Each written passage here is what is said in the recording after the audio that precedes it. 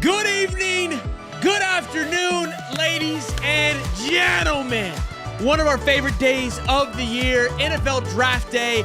I want to say it's our third annual, maybe fourth. I don't know. Stuff starts getting a little wobbly. I will say it's Cody's 3-year anniversary. That I do know. This is when Cody was born. The professor came to light. It was also when we met Ty. So this is That's right, baby. It's our anniversary, boys. Did we bring gifts? I got you guys gifts. So you guys want to go first, and then I'll go? I got a drink. I actually did buy you a shirt that I found. I believe it or not, I did buy you a shirt. Here, guys. I gave you guys all raises 10 times what you're already making. Oh boy. Yeah, I know, right? It's a lot.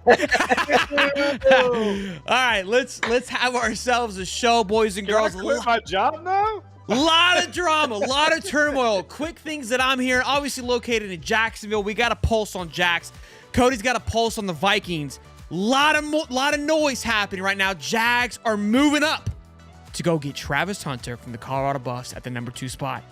While we've got a few minutes till this thing kicks off, let's talk about that because that is the recent news as of now that's being circulated around here in the Duval area code.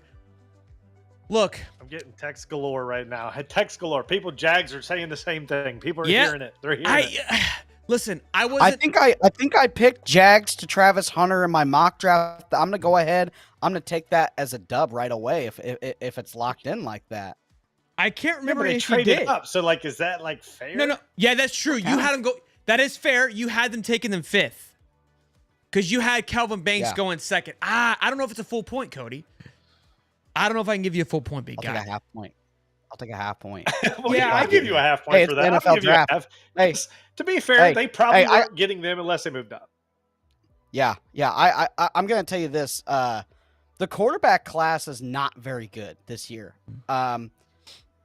So what that entails is there might be some sliding, there might be some trading, there might be even rivals. Maybe the Vikings call up the Bears. Maybe some crosstown rivals. Maybe the Jags call up Tampa. It just depends. Everybody has a draft pick in the first round for a first time in a long time. Every single team gets to pick one first round. A couple of them have got a couple, but super exciting. This is the day that builds franchises and busts franchises right here. Day one of the NFL draft, the Catalina wine mixer. I love it. Look, the first pick seems to be locked in as of now with Cam Ward, which is kind of nice, kind of takes the pressure off right away.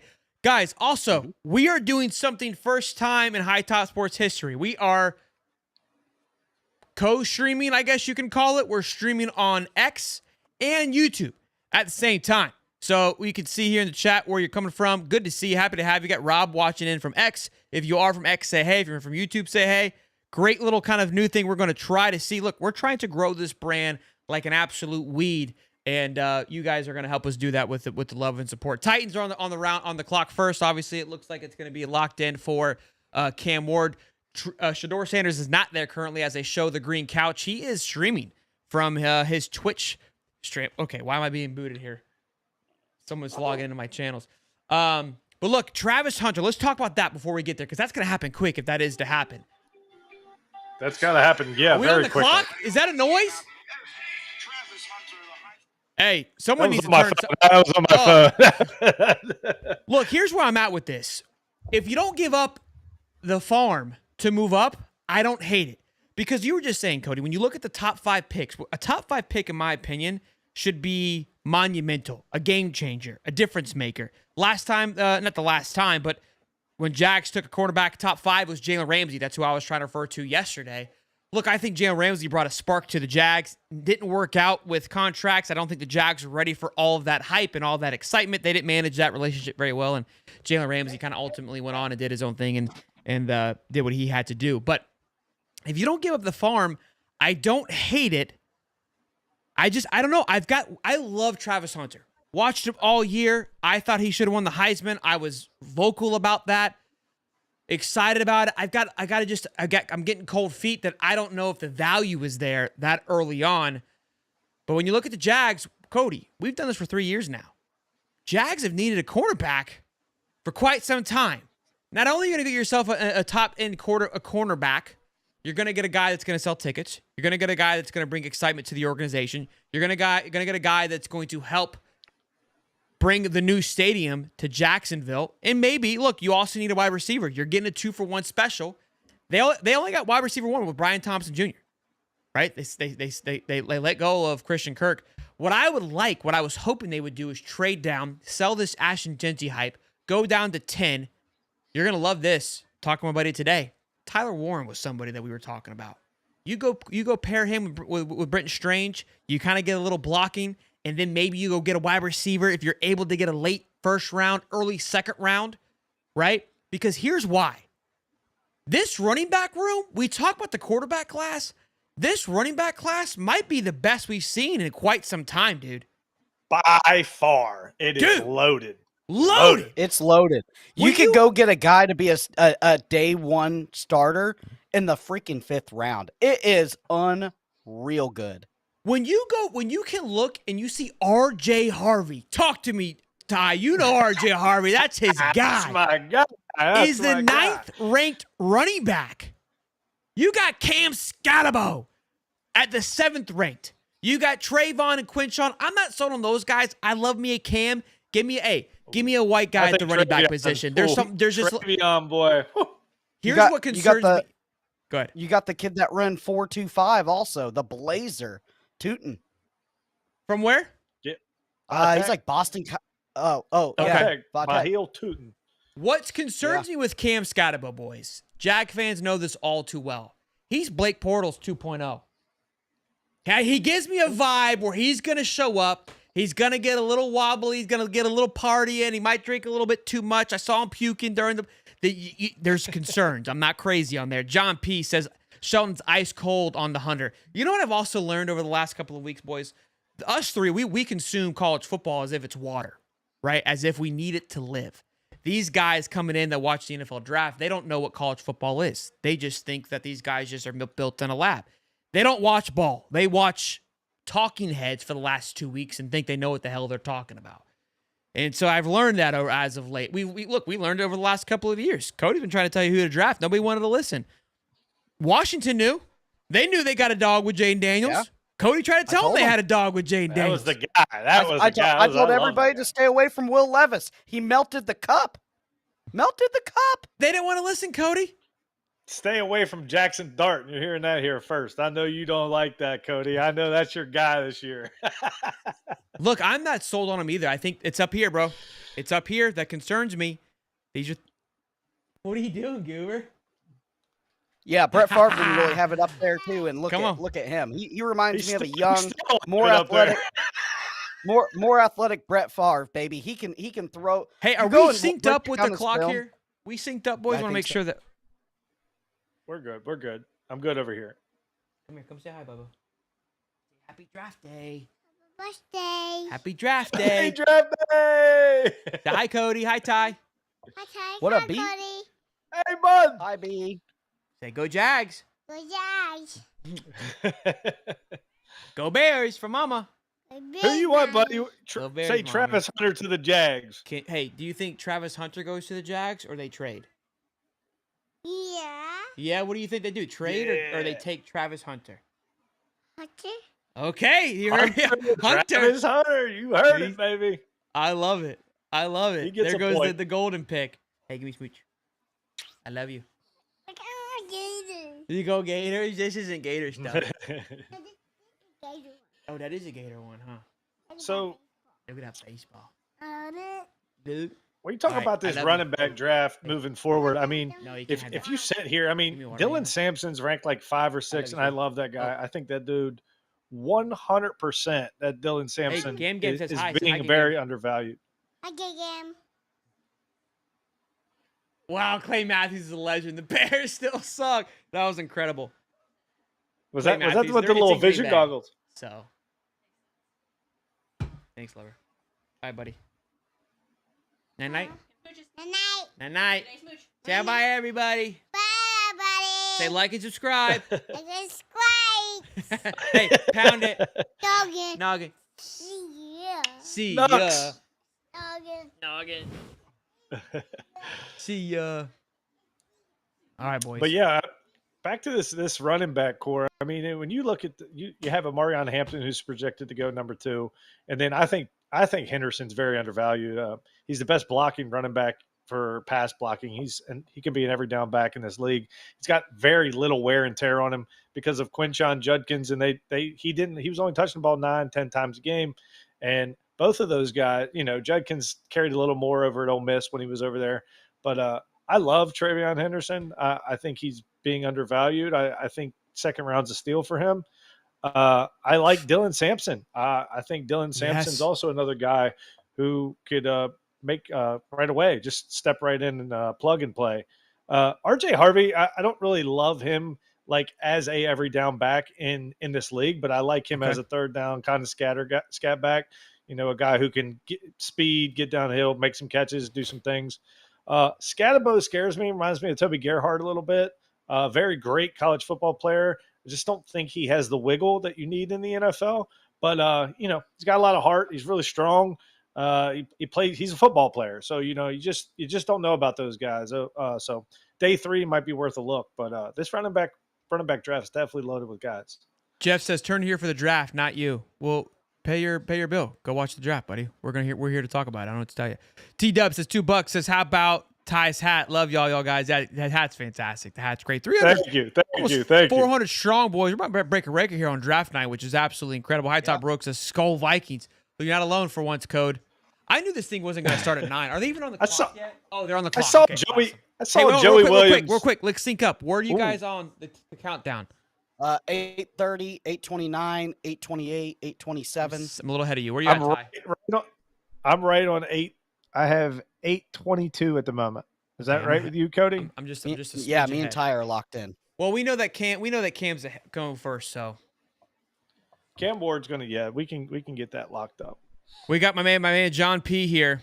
I love Scatterbo. I love him too. Colin just became a member. Welcome, Colin, to the family. Great football player. Jaguars have parameters in place for a trade if Cam Ward is taken first. Jags moving up, baby. I think the Jags might move up also. I think that Travis Hunter would be a huge fit for them. Right now they got Dynamic Brown and Parker Washington at a 2 and 3 slot, the wide receiver. And I think that's huge because you have BTJ and then Travis Hunter can step right in and move around. I think that'd be a great pick for the Jacksonville Jaguars. Get a lot of excitement over here in Jacksonville if they make that move. What I love too is, look, I'm a Travis Hunter fan too, and I was not a fan of him going to Cleveland. I just feel like it's a place to go die, and I would love for Myles. I wish Myles Garrett would got out. Myles Garrett's fun to watch. It's just Cleveland football just can't get their head out of their ass. There's certain organizations where I just don't want you to go, and some may feel that way about Jacksonville. I think they made some good moves. We were talking today. Look, I never felt that Ashton Jeanty was a move. That always felt like it was smoke and mirrors. I just feel like with this guy coming in, the new GM from the Rams, that he was going to do some special things, did some great things at the Rams, was part of them rebuilding after winning the Super Bowl. They went all in on that and to revamp what they were able to do in just a couple of years. He drafted Kyron Williams, and that was what really kind of sold me on the fact that I don't believe he goes after Ashton Jeanty. He got Kyron Williams in the 5th round. This guy knows how to vet those kind of things, and when you look at this running back class, it has, like we just said, the stature to where you can go get a guy 3rd round and be okay. And we're thinking like, well, Trevor Etienne and Tanks Bigsby. Trevor really kind of, I'm sending him on his way. That the Etienne family, stay far away from it. I'm not a fan of it. I just don't feel like it's cultural fit. Felt like he pouted a lot on the sidelines. He just ain't got it for me. He honestly, he's a Sony Michel type, and Sony Michel kind of lost his luster very quickly in the NFL too. Yeah, I mean, when you sit here and you look at this running back draft, so if you're a team that can afford, you might need other positions, but like I feel like the Jaguars need a lot. And if you have this is why I didn't think they were going to take him, and this is my opinion.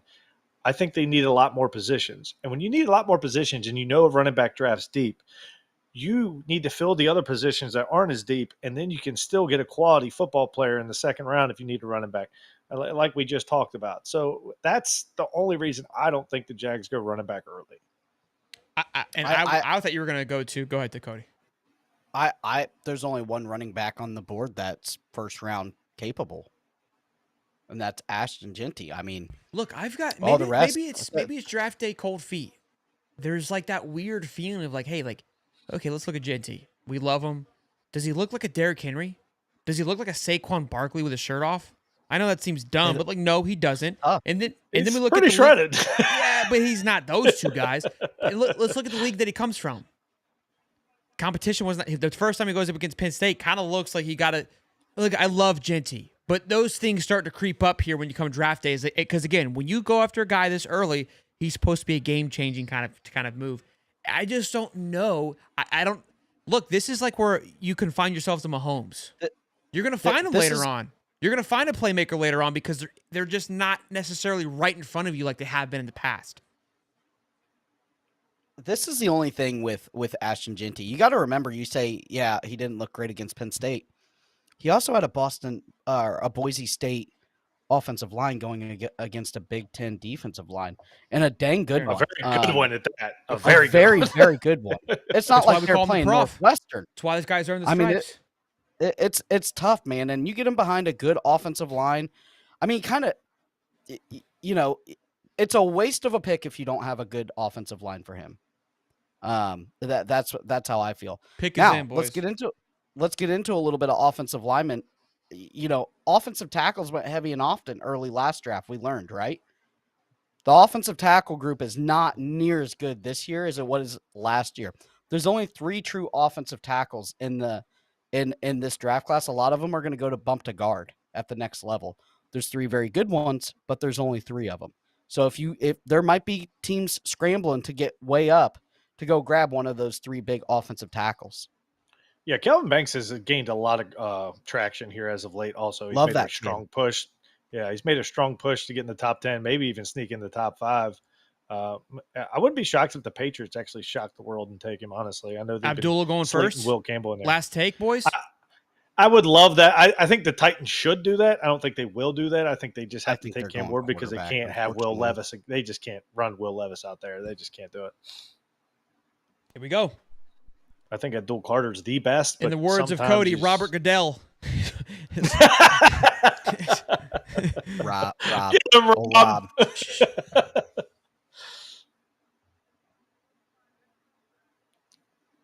There it is. Didn't waste any time. Yep. There it is. Yep. All right. Easy pick. All right. Now right the draft can start. Now here it is. That's congratulations to Cam Ward, man. I mean, 0-star recruit coming out, went to Washington State, absolutely did, everything in his power, and he became the number 1 overall pick in the NFL draft. So good for him. That's incredible. And that's what I love seeing guys like that. Josh Allen also, those two, he was a 0-star recruit. So when the guys work hard and get where they get, I respect them a lot. Talk about him, Cody. Sorry. All right, let's break them down. Cam Ward, one of the best off-platform throwers in the draft. Ball pops off the hand, very efficient. All the arm angles you could ever want. Everything looks effortless. The game at the collegiate level seemed ultra slow to him. We're going to see that at the next level if that stays true. Pass rushers struggle to bring him down. He's big. He's strong. Wow, hold on, real quick. Breaking. The Jaguars are already on the clock. It already happened. Yep, they have traded up for Travis Hunter. It's happening. It's a trade up for Travis Hunter. Wow. There it is. That's unbelievable. That's the pick, boys. Travis Hunter. What if I had Travis Hunter slated at 2, but not to the Browns? That's a half point. Okay, we both get a half point then. Quick burst to grab first downs, manipulates the pocket like a 6-year NFL vet, stays healthy. Fumbles. They've plagued him his entire career. This is my dislikes. Can at time play hero ball, causing INTs and bad throws. At times, he's also slow through his progressions, which causes sacks and picks at the next level. May be a rude awakening with the speed and strength of the NFL defensive line and linebackers. Deep ball can be off at times due to lackluster footwork. That's my breakdown of Cam Ward. All right, here we go. I love it. Look, now that it's happened, now that it's real, I'm excited. I'm pumped for the Jags. We know the pick. There's no doubt about who this is. I'm pumped for this pick. It's exciting. I said this a couple months ago. I liked Travis going to Jacksonville. Look, I've got some cold feet, but I like the move. It's aggressive for Look, I think for Jag fans, I think I speak for a lot of us where we've watched these drafts, and it's like, go be aggressive, go do something. And you got a new GM, a new head coach, and like, let's go do something. Now, their big kind of component this offseason, Tony Basello, the new VP, was like, hey, we want to score touchdowns. We're going to score touchdowns and play defense. It's going to be cool to see how they utilize Travis as well in this secondary. Big time stuff, man. You think he comes out and he goes, Duval? I love it. like old Liam Cohen did. Hey, look, shout out to Peters, man. He had the inside track. Text me an hour ago. We started this show with this information. We were kind of on the ball here. First, listen, we talked about this last night, though. This now sets the whole thing into a frenzy. I mean, I guess not really, though, because Travis was always going to. Did we see what they gave up, first of all, before I go any further? Did we see Cody, I don't know. It's not out yet. Okay. I was just curious if we saw it. Give me 1 second, boys. Sorry. Are you sure it's not out yet? It usually takes a minute for that to happen. That is true. It does take some time.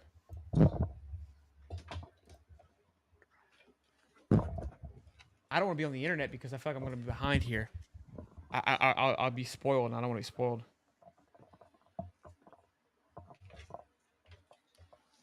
Got to get reset up here. Look, they already know what's happening here. Oh yeah, I mean this is Travis Hunter, and there's no doubt. I mean, there's no getting around this. This is Travis Hunter, and so wait, who did you have going to the Giants though? A second-round pick and a fourth. That's what they gave up. Oh, here we go. It? The Jaguars received second-round overall pick, the fourth pick in the 2025, and the sixth pick in the 2025. We gave up the fifth pick, obviously. We gave up the second and fourth-round pick for this year. And then gave around the first-round pick in 2026. That's where the juice comes in. Yeah. First-round pick next year is big, and I think that next year is huge. So that, to me, is the only – I mean, they gave away 4 picks and basically 4 for 1. But a lot of quality in that 2026 pick. That's what you have to do to go get your guy, though. I think that was healthy. I think that was healthy. I think you can I don't think you completely sold the farm with that. We've seen crazier trades. Oh yeah. Yeah, no, I once again I think it's a great move because not only do you get cornerback help, you get receiver help, and they need both. So I mean, it's a great move. It's their guy. He's the most versatile player we've ever seen come through football. I mean, can he do it at the next level? We will soon find out. I mean, we don't know. And but this is a good move for the Jags. I think it's a really, really good trade. And I think a lot of Jags fans are going to be very, very happy with it. Brian UB says, I'm not a Jags fan anymore. So that's not – you're already over on that one, Ty. He does not like it. I've had Jags fans blow me up. Travis Hunter, please. Travis Hunter, please. I wonder how he feels about it. Look, I mean, some may argue that, Jags organization isn't the best, the best ran organization, but I think it's much better than the Browns. I think it's a much, much better home to land than in Cleveland. But what do I know? I mean, does that mean that Cleveland's trading back and possibly maybe looking at one of these maybe looking at a quarterback? Do we see Shador now go to Cleveland at 5? Because where do they go? It could be a Banks. Cody liked Banks to Cleveland, and I don't hate that either. So, they feel like they can get him back there. I think it's. Where do the Giants go next? Abdul Carter's still on the board, and I think you had. You have to pick Abdul Carter here. I mean, you just have to. And then I think that if you need something else, you can use either Burns, which I don't think they'll use because they have a big contract, but you can use Thibodeau and get back into the first by trading him if you take Abdul Carter. And I think that might be the move here. I think the Giants could take Abdul Carter and then maybe later on trade. Pick us in. And Travis Hunter's got his pink suit on. He's ready to go, boys. You imagine if it's Abdul? I mean, that would be it. I just don't think that's the pick. Just because you have. They need. I think that's more of a cornerback safety is what they need. I mean, you're getting. I think that's a better pick for them. Truthfully, Abdul. Yeah, I mean, he's the best player in my opinion. That's a franchise changer right there. Yeah, I listen. You know me, I'm a slut for a good edge rusher. I said it on the Monday show. Will Anderson with Bryce Young. I mean, or CJ, or yeah. C.J. Stroud. I mean, hell of a combo. Hell of a combo. Boys and girls, we got 545 strong in here. Smash that dang like button. Let's get after it. We're going to be rock and rolling all night long here with the draft party. Bush latte. It's not Bush latte. Oh, yeah. Duval. Duval. That was so weird. That was so cringy. I love it. It was weird. He sounded like the little aliens off Toy Story. Yeah. The claw. The claw. That's perfect. Duval. I almost made a meme of the little alien saying it. I thought I was going to do it. It's going to be crazy where Ashton Genty goes now. That's going to be, look, I'm telling you, this draft, what I love about it, it may not have the star power, but because of that, I think it opens the door for There's a lot of people to go a lot of places. Yeah. All right, let's see. Let's see what we got. I got a feeling the pink suit's coming.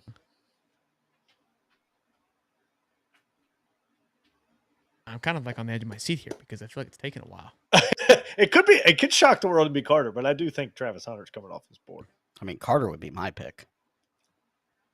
I think Carter's the best player in the draft. He would always be my pick. Travis Hunter. I want Tyler Warren. Jerseys down there. I want Tyler Warren. Yes, he will.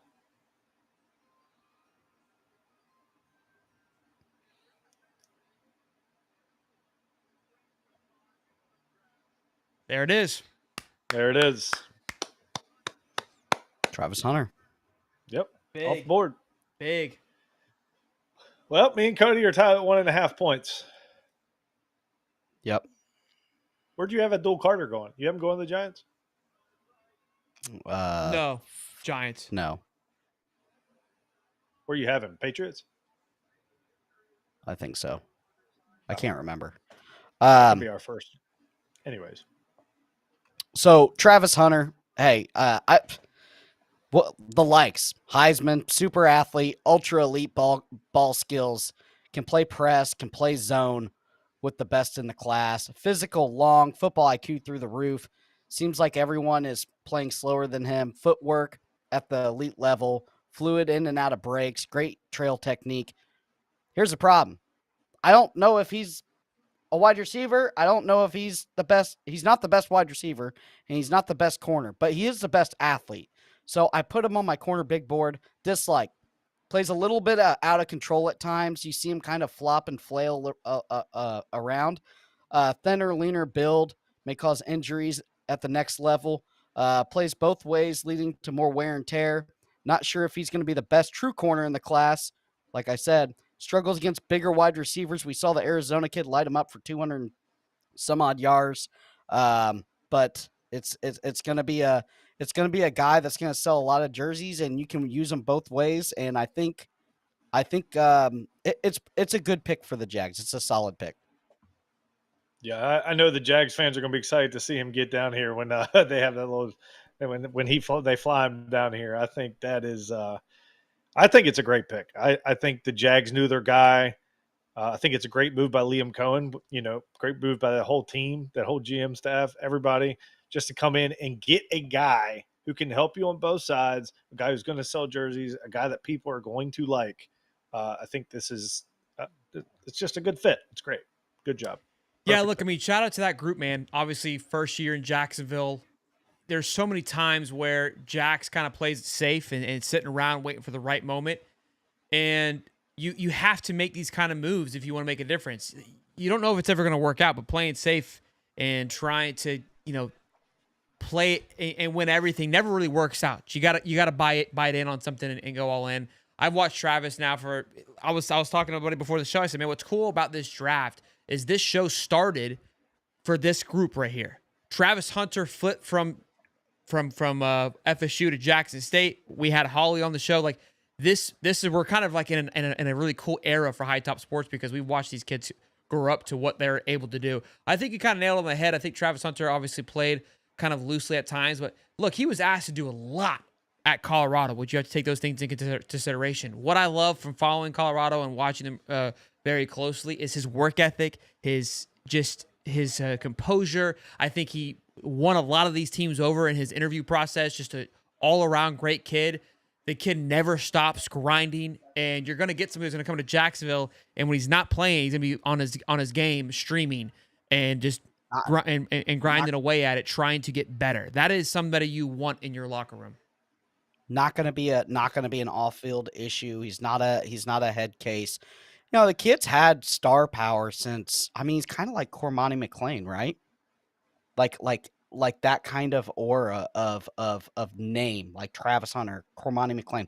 Not very many guys have a star power like that, but you don't see him out partying. You don't see him out getting in trouble. The kid's never been in trouble. Never been in trouble.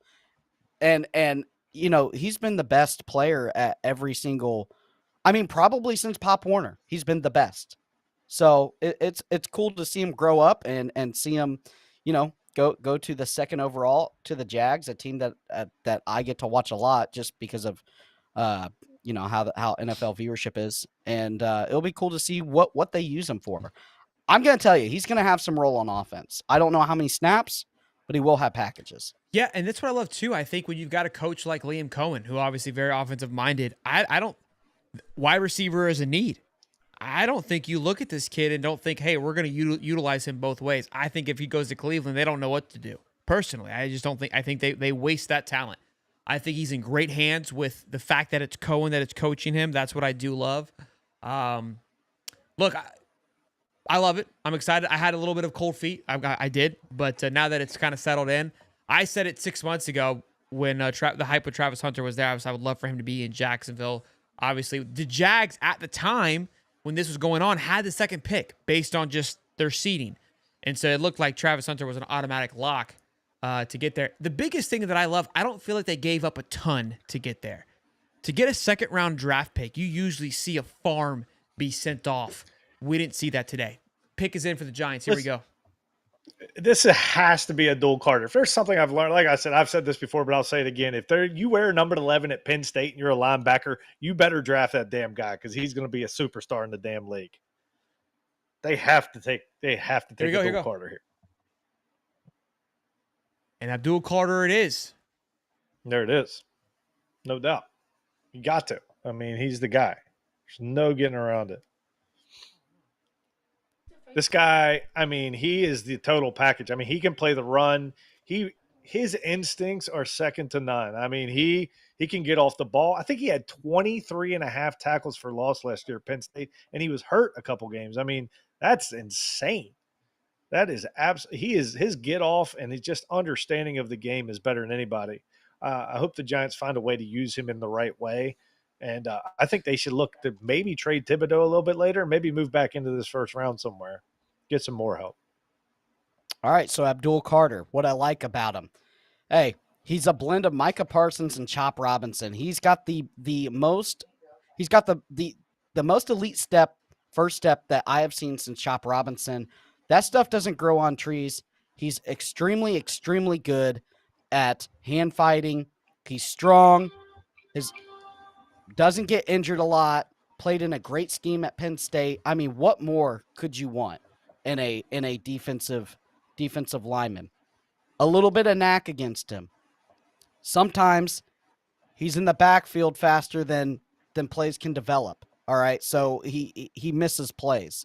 Another thing I didn't like is at times if that first move doesn't work, he kind of just that's it. He needs to develop a second pass rushing move. But I think the Giants hit the nail on the head here.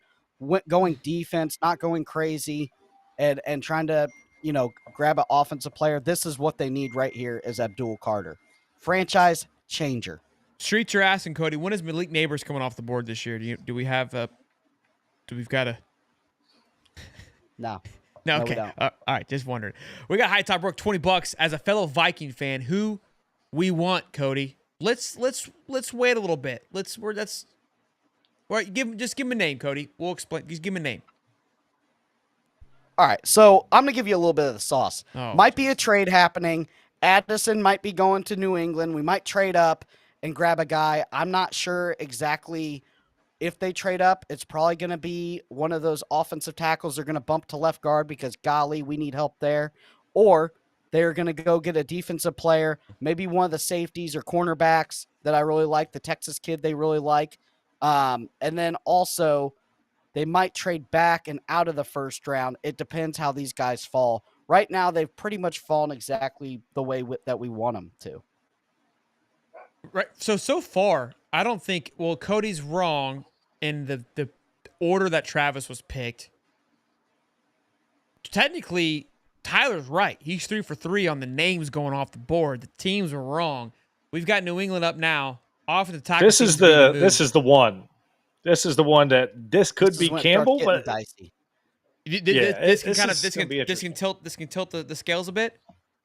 Yeah, because it just depends on what tackle they like the most, and scheme fit. I don't. You like love Armada. Campbell? I do. I think he's a better. I think he has more upside than Will Campbell. Who did you have here, Cody? Kevin Banks is my first cornerback, offensive tackle. Oh, I had cornerback. It's going to be the Texas kid. So you like Banks? When you had Banks going to the Bears, okay. So you like Banks now. Yeah. You like either Will or Armada? Is what we're going. That's what I like. Armada. Line's locked. I think this is. You have to protect to. Drake May. I mean, they're pieced together with duct tape at offensive line right now. I mean, they need help.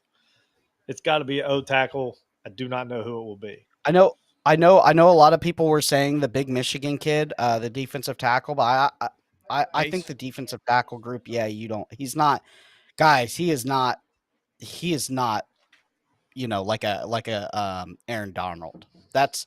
I could see him taking a guy like Aaron Darnold with that kind of power and everything, but he's not that good.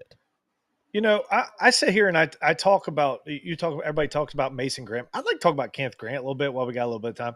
That dude, he doesn't get as much love as Mason Graham, but I'm gonna tell you that kid absolutely plays his heart. He gives you 110% every play. I watched him chase down Nicholas Singleton against Penn State 30 yards down the field, and he was a D tackle. It was the most unbelievable thing I'd ever seen. Kenneth Grant. He's the other D tackle from Michigan. He probably will be a late first rounder, but that dude gives you all of him every play. And I think he's going very undervalued just because of his character and his ability just to love to play the game. So that's somebody to look at later down the road. Like I said, when he chased down Nicholas Singleton from 30 yards down the field, I said that guy has got a motor like nobody else. So you think he goes for that's a thinking. You think he goes first round right now out of the top, kind of the big board for defensive end over here, just defensive lineman, I should say. Abdul's off the board. This guy Mason Shamar, Michael Williams, Walter Nolan from Ole Miss, James Pierce, who I think he kind of fell a little bit. You talked about him a lot during the season, had a lot of love for him. Talk to me. There's a dog out of Marshall. Oh Edge. yeah, Mike Green. Oh my goodness. First rounder? He's a man. He's a first rounder. Oh, he is a he claims that he was happy at Marshall. I don't know how a SEC school didn't scoop him up and pay him the bag.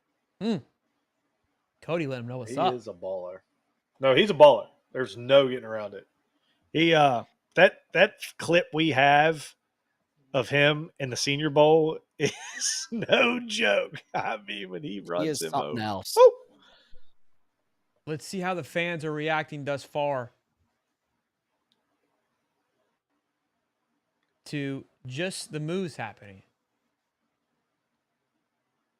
Cam says he thinks the Jags gave up a lot for number 2. Interesting.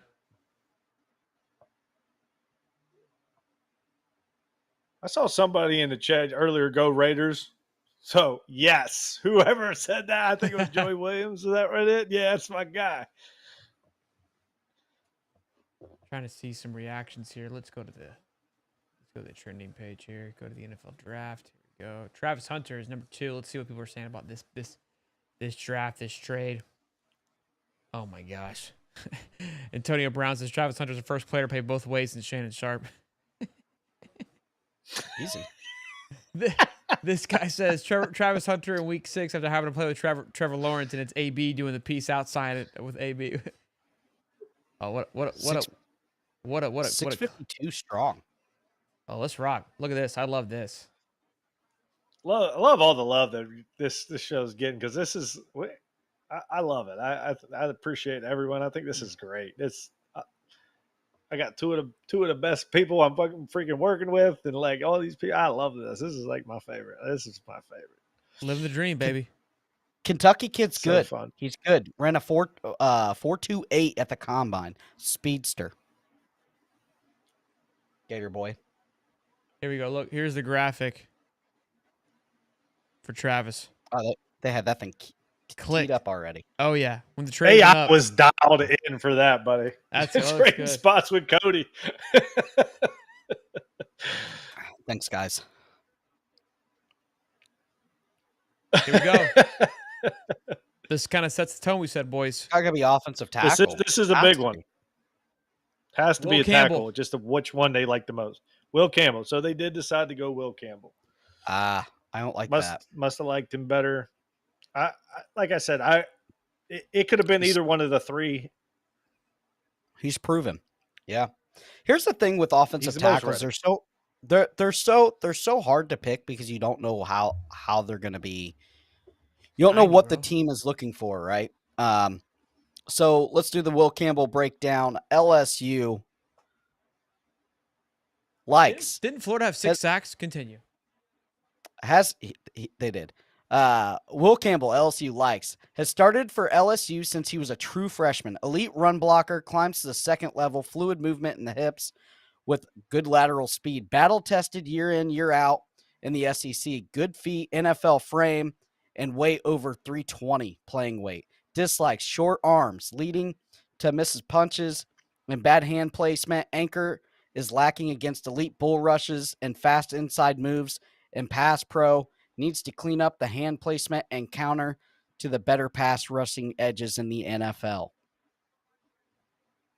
I mean, this pick makes sense for Vrabel because he wants to run the football. We all know that well, it's a new regime. He's found it.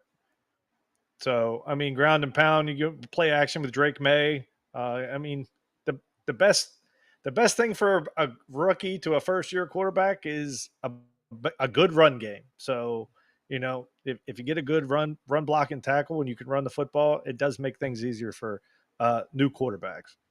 So here's my thing. I think he looked a little tiny. I mean, for an offensive lineman, he just kind of walking up there. He just doesn't really kind of bode the size. You said short arms. It's kind of fun you said that. So we'll see how it plays out again. Where did he land on your big board? I didn't hear it, Cody. I'm sorry. I was number the 3. graphics. Okay, we're number 3. Look, I think ultimately they needed to go after this. I don't think, New England's got a lot of work to do. I don't think they were really in a place where one guy could really kind of elevate them like they want to. But it's a good piece. They probably have to do some more work, obviously, throughout this draft to really kind of turn this thing on its head. But let's move on to the Cleveland Browns. Now, this is look, we keep saying this is the turn of the draft. This, to me, feels like it is because nobody really had them moving down. Travis Hunter seemed like he was locked to Cleveland. You got to think Shador's back in the mix here because the other option was Abdul Carter, right? Or do they go tackle now? Do we start seeing some linemen run off the board? Does Genty go here? Like, what do we do here? I don't think an RB goes. I think possibly an offensive tackle. I think we're going to see a run at him. Yeah, because there's only 3 guys right now that are ready to go. That's Kelvin Banks, Armand from Mizzou, and Will Campbell, and maybe Josh Simmons on a flyer. Mason Graham. We got John P. saying Mason Graham. We go D-line. I mean, the Browns need every position there is, but yeah, you build from the trenches. So if you build from the trenches, you have to take Mason Graham's in play, Banks is in play, Armando's in play. All these guys are in play for them, but you have to build from the trenches. The kid out of Marshall's in play, I would say. Mike Green. They have. I mean, it's tough. He's my number 2, so it's just how bad do you want him and need him? I think the Cleveland should just go offensive line. I think they should take the safe pick. Pick's already in. 100%. Travis Hunter, by the way, was the highest drafted cornerback ever. That's where my concern comes in. It's the highest drafted cornerback, yeah. Yeah, they put him as cornerback. That's what I thought. That's why I put him in my quarterback class. That's my thing. Is like it just again when you're thinking top 5, top 4 picks. These are, and again, can you say a tackle? Yeah, I think tackle in those position groups are difference makers. How much of a difference make? Now, the fact that he has the opportunity to play both sides of the ball, that's where it throws a mix into this, because not necessarily a cornerback. I would say the highest drafted dual player, right? That can possibly give you true impact on both sides of the ball. If he comes in and he plays both sides effectively like he did in college, then all in. But I think there's a lot of conversations of whether or not he can play both sides. That's going to be the big thing. It comes down to his work ethic, his ability, his endurance. All these are going to play a factor. But I can tell you, he works out as hard as anyone. I do give him credit. He takes care of his body better than anybody in the league. So a guy who loves the game of football, and he's been elite since he got into the league, even at Jackson State. I mean, they were still talking about him. So, you make a name for yourself all over the place. You got a little bit of talent for sure. And he takes care of his body. He must play both ways. Kevin Stefanski is a offensive minded head coach. He was the offensive coordinator for the Vikings when they made a big run before getting knocked off to the Eagles. That's okay, whatever. But here we go. Pick is in for the Browns. It's going to be interesting what he does. This Mason is very Graham. Interesting. It's wow. All right, so they love the interior D. Hot tonight, boys. Build from the trenches.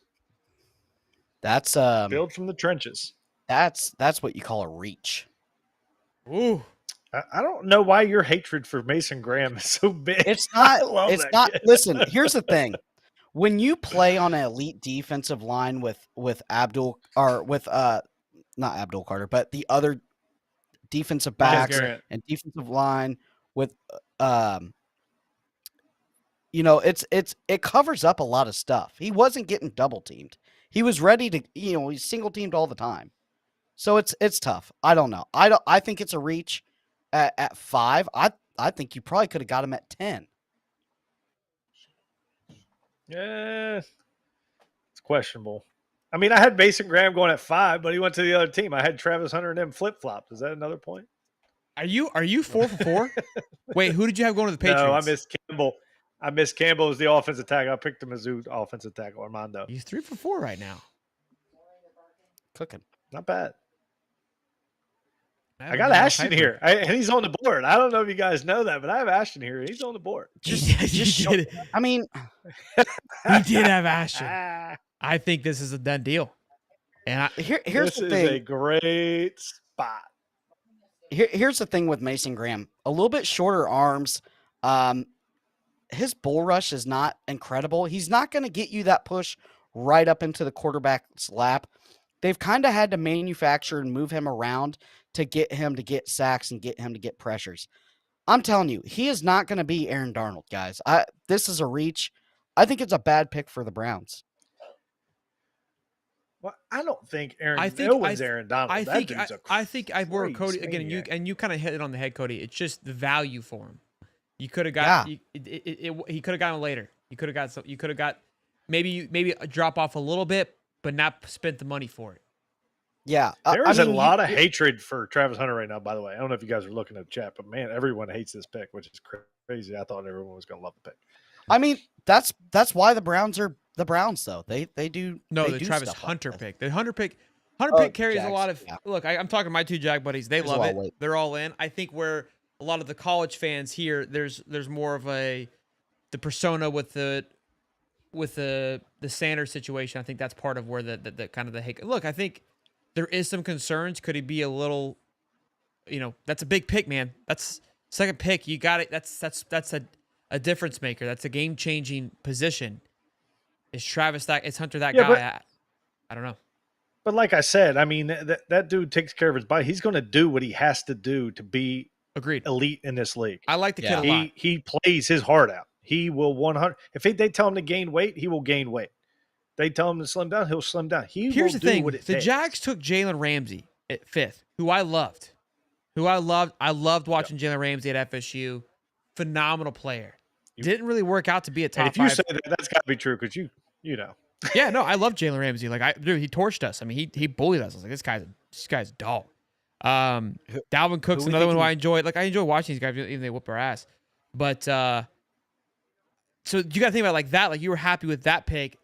Travis Hunter essentially won a Heisman in the same position and played the other side of the ball. Like that's what we're forgetting. And I get the frustration, but I don't really want to dread on it. We're moving on to the Raiders now, and the Raiders. I want Genty to go to the Bears selfishly. We have to take Ashton here. God, yeah, I think so too. What else do they need? I will trust what Pete Carroll does, though. I will trust what Pete Carroll does. That dude's a Hall of Fame coach. I was looking at the cornerbacks here. Pete Carroll. I'm looking at cornerbacks. He's rebuilding the Legion of Boom. Texas. Oh, or safety. You can go Malachi Starks, the best safety in the last 2 drafts. That's way too early for Malachi Starks. I know. But boy, is that kid's freaking electric. Yeah. I think in your first pick, with you being a new GM, you have to take a guy who's like people are going to love. Like you want, I know, Spy Tech and here we go. New regime, got to pick a guy. Ashton Genty, you think? There it is. Ashton Genty. Yep. Boy. Running back. Boy. 6th pick. Thank God. Thank God. Boys, I'm on fire. Ty is cooking. Thank God he is not. Oh, thank you. Thank you he's not in the NFC North. I was so worried of having to face that guy twice a year. Love that for the Raiders. It's the next Marshawn, buddy. You've seen it. There it is. Yeah. That's what they want to do, ground and pound. Let's break down Ashton Gentry, Boise State, the blue turf. What more could you want? Likes elite height, weight, and speed for an NFL running back at 5'9", 215, low center of gravity, great side-to-side step, missing and breaking tackles with his lower body strength, can catch out of the backfield. Probably the most complete running back in the class. Durable, can handle the workload, elite footwork, has the power to hit the hole and lean, home run speed, has elite bounce, and keeps his feet even after contact. Elite stiff arm, 3 down back at the next level. He is ready to do pass pro. A lot of people do not talk about that. He is a true 3 down back. I mean, plenty of tape. Dislikes. Played subpar competition in the MAC. I get it. Amount of carries per game are high, which means a little less tread on the tires. Shorter wingspan. Pass. Sometimes in pass pro, it seems like he goes in for the contact and whiffs, but they'll clean that up during rookie mini camp. He'll be ready to go. From Daniel Middleton. Cody seems very salty tonight. LOL. I don't think he's good. We have just over 700 people in here, boys and girls. We are live streaming. We are co-live streaming on X and on YouTube. You guys are enjoying the content. Do smash the like button and subscribe. We got our Raiders fan that's happy. I think there's a lot of excitement. Last year, Cody was pumped for his JJ McCarthy draft pick. I don't think that's really kind of turned out to how he thought it would. But he hasn't got a chance to play. Look, I had a hot pick last year with the Michael Penix. I won't say the Jags moving up to number 2 was never hot, but I did open the show with that. So I feel like I'm doing pretty well with. I provide the random picks, is what I'm looking at here. So I also got a text that said Tyler Warren was going number 1. Yeah, he did. Yeah, you delete him. New phone? Who dis? I was just trying to fire up Ty. Look, hey, you're new phone. Who dis, Ty? Ty, if you go 6 or 7 right here with this Warren pick in the Jets, you better buckle up. It's a great spot for him. I think it's a great spot for him. I really do. I just think you got to give Fields an elite playmaker at that tight end spot. I just think he gained ground this year because of what they saw Brock Bowers can do. And this guy has Brock Bowers' ability. I'm not saying he can be Brock Bowers, but he has Brock Bowers' ability, and you can move him anywhere, and that helps Fields a lot. So I think it's a good spot for the Jets to make this move.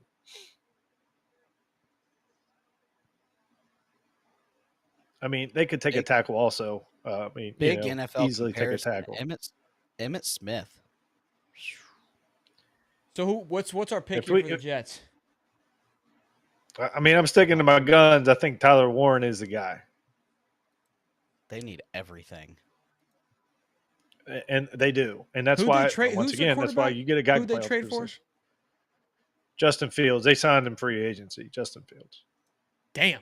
I mean, hey, go get a quarterback right now, and he can sit for a year. No, that's too high. Look. Justin Fields is a viable quarterback. Protect him at all costs. What we got for O lineman? Our Mizzou Armando guy? could be this guy right here. Yeah, I think Armando, if they pick him, Texas kid or the Mizzou kid for sure. Yeah, definitely. Or they can go to the defensive side of the ball and pair up another DB next to Sauce Gardner. Their top 3 picks are O-line, wide receiver, tight end. Warren will be great here. I think, obviously, new head coach coming from the Lions. I think they're going to keep it old-fashioned, stick with Armando here. I don't think they're going to get too flashy with it. I think they've done enough flash. I can't think of the coach's name, but he seems to be old-fashioned. Just the way that I don't know if you saw the interview with Aaron Rodgers. Just the way he handled that interview. Like, just, hey, we're going a different direction. We've got how we want to handle these things. I like Armando here a lot. Aaron Glenn. So Glenn, Aaron Glenn is the guy. Aaron Glenn's the coach, and he saw what Sam Laporta could do over in Detroit. And I just think they have enough players on defense. And if you get a player like Tyler Warren, it makes Fields' job easier because he's a safety blanket. And that's super important. What's the Jets got tight end room right now? Let's look it up real fast. Oh, Mitchell said Montrell greater than Gian. I'll take Ashton. Joey Williams. Hey, Joey, this is a big Raiders fan right here, Ty. I was talking to them before the show. His son wanted Jackson Dart. Do you think Jackson Dart's still on the card for the Raiders, big guy, later on? I don't think so, because I don't think we're going to – I don't think this is the year we take a quarterback. We just signed Geno to a 2-year extension, and that gives him 3 years left on his contract. I'm thinking they see what happens, and then maybe in the next year or two they take one. I love the quarterback class next year. I think it's way better than this year's draft. I think Dart could slip to like Pittsburgh or somebody like that. I've already said I don't think the Saints take him because I think the Saints are going to run Rattler out. Carr's apparently got an injury. It's going to end his season. I'm not sure if that's true, but that's a rumor. That kid's always injured. I just think they're going to see what they have in Rattler. I mean, he's getting up there in age. I mean, like I said, the camp, from what I heard, the camp love Rattler. They love what he brings to the table. They said he plays with a lot of confidence, and that's what you're looking for. And if you surround him with talent, I do think he's got a chance. I was a big fan of him last year. If you guys don't remember, I said that he could potentially be a starter in this league and be pretty damn good. Commercials are going to kill us, boys. They're doing this again. Jets tight end room. Pitiful. Yeah, Tyler Conklin. I think is their number 1 tight end, if I'm not mistaken. They don't have a tight end that has more than 200 yards catching. Here's the thing. They've had running back talent. Breece Hall, that guy was supposed to be the absolute truth. Aaron Rodgers, those guys struggled because nobody had time. Nobody could go anywhere. You're bringing Devontae Adams. You couldn't do anything. Yeah. If you want to, you got to protect. If you go and sign Justin Fields, who I'm not sold on. I think the Bears should have kept him, but that's another conversation for another day. Their right offensive tackle was a first-year pick in 2024, so that's not happening on the offensive tackle side. The pick is in. I love Geno too. I'm a big fan of Geno Smith. I think he's a great. You know what he is? Let's not forget who took Geno over Russell. You know what I'm saying? Oh yeah. I said his best years were with Pete Carroll. Armand Mimbu. I'm 1 for 1. I'm out. That's all I need to do. I've clocked in. I think I got the 7th pick right last year. I got it again right this year. You guys can move on. I'm going to head out. You guys got the rest of the show. But I love Geno. Right. I think he fits the scheme for the Raiders very well. I think he's not flashy, but he manages the game very well, and you give him an absolute dog like Ashton Genty behind you. You've got Brock Bowers. You've got this kind of just this aura and this identity on defense. I'm excited. I love Las Vegas. I love Las Vegas teams. I love everything about it. So I'm happy to see it. Again, I cheer for just the excitement of NFL. But Cody, take it away with Armando here. Yeah, for sure. Kid out of Mizzou. I like him a lot. He was my number 2 offensive tackle in the class. Now, we talked about last year they went and got an offensive tackle a left offensive tackle. I think he's going to be sliding into right offensive tackle to replace their offensive tackle. Great mobile frame at 6'4", 332. Can flat out move at 4'9". He's 332 pounds, 4'9", at the combine. What more do you want? Super athlete that looks like he could play just about any sport at the highest level. I don't know. Put him in basketball, power forward. What do you want? Elite anchor, letting rushers not get a step.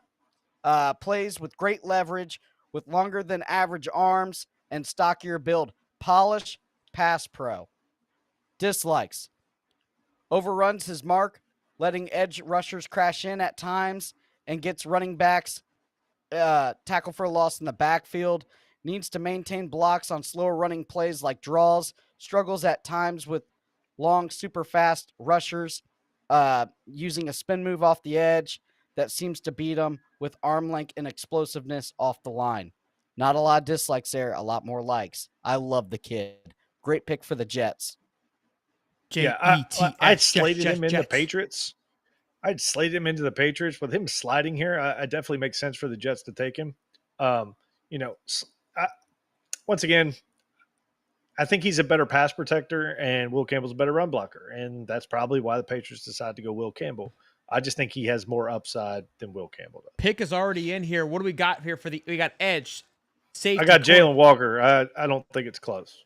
I think you got to fill that Brian Burns void that you left when you didn't re-sign him. I think you got to take Jalen here. Cody? Who I think could be the best player or the worst for the value. Ooh. It's tough because they need a lot. I mean, they need offensive line help. They need I got a commercial break so I can look it up and see who they got. What was that kid's name? Armando what? It's hard to spell. Mabumbo. I can't even pronounce it. I got it.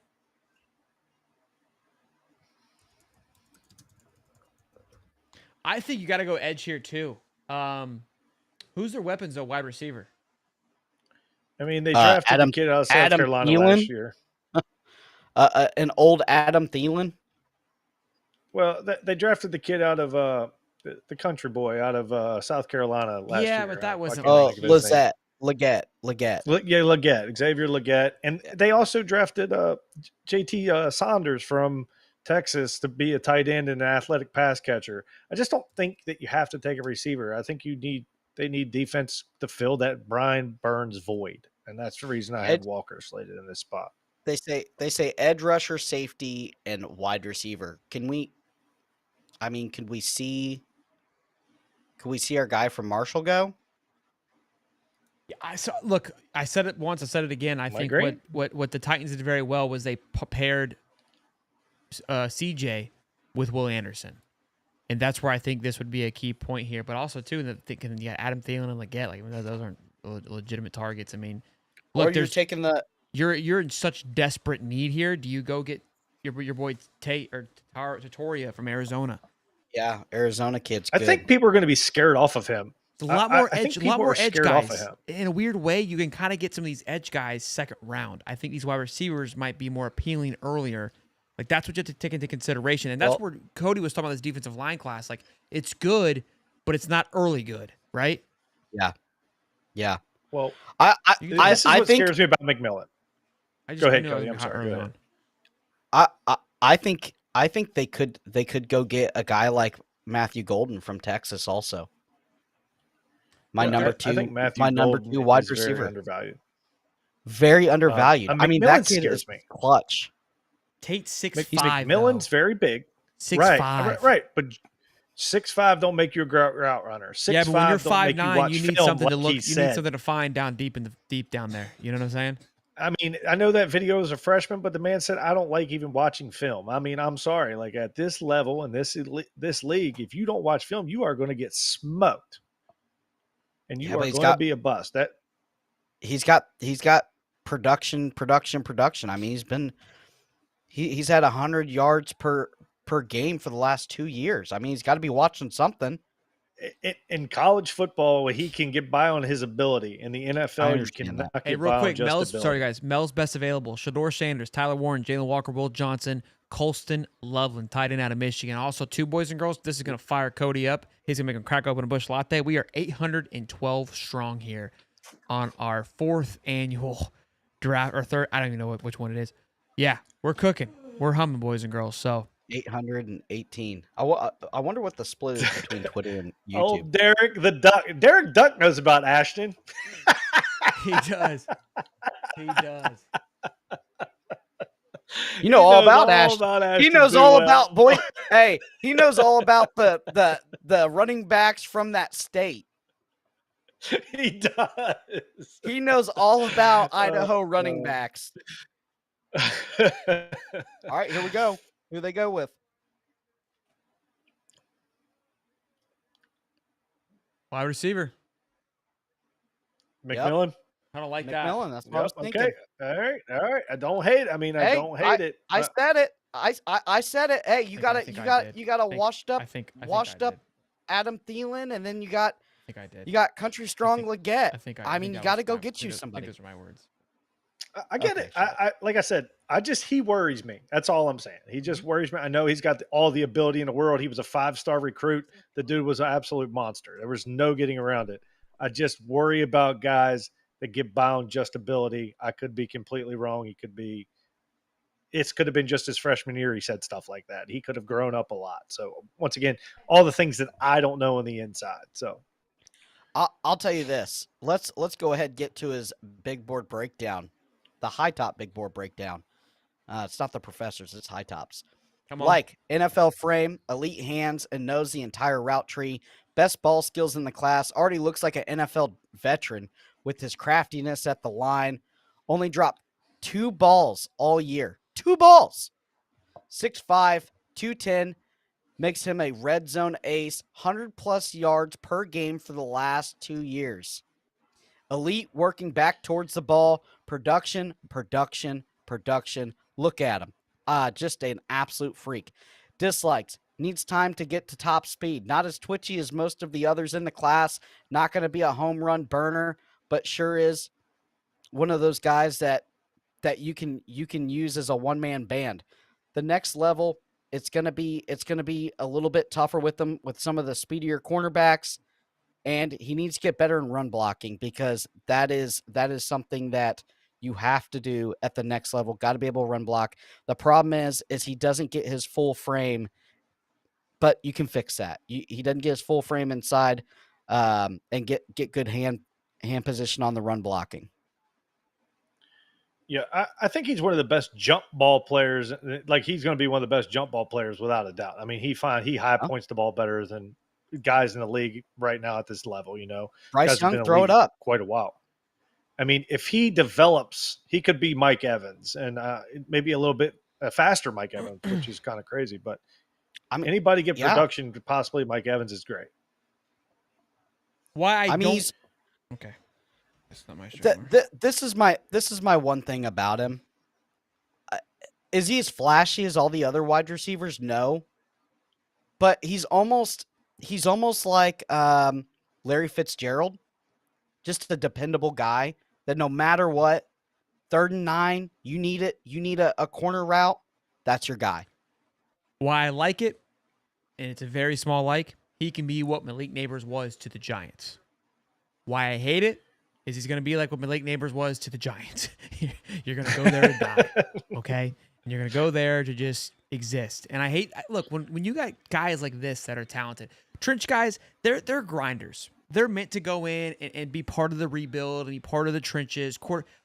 Wide receivers, flashies, running backs, let the puppies eat. Cut them loose. Go put them in foreign organizations. Not catching balls from a 5'9" quarterback. I hated it for Marvin Harrison last year when he got drafted by the Arizona Cardinals. It was the same thing. You got a big, talented guy that's going to go out to the West Coast and be forgotten about. When you got talent that comes into the league, I want to see them thrive. And look, I can't be a hater. This is where you got to grow and build. But I don't think this is the right move for the Panthers. I think there was other needs that they needed to go after to be able to sustain that. You can go get a guy like, maybe not a guy just like him, but build around this later on. But at the same time, I mean, you were so dead so dry at wide receivers. It didn't matter. But here's my other point, my other counter to this.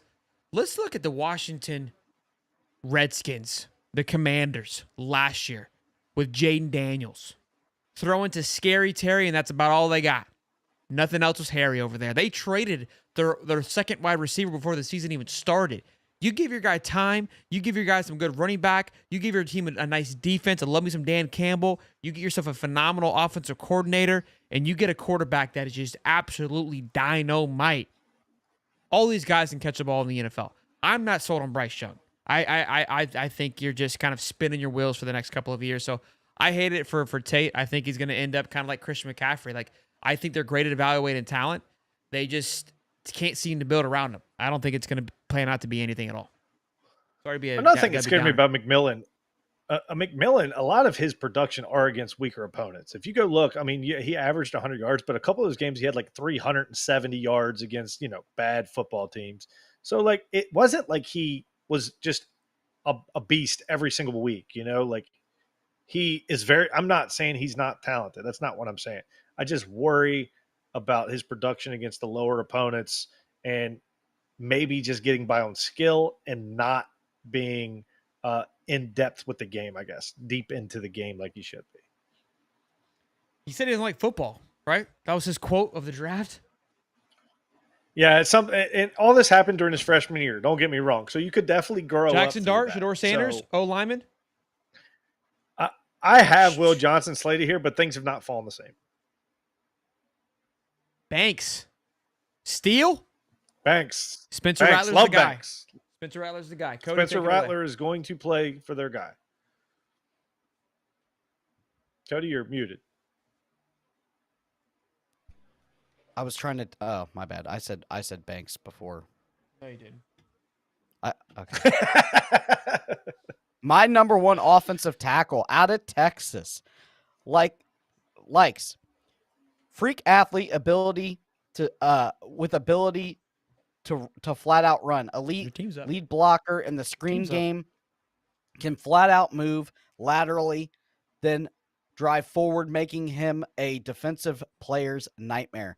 Elite run blocker and pass pro. He can take multiple defenders sliding and not give up an inch.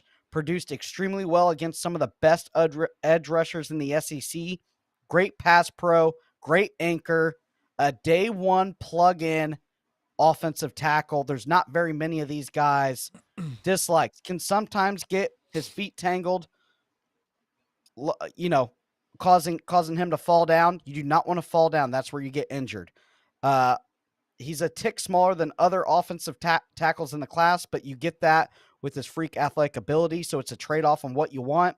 Can sometimes overextend, leading to falls when it's not necessary.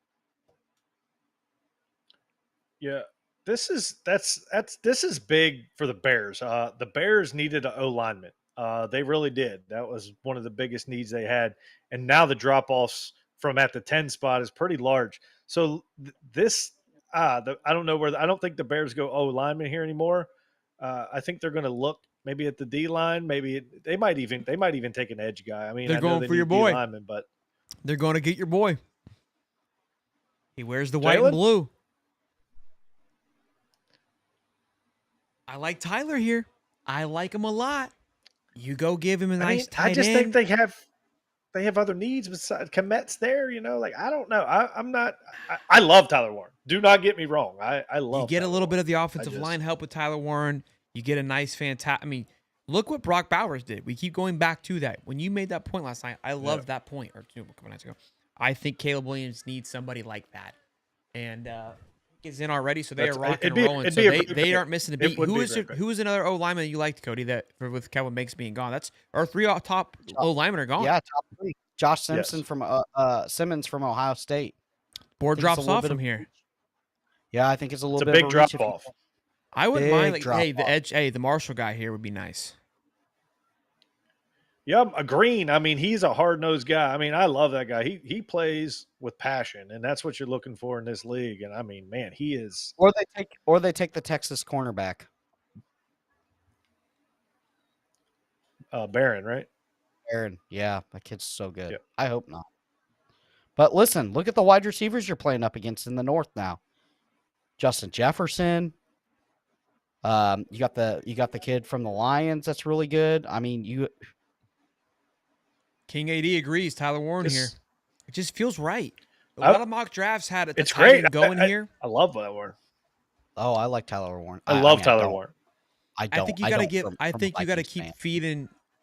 feeding your quarterback situation here. And look, and like you said, the offensive lineman kind of drops off from here. Well, I don't think their quarterback situation is very good. I don't either. But you look, the team's not thinking that way. They're thinking as if Caleb's the guy. So They have to make Caleb the guy. They have no choice at this point. He's got to be their guy. I think that they were hoping for. I really think they were hoping for the Texas offensive tackle to fall to him.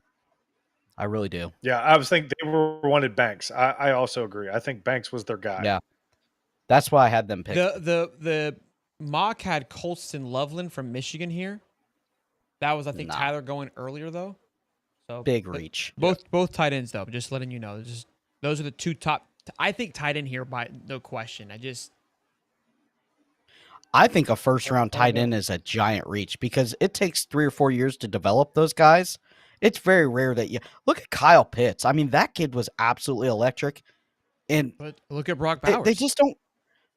They just don't come out all that often and be that good. I mean, the joke in the NFL is you're drafting a tight end for the next team.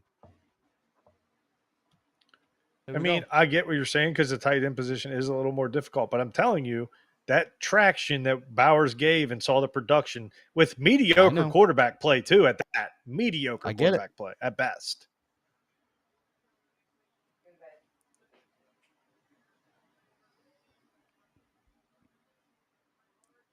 The Niners should not take Shedeur, Joey. I like you, buddy. You're a Raiders guy, but I said Shedeur was going to drop. My hot take was he was going to drop out of the first round. Well, there was a thing I was listening to today. If he didn't go in the top 10, then he may drop to the second round. Pittsburgh could get him. Pittsburgh could grab. Oh my God, Sanders to Dallas? That would be wild. Oh, that wouldn't surprise me. Not me either. Final picks, boys. It's got to be Warren. I mean, you can't – if you're taking a tight end, it's Tyler Warren. Yeah. I'll take the Michigan kid just to be different. Will Johnson? No. Or Colston Loveland. Oh, Colston Loveland. Okay. Oh, no, he's not that good. I mean, some people had him in the second and third round, Loveland. I don't think he's a good blocker, but this he's was a lot of mock drafts. I saw him going here. So they must have had great interviews with him, and maybe Ashington was never even on the board for them. Yeah. Well, we went way higher. Robert Goodell's trying to he's trying to drag this out because this is moving too fast for him. Who'd they say? I didn't hear it. Loveland. Yeah, it is Colston Loveland. That is crazy to me. I can't believe he was selected over. I did not like that pick. I mean, that's a terrible pick. I mean, you already have a Colston Loveland. His name's Cole Kmet. Yeah. You already have him. I feel like nobody's giving me my flowers. I'm sitting here waiting for good. Like, I mean, you good said job, to me Phil. different. I'm throwing good job. all the roses. Good job. The wife said you just did it to be different. It doesn't count. I did bring it up though. I started the conversation. I said, "Hey, there's a lot of mock drafts. Let's keep an eye on this." He can't block. Yeah, like I said, they already have Colston Loveland, and his name is Cole Kmet. I just don't understand. I didn't like that at all. I don't like that pick one bit. San I think Fran Tyler is in a Warren's good way place. better football player. San Fran is in a great place right here. I think with a lot of the D line that's left, boys, they are kind of they're licking their lips right now, boys. I mean, I don't think you could go wrong with Shamar Stewart. I'm not a big fan of those guys. I think Michael Williams. I think James Pierce. This would is be Walker, 100%. I think this is Walker without a doubt. Linebacker. He's the best linebacker coming out in a long time. And he can play off the edge, and the Niners know how to use him. Oh boy, I think the Niners depends what you want to do. Here. You want to run if you want to run 3-4. It didn't take long. Pick is in, boys. It did not take long. Yeah, Yeah, they're We're moving. kind of cruising, which is nice. They'll slow it down. They're humming this year. It's like the last 3 Robert months Goodell, of basketball. I keep calling him Robert because Cody, but Roger Goodell's going to call into some guys like, slow the hell down. He said, I got a whole production to take care of here. What was the kid's Not name? a good pick by Colston Love. Not a good pick He's by one of those. a good football player, but do not like him in that spot just because he's not a great Number blocker. 10? I mean, number 10. You could have went and got the other kid. The other tight end. I'm not think a fan. Tyler Warren's I mean, better. dude, I thought Miami was going to get, or excuse me, the Bears were going to get Genty at one point. I feel like the egg was laid a little bit, man. Feels like it was laid.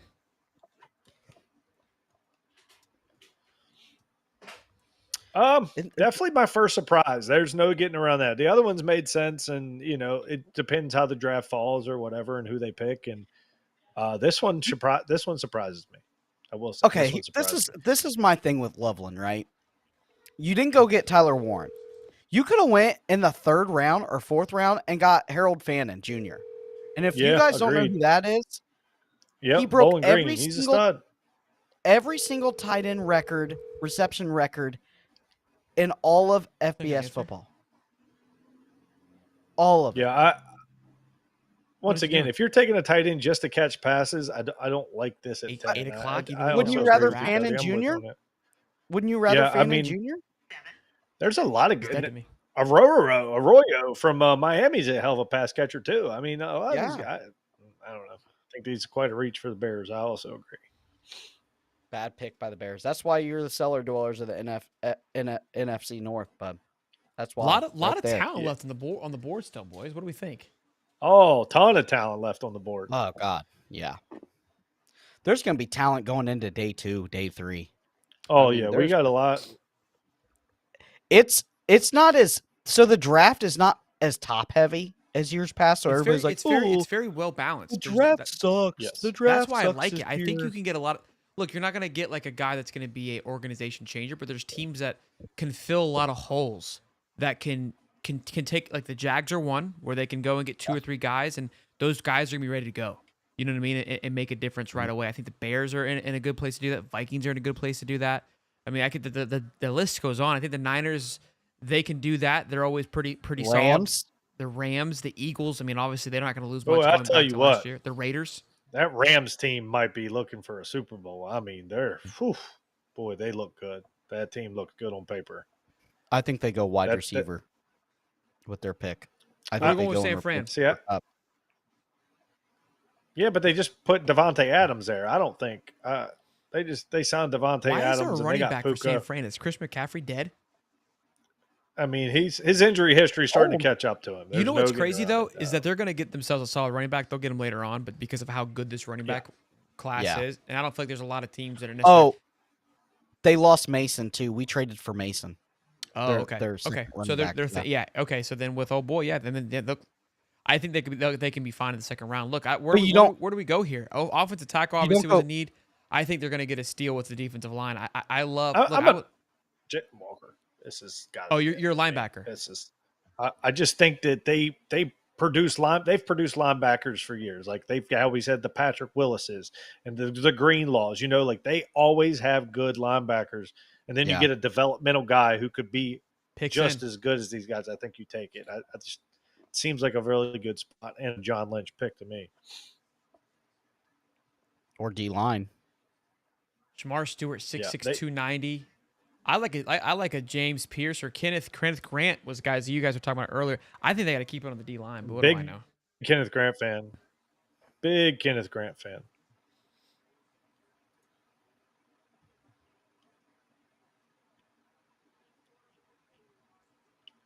Or does our boy go for Marshall? Edge Mike Green. I was thinking that also. I mean, what's interesting. Look he's at also a the John Lynch guy. This is why they're believing Shador to drop because all these teams have quarterbacks. Like they have their guy. Oh. Agreed. And it's no one needs.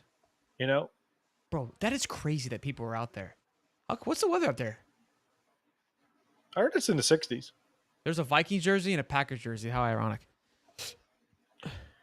I do like now that they moved the draft from city to city. I think that's very cool. I think, just holding it in one spot every time was getting kind of old. Hey, look, Logan, I know we're locked in, but Deontay Robinson, Deontay Robinson hit the portal. Did you see, Cody? Yes. I was hot driving home, bro. I was hot. We'll talk about it tomorrow. I mean, you're not going to – the next chance for Shador to come off the board is Pittsburgh. I mean, that's his only chance, I really feel like. Bro, they just tell me who they pick, boys. Like, let's go. Hey, I grew up there. Dakota Air Force Base, baby. My hot take was he will fall out first round. I might be right, boys. I don't know. Yeah, look, Pitt's the only one. I don't know the second round how it looks, but I still think they can get him later on if they really wanted to. And if the Niners need a running back and they look in the second round, I mean Henderson to that team. We're thinking D-line here, or you're thinking linebacker. Cody and I are saying defensive line.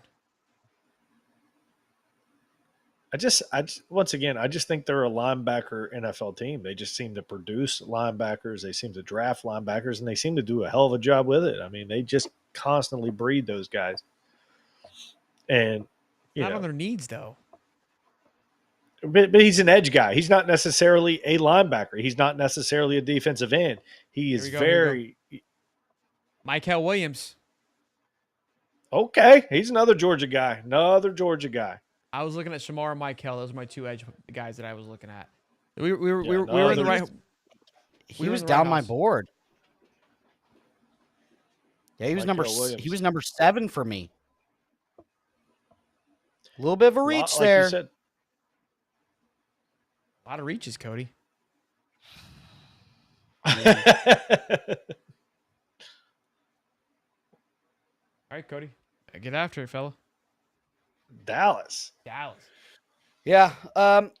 Here's the thing with him is, he's everything you want in an edge rusher. Long, versatile, has speed, high motor that runs white hot. His pass rushing profile is absolutely electric. Multiple moves. Projected as a top 20 pick. I thought he's inside the top 20. Elite run defender. It's everything they need. I think they could have probably got a little bit better guy. It's just tough with these Georgia guys because, they've had some flops, and it's because their defensive scheme is so good. You don't know how good the players are actually, and they got 5 stars everywhere. There's a great rep for him with the hot motor. I was telling you guys about. Oh, here's a rep against Florida. Great tackle for a loss right here. Great job there against Jacoby Jackson, our guy.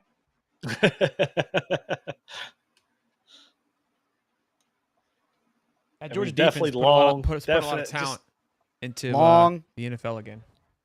He's like a little bit leaner Danielle Hunter. Great Niners pick. Just fits the vibe, dude. It just breathes 49er energy, to say the least. And again, that's why I think they're in a great spot. I also agree. They're getting it's like the Eagles the last couple of years. They're just kind of sitting middle of the pack first round. You see these kind of upper teams fighting and clawing for maybe or overreaching for guys because they're so thin at places that you got a Niners team sitting here with a little more depth in good areas. Hey, let's go add another dog, pun intended, on the outside. Well, obviously they did their research with him because they have the pick of the litter. They had 2 through 8 on my draft board, or he was number 7, so 2 through 6. Pick is in for the Dallas Cowboys. Quick hot take. I'm going with Omari and Hampton running back. I think they got to get some help back there. They are shambles. Ty? Yeah, I definitely agree with you. They have to get a running back on this football team because. All right, hold on. Cody pick. Who do you got? I think you go with either a pass catcher or quarterback. Okay. I just think that Dallas. Tyler Booker, guard. Oh, O-line. Well, Zach Martin did retire, so you got retired. That wasn't even a need. That's a reach. Well, here's the thing, though. Here's the thing. The Dallas Cowboys like flaunting that they have the best offensive line in all of the NFL, and they have not had it since a couple of those key pieces have retired. So, And obviously we said you got time to get running backs, and that's running back room is deep. So I shouldn't have bid. It's very true. Now, Tyler Booker was my number 1 guard off the board. Did I think that we would ever be drafting a guard at 12? Absolutely not. You could have took one of the offensive tackles that is going to be bumped to guard, but obviously playing that true blue position, that they were ready for him to rock and roll.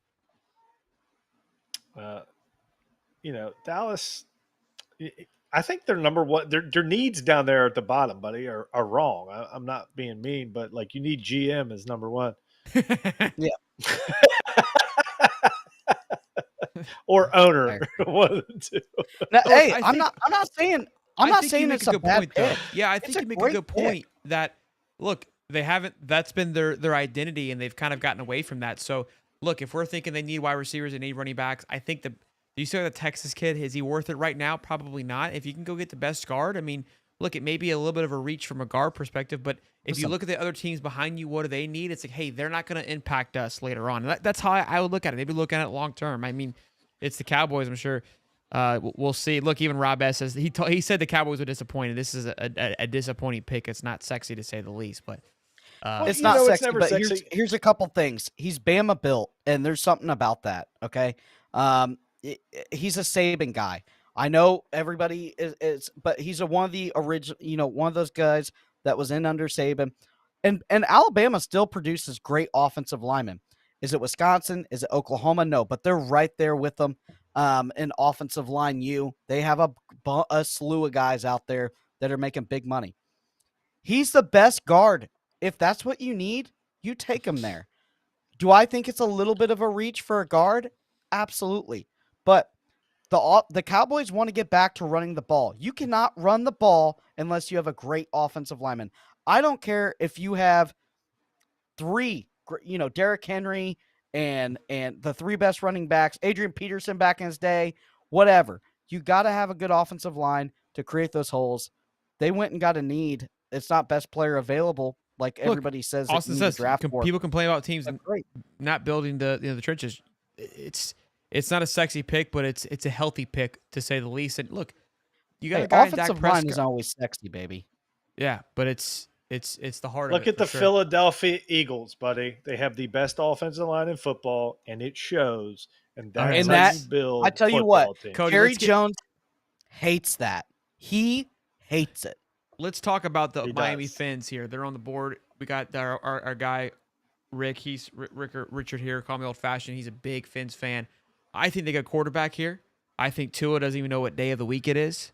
Obviously, that's not going to be a hot take, but no pun intended there. You don't need a quarterback, obviously, but I like defensive line. I think for what we just talked about offensive line, there's a lot of talent on this defensive side of the ball, and again, I feel like they would be in a very good place with you've got Shamar Stewart.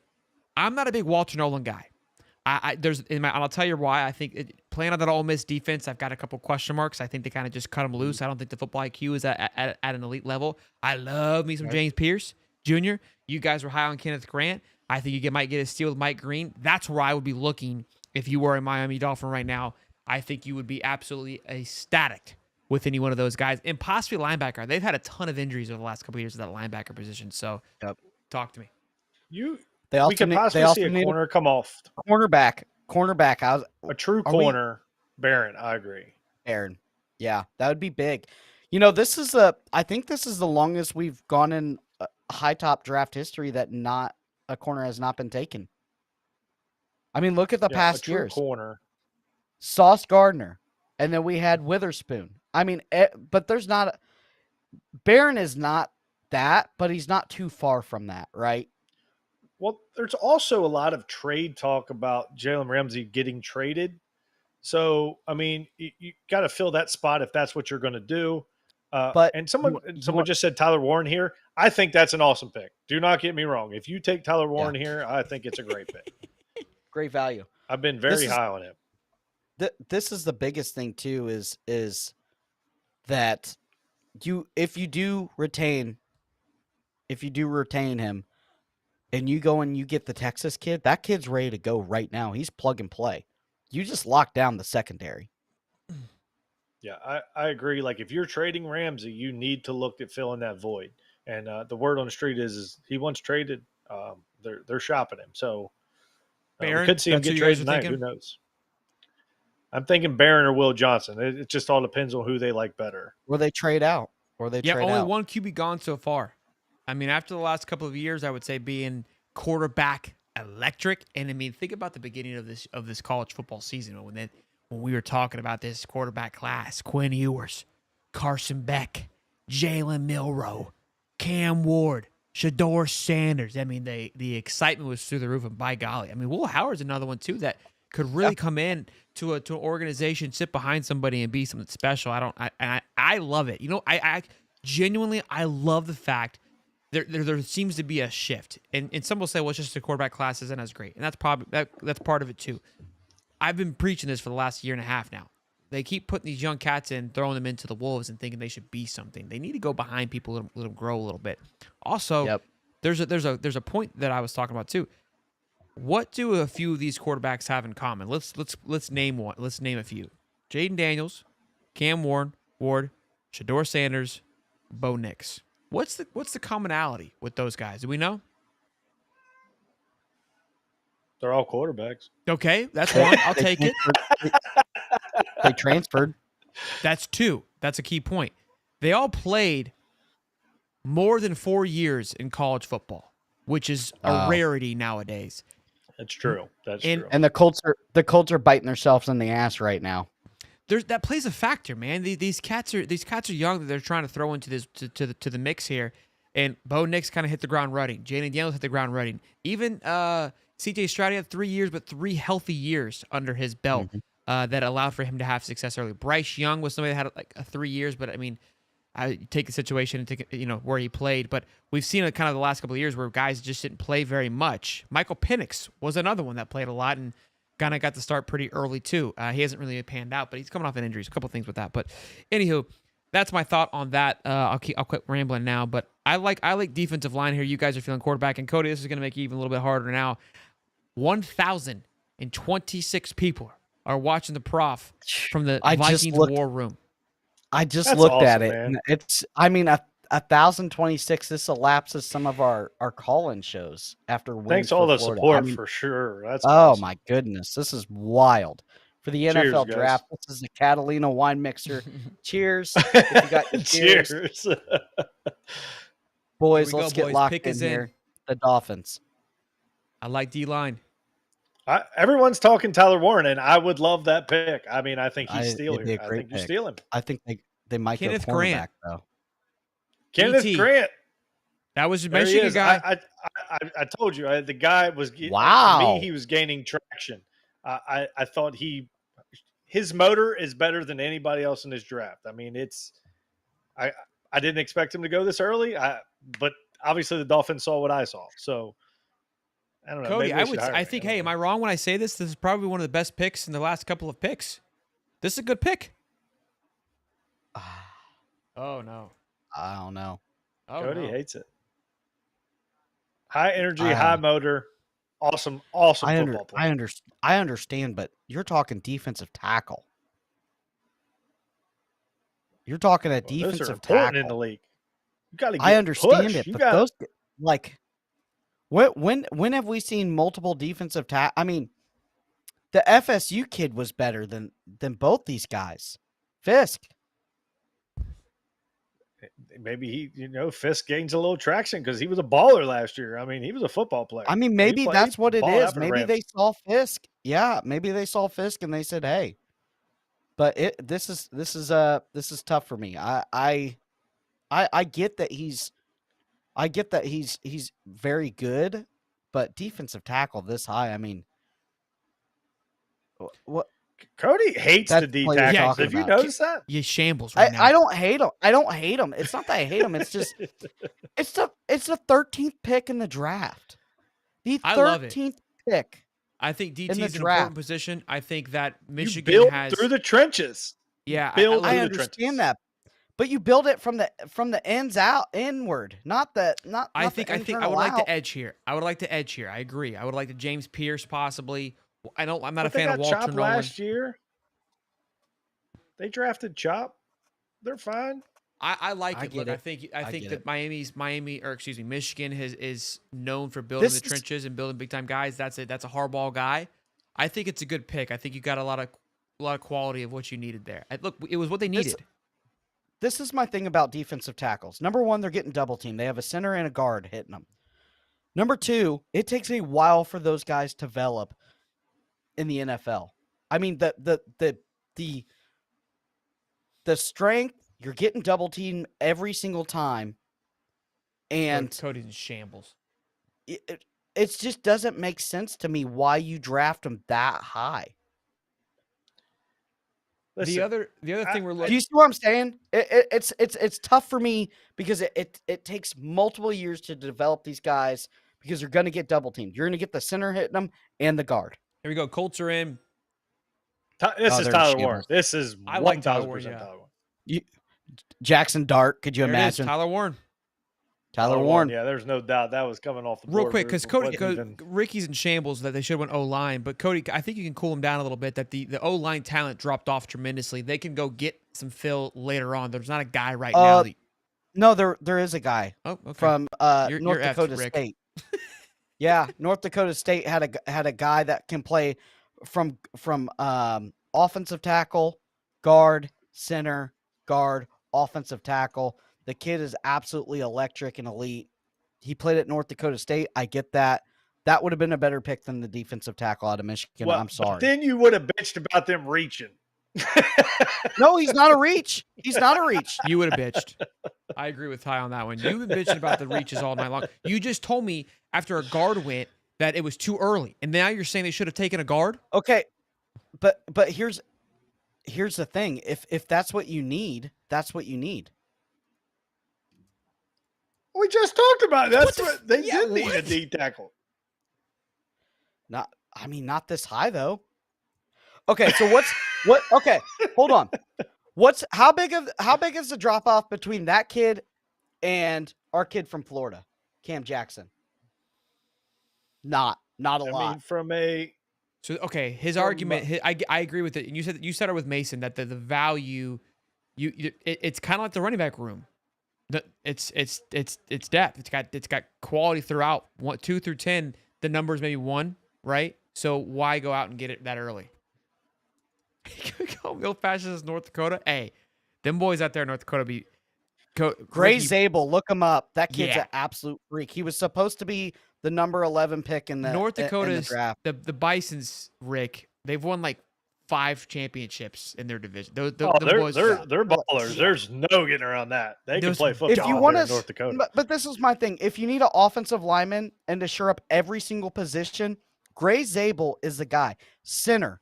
He can play center. He can play guard. He can play offensive tackle. He's played all of them. Played even a little bit of fullback. I mean, my goodness. Are you going to talk about Tyler Warren? That was the pick who just went. You're so pissed off about Tyler Miami. Warren. The guy. I know. Stud. Hey, Tyler Warren, I'm just going to say this. Probably one of the best value picks in the draft here at 14. The At least kid it wasn't a reach finally. Everything. Cody settled. Everything for Penn State. He can catch. He can block. He can line up as fullback. We've seen that once. Everything that you want, this kid can do it. He already looks like a pro at this level. It's the one tight end that I feel isn't a reach in this draft. That he's ready to plug and play like a Brock Bowers. Yeah, I also agree. I've been big on him. I actually thought he might be the second best player in the draft, like overall, just talent-wise. He played every position at Penn State, but center. He played guard a couple times. I mean, it's insane, like what they did with that kid. The pass blocking and run blocking is so good with this kid. If you needed it, if all 5 guards on your NFL team broke their leg, you could probably toss him in there and get away with it. That's how good and he can catch the ball. Yeah, he's very smooth. He has great hands. He locates the ball very well. He doesn't show he's also very good. He's like one of the few tight ends that don't show his hands until late, so a corner doesn't know the ball is coming. I think that's also a huge ordeal in the NFL. When the guys show their hands, DBs know to go up and swat the ball. Tyler Warren late hands to the football when throwing over his shoulder. All these things that he does are very, very fantastic. I love the kid. I think he's got Brock Bowers' ability. I don't know if he'll be Brock Bowers, but he has Brock Bowers' ability. There is a Cody's gone. The streak for the Florida Gators, somebody mentioned in the comments, of having somebody selected in the first round is in jeopardy this year, to say the least. So, yeah, I don't think we're going to get one this year for you guys. Isaiah Thomas, Florida State's got a chance, but I don't think Thomas going to be close. I mean, he might fall the back end. It's crazy to think what you guys did last year. Florida State, I mean, threw some talent in the first two rounds. It was crazy. We got the Falcons on the board here. It looks like obviously defense is a big need. Offensive line is another one. They need a lot of plays, obviously, with Michael Penix. You want to try to get him some weapons. They got Drake London, obviously, Bijan Robinson, Kyle Pitts. There's talent there. You kind of got the three key pieces. I think right now this fits to what I've been preaching, what the Panthers should have done, what the Titans did, obviously, with Will Anderson. You've got the edge room is still looking fantastic. I think you go get yourself a big-time edge guy to be a disruptor on that side of the ball. I don't know. Or, look, defensive line, you kind of just took a big guy there. I love the Marshall guy here. What are your thoughts? Oh, yeah. I mean, I could definitely see Mike Green coming off here. There's no getting around it. He definitely, that Atlanta the Atlanta defense needs an edge rusher. They've been missing one for quite some time now. I think I keep saying Jalen Walker. Apparently these guys don't love, his developmental, apparently they just don't think he's going to develop into something, or they're worried about him not having a spot for him on that defense. At least Mike Green is a true edge. So I definitely, if that's what they're looking for, then that would be a pick that I could definitely see. This is my thing. One more thing on the defensive tackle. Hey, quick thing. Breaking news. Thomas Howe is returning to Florida for basketball. Big. That was there huge. You go. That was huge. That's big. Okay. So Carter, one of the best defensive tackle prospects we have seen in 15 years, doesn't go as high as these guys. What does that tell you? That you're in shambles. What that tells me. What do we like here for the Falcons, big fella? Pick is in. Edge, a true edge. Mike Green. Take your pick. The kid out of Boston College, the kid out of Tennessee. One of those three guys. One of those. James Pierce. Three guys. James Pierce. Yeah. They need something on the edge. Jalen Walker's. He might slide a little bit because he's kind of a tweener. Who's this? Jalen Walker, the Georgia linebacker. Gotcha. Linebacker, the couple mock drafts had linebacker going here as well, too. But I think you got to go edge. I think there's a lot of talent left in that edge room. Kenny says, so pumped about Tommy. Me too, man. Rook, $5. DJU going to get picked this round. Where is he on the QB board? I haven't even looked, man. Who? Look, you got Shamar Stewart still there from Texas A&M. I wonder why he's... Who's on the QB board? Guys, it was a joke. Relax. Holy crap, it was just a CDL. He's on the CDL list. Guy, Cody is... I know he was kidding first round. I know he was joking. But believe it or not, he is going to go somewhere. He's not going to get drafted, but he will get a shot. I'm telling you. Somebody will pick him up on a practice squad. They're talking about notable quarterback slides here now with Shedeur Sanders slide. And pick is in. Look, I mean, there was only a few teams early on. And I think, look to these teams' credits, right? The ones that passed on Shedeur, the ones that passed on Jackson Dart, read the room.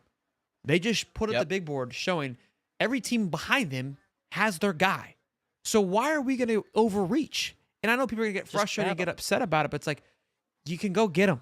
You can still go get them. We can go get the guy we want. Maybe we trade up a little bit in the second round, but there's nobody behind us right now tonight, night one, that's going to ruin my day. That's going to go get the guy that I want at that quarterback position outside of maybe a Steelers. But we know the Steelers. We know Tomlin. He's going to go get himself a cornerback or a defensive lineman. That's just what Tomlin does. He's not getting quarterback day one. He's just not going to do it. He's not going to overreach either. So I don't think any quarterback will go for the rest of the night. We're done with quarterbacks. I will.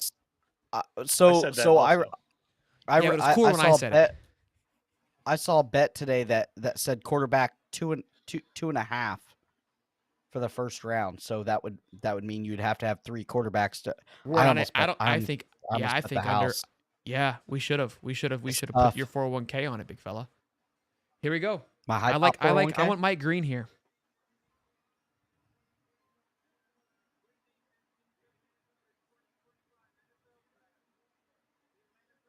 Okay, Jalen Walker. That's fine. Yeah. That's a tweener edge rusher. Yeah. Keeping him home. I like that. I mean, they've got to see every single thing that you could see about him being close. That's a great pick. I agree. I think that kid is electric. Stays home too. I said he could be the best player in the draft, or he could be the biggest bust in the draft, depending on where he was taken, because he's got Micah Parsons' athletic ability. He just doesn't have a true spot. So you got to find him a spot. If you find him a spot, I think the kid could be the best player by the time it's all said and done. Could be the best player. Look, I'll say one thing, man, about the Georgia real quick. I'll let you rip. Sorry, Cody. Georgia hasn't missed in 2 years with linebackers, edge rushers, or linemen. So you're not just do what the Eagles do. You're not picking out of a bad litter. Rock and roll, big fella. Yeah. Yeah, so cornerbacks and safeties they've missed a little bit on, but the front 7 guys they have not. And let me tell you, Jalen Walker, I mean, that kid is as good as the kid out of Texas A&M last year that I really liked that went to the Packers. I mean, this kid is absolutely electric. He can rush the passer. He can fill gaps. He can absolutely blow up a running back. Here he is. Great job there, getting skinny, sliding, and then blowing up the quarterback. His football IQ through the roof. They play a light box. They ask him to do a lot. Here he is spying. Nope, not going to happen. You're getting wrapped up there. His side-to-side mobility is absolutely elite. The only thing that I have a knack on him is he is a little bit ultra aggressive, and sometimes he will miss the quarterback like that. He did get the sack there, but sometimes he's a little too aggressive, needs to stay on his feet a little bit better. But Jalen Walker is a surefire first-round pick. Great job to the Falcons for the first time in a long time. You are getting a guy that is going to – you need to build your defense around him. Great pick, too, given the drama last year. We had a guy on the show, I can't remember his name, great eyebrows, great hair, great beard, who came from the clouds and projected the Michael Penix pick at round 7, which a lot of people thought he was just absolutely out of his mind for. Kudos to that guy for being dialed in, but it definitely didn't really sit well with a lot of people from Atlanta. This is a nice, just quiet, healthy pick. Again, shout out to that guy. Oh, it's not quiet. Name slipped. It's not quiet. Now, but when they you know what I mean? Like it doesn't have. I guess it's a little flashy. Go ahead. It's as flashy as it gets. You take a Georgia Bulldog and you bring him right into Atlanta. Let me tell you, you're not going to be able to get this guy's jersey for the next 6 weeks on Fanatics. They are going to buy it up. And you know what? If you're also buy stock in Jalen Walker. I guess what I meant by non-flashy is that it just seemed too easy. Like you didn't have to overthink it. He fell. He just landed right in your lap. He like your mom did. I'm sorry. It was. Just watching, bro. Just watching. Teed up. She's in California watching right now. Is she in 1,034 strong? She's one of them. Jeez. She's 999 of them. We got the bots out strong Cody. tonight. Take a sip, Cody. Take a sip. Bots out strong. We just drone strike him already, Mom. I mean, all the things that he says about you, or he says about you. I mean, it's nasty. You're gonna meet her one day, and you're gonna be like, "Oh, I messed up. I am so sorry." She's a very nice lady. She's the sweetest lady. I know she is. All right, boys. We got the Cardinals. The pick is in. I can't stand this team. They're like the Panthers to me. I just think that until they get a new quarterback, I could care less what that organization does. Look at their organization. They're in the draft room, and they're all looking around like, who do we go for? What do we do here? Where are they going, Cody? Who do we take? They need it all. Cornerback. I think there's still a ton of talent on that edge room. I like edge here. The edge room is still hot. Wide receiver, Golden. I mean, you go and you get the Ohio State kid, Emeka Ibuka, you kind of kind of bring some familiarity there. I just hate when you don't have a great foundation and you just go like it's like you go like putting a wide receiver like Marvin Harrison is like you live in a double wide and you go put Parker Ferrari up front. Like we need a better foundation before we start going doing this. That's how it feels to me. I can't stand it. It irritates me. And they need to go edge. They need to listen. There's a formula here. Okay, I've been trying to yell it all night long. Go give your boy your 5'8" quarterback Kyler Murray an edge rusher. Go get him a guy that's going to be a disruptor on the other end of the ball. Look, you laugh, Tyler. You FSU. Your quarterback's 5'5". Cody's beating him. Okay, you're going to be in this. You guys are Arizona 2.0, so I don't want to hear you. Watch them. You're going to be used to that this year. We got 1,051 people watching. I think the Twitter was man. We have Kyler Murray 2.0. You're not wrong. Kyler Murray's actually watching. Kyler Murray was watching the stream right now, and he's just holding his breath. Give me an edge, and I'll I think James Pierce is in play. If you think you, I'm dialed in. He had a little drop off in production. I'm dialed in. I like defensive line. It's not necessarily an edge. Walter Nolan. You know why I love this? Here's why I also love this. Okay. I'm not a big fan of Walter Nolan. Throw him to the Wolves. Throw him to the Wolves. He played edge at Ole Miss, though, alongside Princely. Did he not? He can play inside, outside. Great guy. I really like him a lot. I know what you're saying about Ole Miss and just letting him be his thing. But sometimes with a guy like this, ultra high motor, you just got to let that guy be him. And Walter Nolan, he led the league in batted passes, always getting his hand up, always going for the ball when he does get a sack. I think he is a pivotal piece to that defensive line. He does not only have to be a defensive tackle. You can line him up on passing downs, third and long, as an edge player if you need him to, and he can provide you things that some of the edge players right now can't with his brute strength and bull rush. He's the best bull rusher in the class. Well, I agree. Derek Harmon's still sitting there. He fills holes. I know the Derek Ducks Harmon had a little bit of an injury bug though. I mean, Walter Nolan disagree. hadn't had that. I guess it just depends on what you're looking for out of your D tackle too. So it does. Well, this is the biggest run on defensive tackles we've ever seen in the draft. And you told me it was shitty. We've yet to see a corner come off the board. That wasn't meant to be at you. It was. It's not a great class. Look, I can tell you, it's just like a normal draft. If it starts going, it starts going. You got to do what you got to do. I think it goes back to need. Like, if you need it, it doesn't really matter that it feels like the pendulum swings ultra right, ultra left in the NFL. Right, running backs weren't a thing. Now they are a thing. Defensive tackles weren't a thing. Now they are a thing. It just feels like these teams are just like swaying. They don't pay attention for a couple of years, and it's like, hey, we need to pay attention to it and just go all in on it. So look, I think this is a good pick. I think I teed it up. Very solid. Yeah, this is exactly what needed to happen. I think they've got him labeled as DT. Obviously, he played edge at Ole Miss. That was kind of who I was thinking. I'm personally not a huge fan of Walter Nolan. Didn't really care for him too much. The reason I say those things is because I like to cheer for guys and watch guys. I don't like Arizona football, so good for them to try to build. So I like to see teams. I like to see the structure and the build of this, and I think he is a solid pick to go alongside. If they would want wide receiver, I would have just completely just burned this thing down. I think it was a very healthy pick. But let's talk about the Joey Burrow Bengals. I love the Bengals. I love Joey B. That team excites me. Their defense was absolute butt cheeks last year, and I think cornerback, linebacker. So they need everything. They need everything. I think you take the best available. I would take either Will Johnson or Barron. Those are the two guys that I would take because you have to build your defense. And if you just take the best player that's on the board, to me, I think that's how you start. Because if you need every position, just take the best guy, What about the Texas kid? I said Barron or Barron.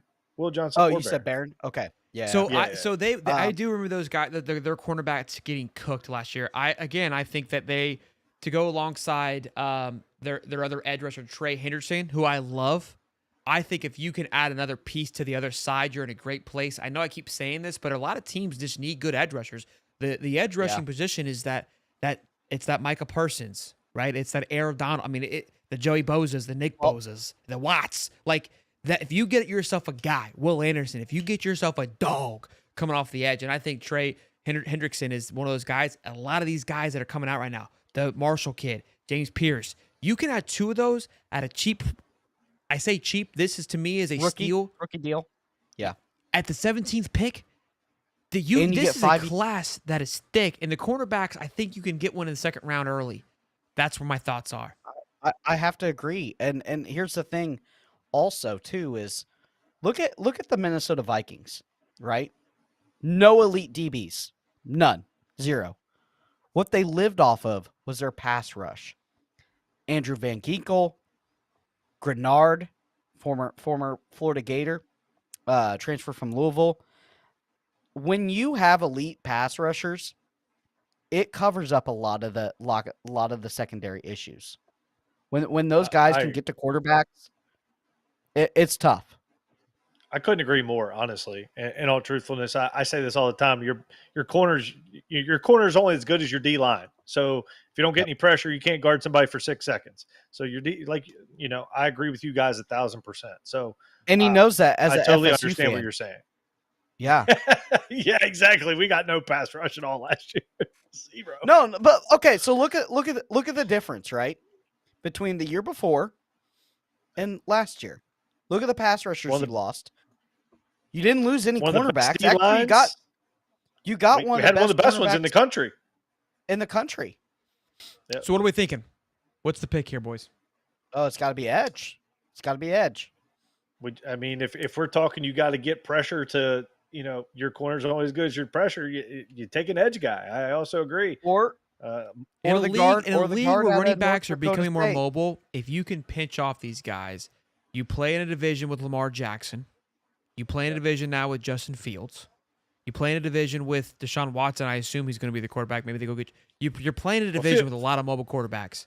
Fields aren't in their division. He's in the Jets. He's in the East. But they play them twice. No, it's the Ravens, Bengals, Pittsburgh, Steelers, Ravens, Bengals, Steelers, and what's the last one? Is it Fields? Fields got traded. Sorry. You're right. Yeah. Sorry. So Shador may be there.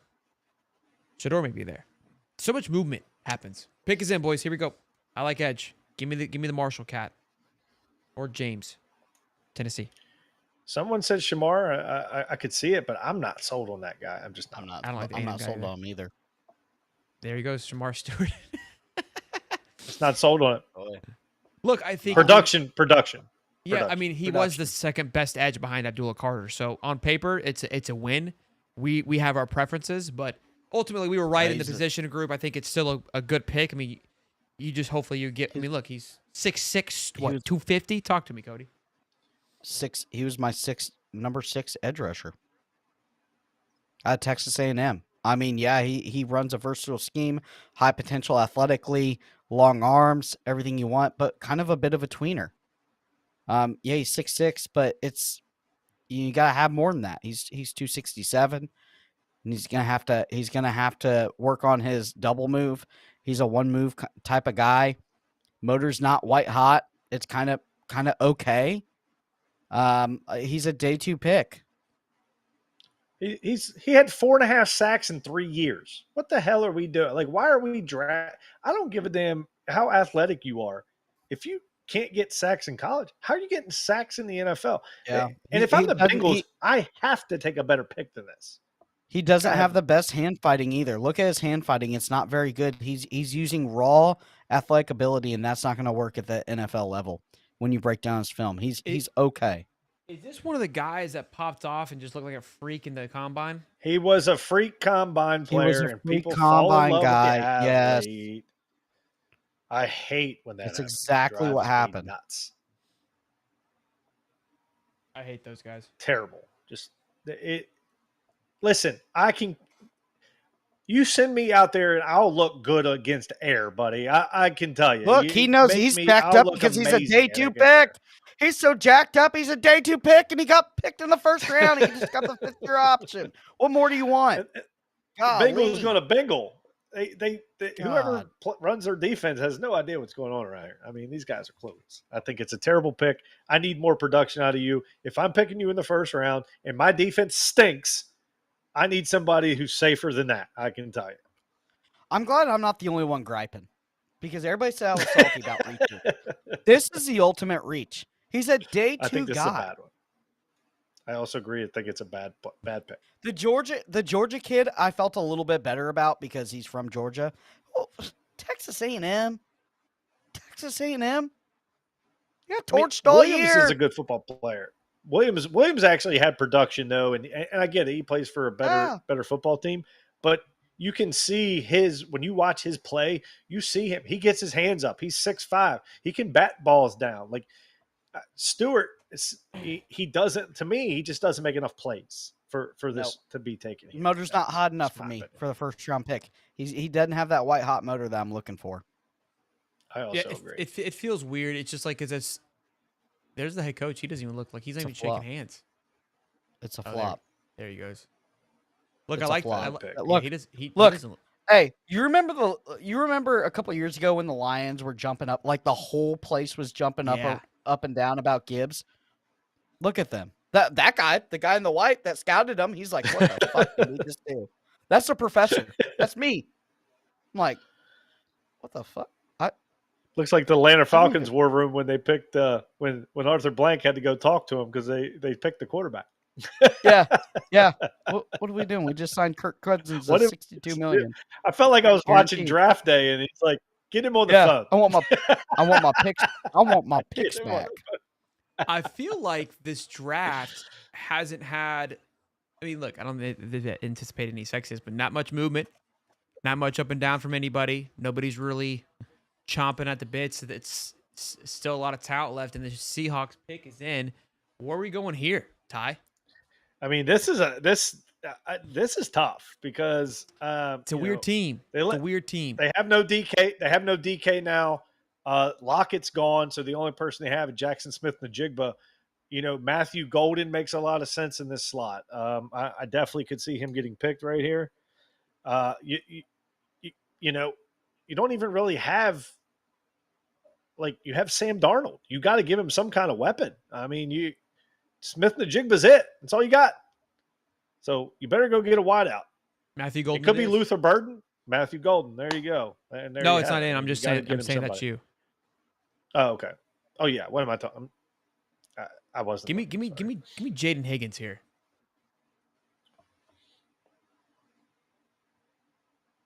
You have to give him a weapon. Could be Luther Burden. I could definitely see that pick also. Gray Zabel, his North Dakota guard. Okay. You got to protect your guy. I agree. I mean, Cooper you might Kupp want to too. protect Darnold because we know damn well you got to protect Darnold because you know damn well. There's your guard, Cody. Yeah. Yeah, Gray Zabel. Gray Zabel. Wow. Great pick. That's your boy. Oh, my That's your boy. No, it's a great area. Hey, you can play every single position. I was hoping he's going to drop to the Vikings. You can play every single position on the offensive line, offensive tackle, center, guard. Everywhere. Everywhere. He's a blocking machine. He's got all the athletic ability. Everybody says, oh, well, he played for North Dakota State. The echelon of play wasn't very good. That was a pretty good move there. Didn't do anything for him. He's the most versatile guy on the offensive line in the draft. And boy, did they get a good one. You got your boy Sammy out there. I think you need to protect him. They like to run the ball out there in Seattle as well. Kenneth Walker and those guys. So I don't hate the pick. It felt like, again, look at him pull here. Oh my goodness. What a good rep there. Has elite lateral and then the strength to go forward. I mean, this kid is built right. And again, a guy that probably could have went to the SEC or Big Ten, but stuck it out at North Dakota State for 4 years. because he's been good every single year since he was a true freshman. Carson, you are correct. I forgot about them signing Cooper Kupp. I totally forgot about that. Who? Talking about Seahawks, but he's still on the backside of his career also, so I still think you need a young wide receiver. But I think we're going to be in for some excitement here with these next couple of picks just because of what's needed and what's left. We've got the Bucks here. People are saying Will Howard. There's no way Will Howard goes here. No. Linebacker, you got to think Levante David, obviously, a big place. We've only had one trade. That's what I'm saying. It's been very nobody's really needs a jump. There's a lot of talent, like we said, in this room, and you can kind of, unless you really want to get a certain guy, which there isn't a guy that I would say sell the farm. Not now. They're already gone. There's not a guy now. There's a guy that can boost you. Okay. So if you're a playoff team, there's still a guy here for you, right? There's still a guy. Plenty. I just put my Raiders away. But is there a franchise-changing guy that is going to take over the franchise? No, they're gone. There isn't even a move, I would say, from a team that wants to get another pick in this round. That's worth it. I tell you what, the Bucks are in such a prime position to get a very, very talented football player at 18. With them needing a corner, I also agree with what's being said.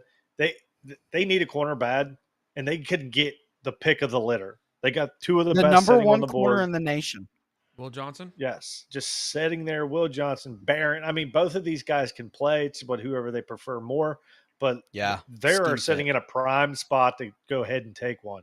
So Will Johnson, I don't know if you guys know, but the last guy who wear number 2 at Michigan was pretty damn good. What happened? What? My computer froze. Oh. Not your problem, just my problem. Yeah, I thought I got kicked off. Well, boys, we're waiting on Tampa Bay Bucks. Just the draft's cruising a nice little healthy pace here. We have 1,100 people. Have we been messing up? Have we should have been doing this for Twitter? I think the X family strong, man. It's pumping through the veins for sure, man. They love it. They can't get enough of it. So we appreciate y'all hanging out with us, tuning in, rocking and rolling, boys. I'll say this. It's almost like the most climatic, non-climatic draft ever. Like you're like fiending to know like all these good players are left. Like, why is this not happening? Why is he falling? Why is this? But again, there's not a lot of trades. Like last year and the year before, it was like trades left and right. Bing, bing, bing, bing, bing. You know what I mean? So it's like we're still on our seats and we're wondering like, who are these guys going to take? Do we like this guy? Do we like that guy? I think what should be exciting for football, there's a lot of guys that are going to, I think, make some teams a lot better. And that's where I'm excited to see. This is it's a draft where there's not trading going on because, like you said, there's no one that's just going to change your franchise. There's nobody that needs a quarterback, so no one's like they don't feel like these guys are going to trade up with teams that already have quarterbacks. So there's no reason to trade if you're looking for one. It's just most of the times when you see a trade, it's for something like that, or when the Eagles traded, it was for Walker or Jalen Carter, not Jalen Walker. Sorry, Jalen Carter. They moved up because he was a game changer. He was a wrecker. We don't have any of that. Defensive tackle that's come out in years. And he slipped and he fell, and the Eagles went and got him. And they traded up. He's a wrecker. What we think? Micah Parsons. Tampa Bay. I'm going to take Will Johnson. I'm going to take Will Johnson. I like the cornerback. I think it's a steal. The value is so strong here. You need one. The Bucks are good. I think they take the best. I think you just have to take the best need you have, and you get the best. To me, a top 10 talent at pick 19. G. Campbell, I like him too from Alabama.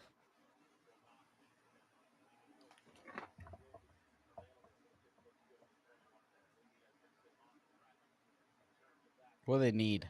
Where's their needs at? Why are they not putting that up? I'll tell you, heck of a party town for the draft too. Green Bay. I mean, God, they love their football. There's nothing to do there. You can drink it. You can drink at 13 if you have an adult with you. That's the time of their life. Well, yeah, they should have the time of their life. There's nothing else to do. It's #1 DUI capital in the world too. But what more you want? Well, yeah. I mean, you're letting 15 Yeah, year he's olds there. drink. What do you expect? Shador's there. He's at the draft.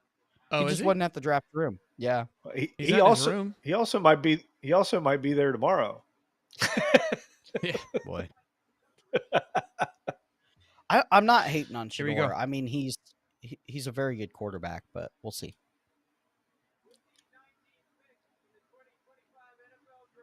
Wide receiver. Emeka Ibuka. Over Sorry, I thought you guys Golden? heard it. I mean, I like Ibuka. I think he's a good football. He's good. He's good. He's a good player. I don't think that was the spot I would have gone, but I mean, you've got Mike Evans there. He's getting older. You've got Chris John, what's his name? Godwin's Older coming off a receiver core for big sure. injury. Godwin's going off another He's injury. coming off a big injury. Bro, them boys got thin quick at wide receiver, and Baker was out there just looking in no man's land. So it kind of makes a ton of sense here. They need another guy. They were running thin. And look, I mean, the wide receiver room I think drops off, so I don't hate it. And I think there's still a lot of talent left in the DB room, the linebacker room. This wide receiver room is probably one of the rooms that is top heavy. So I don't hate it. Now you have your reasons on what you think other wide receivers should go, but I think they're looking more for that slot guy, that speedster. For sure. Let me go ahead and break them down if that's okay. Yep. Emeka Ibuka, Ohio State, was extremely productive in an elite wide receiver core at Ohio State. That's saying something. Jeremiah Smith and all the other Marvin Harrison Jr. the year before. Great slot wide receiver. As you were saying, they need a slot guy at the next level.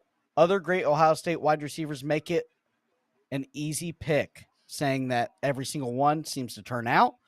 Elite run blocker. Gotta do that at the next level. Twitch and quick more than fast. He's not a burner, but he's twitchy and he's quick. Runs the entire route tree, which is big because not all these wide receivers do. Willing to do the dirty work for the team and screens, bubble passes, crafty on the option routes. Day one starter without an issue. Steady going at his job. He's as steady as he gets. Dislikes.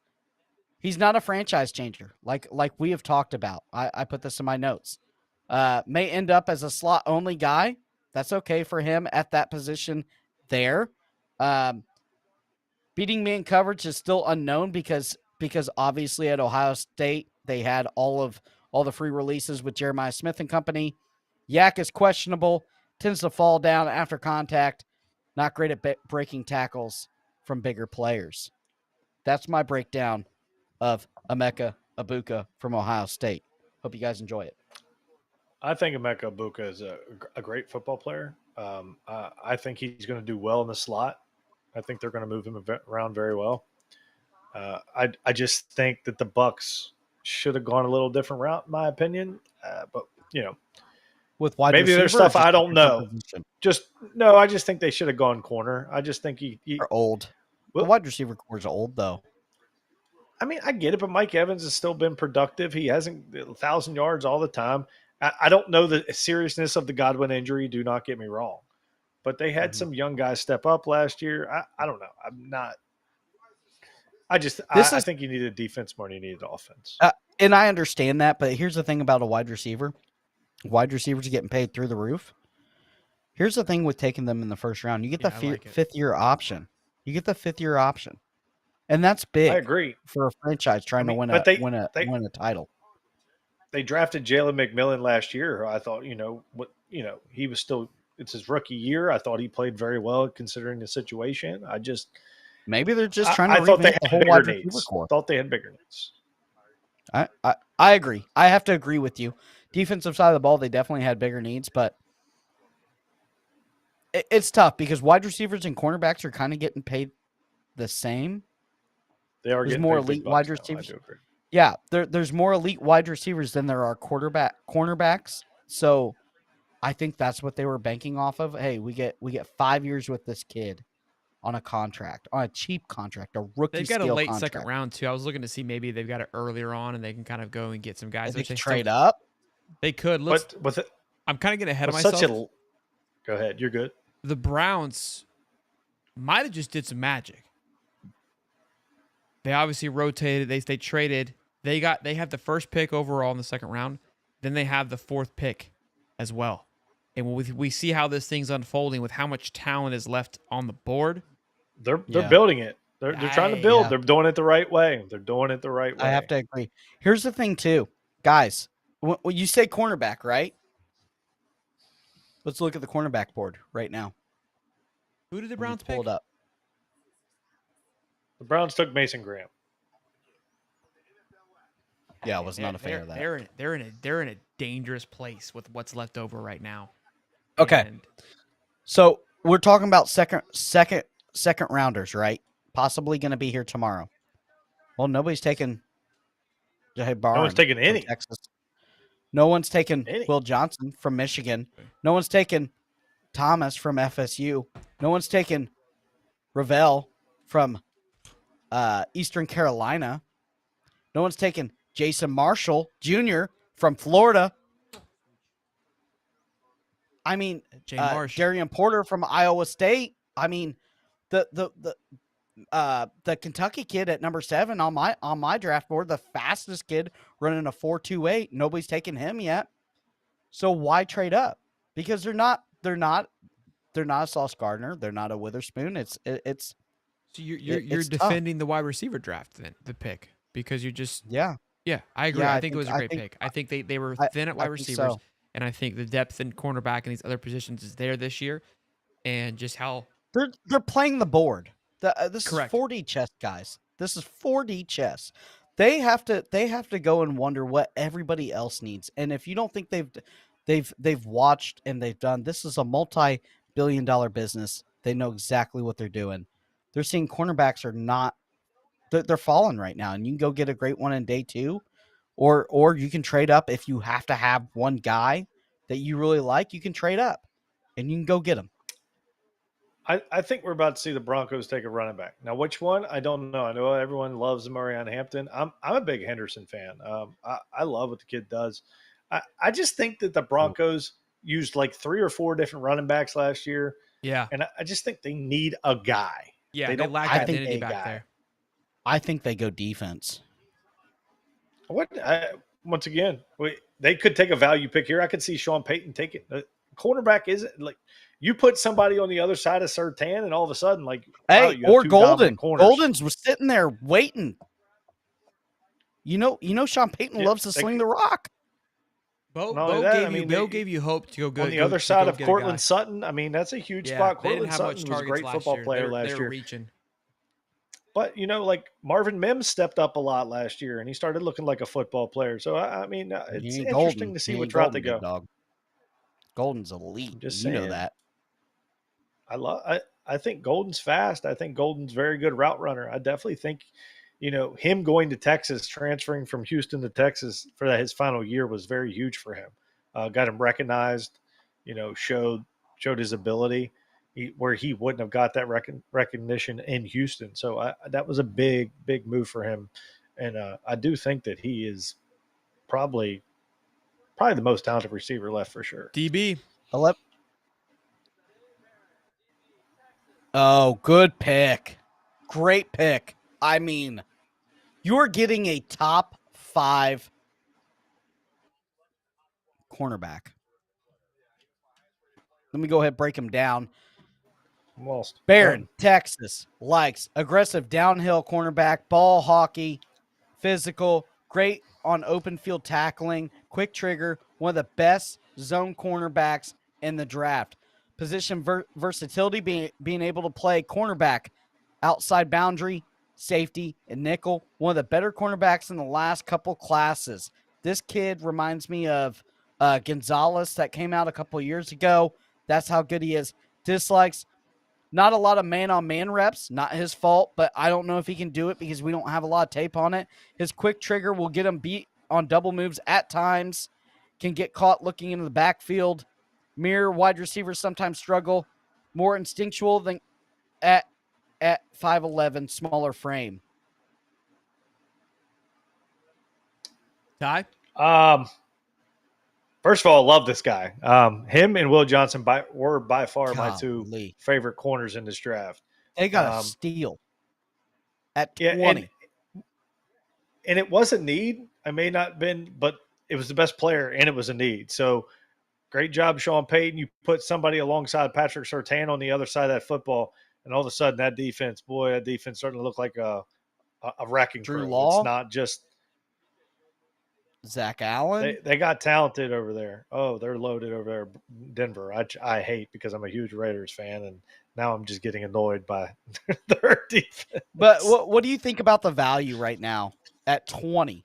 A kid that last year probably would have been the top 3 or 4 corners, and he would have been top 15.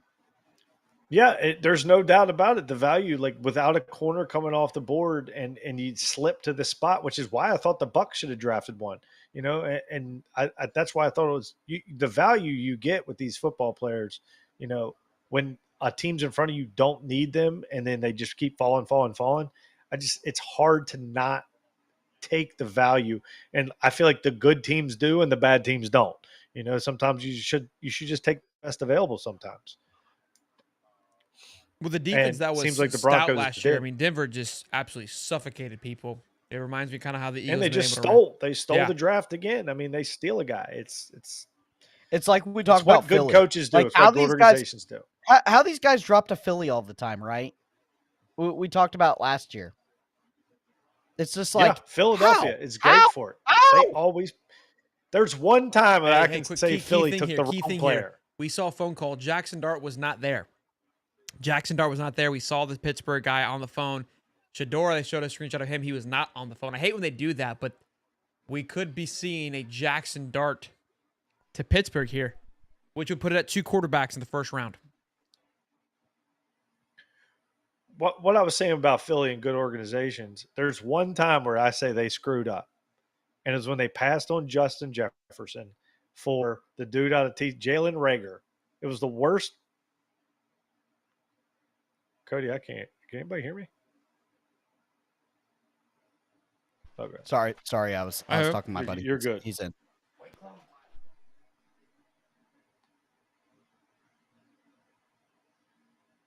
Here we go.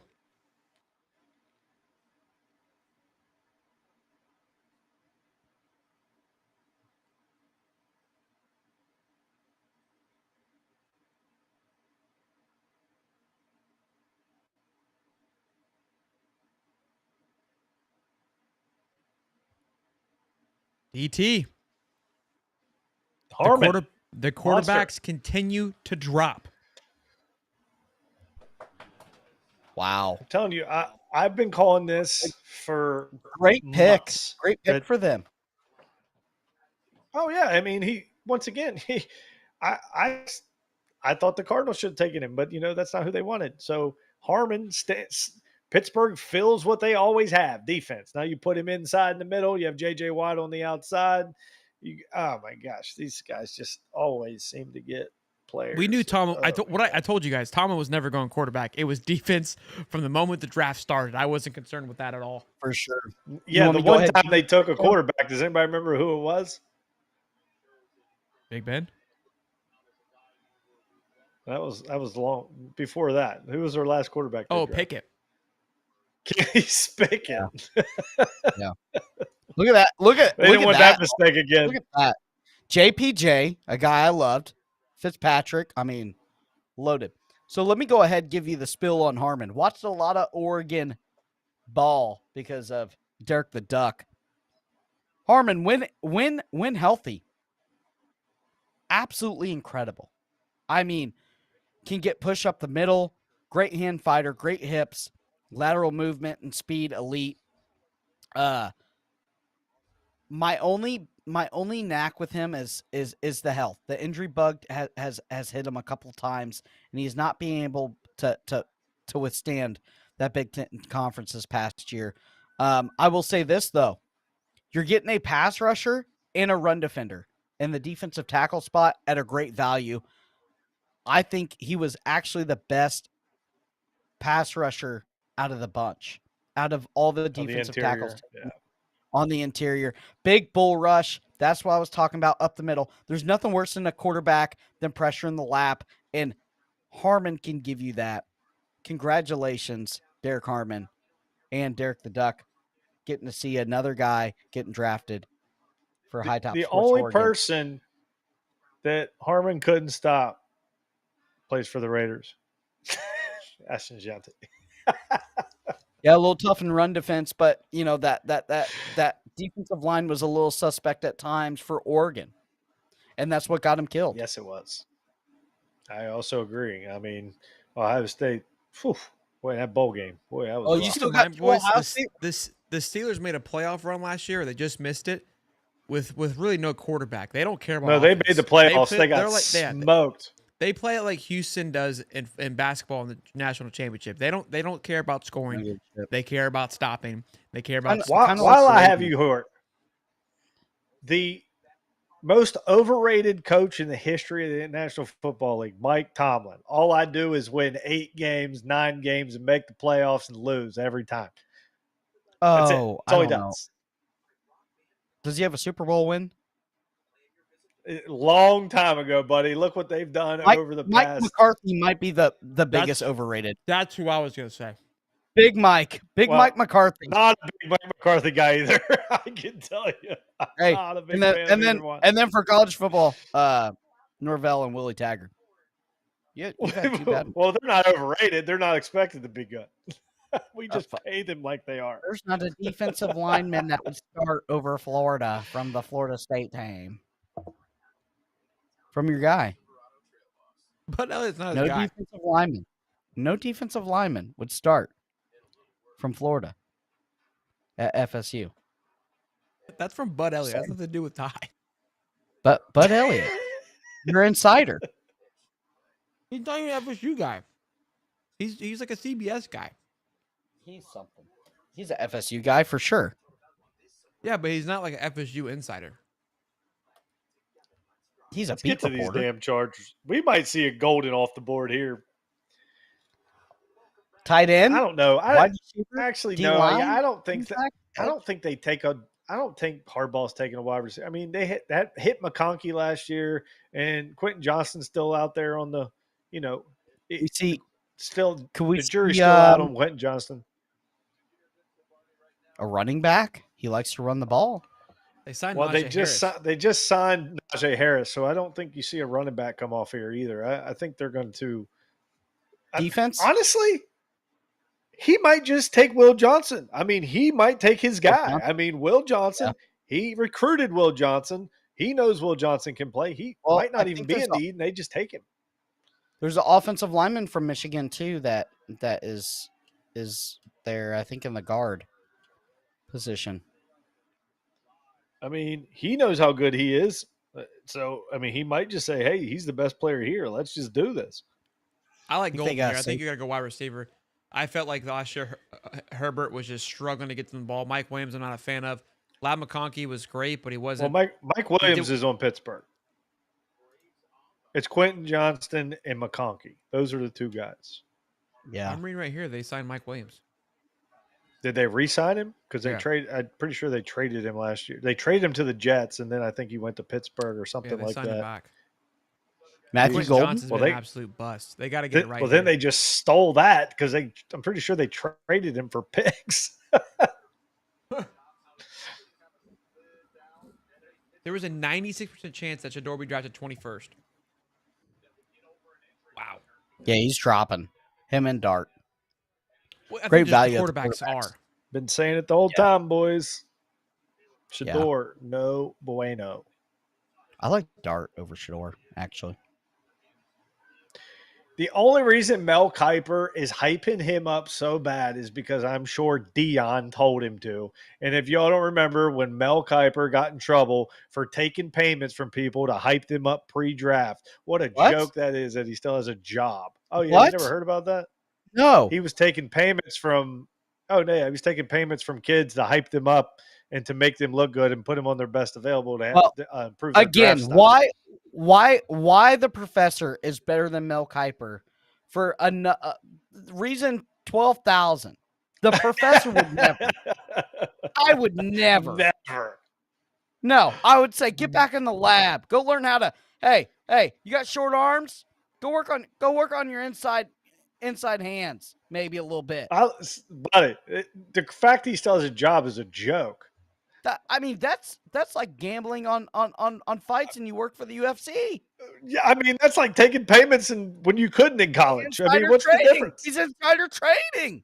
That's what he's doing exactly. Mel Kiper, how dare you? What a loser! Not that I'm looking for a job. Because Cody, the professor, does it for the love of the game, Mel. I do it for the love of the game, Yeah, not the money. I'm ready to. I'm ready to suit up for Florida tomorrow. I'm stretching. But if you wanted to pay us, we wouldn't mind either. Boys milking that clock. They're looking for a trade. He's on the phone. They're looking for a trade. He's on the phone right now. They're making calls to everybody. Yep. I mean, I don't know who they. I'm just trying to think of who a hardball guy would be, and I just don't see one. Maybe that's why he's trying to trade out of the spot. Yeah. But I bet it's hard to find a trade right now because I just don't see any. The only person I could see getting trading up for that I think is Will Johnson, and that's just because I think he's fallen farther than anyone expected. Now, I got to ask the question. Jags making a big trade. Rest of the draft, nothing like that happens. You go get a cornerback. All the quarterbacks fall. It's like you're the guy left at the 19th hole with your hand in your pants. Like, did I overjump? I mean, I think you have to do it at one of the top tier guys. I mean, I think you would have had to make that move to get. If you're Travis Hunter's your guy, I think you had to jump up because Cleveland was taking him if they didn't trade. I think Cleveland was, bro. But now Cleveland did a great thing, and now they get basically 3 picks within the top 35. I mean, that's 3 picks within the top 36. Mason Graham, good for them. Jags. Look, the Jags were poised to get Mason Graham and would have also had that pick that we're talking about. And they needed ET too. It's interesting. They gave up. It wasn't a lot. Matthew Golden's still there. One of the best wide receivers in the class. That was my call for this. That's my call for this. Boomer Sooner Big salute, Professor. We got almost 1,200 strong, boys and girls. Smash the like button. They could not trade out of the pick, it looks like. What's up, Bishop Frank? I appreciate you. 1,141 strong hanging with us. Definitely a yeah, cheers to everyone still hanging around. That's awesome, man. I'm glad to see the support. That's freaking sweet. Maybe we should have done that everybody years ago. Cheers. Here we go. Handshakes all Cheers around. to everybody. Absolutely. I need to go get me one. Handshakes all around. They're excited. We should have done an over under how many times I get up to go pee. Here you go.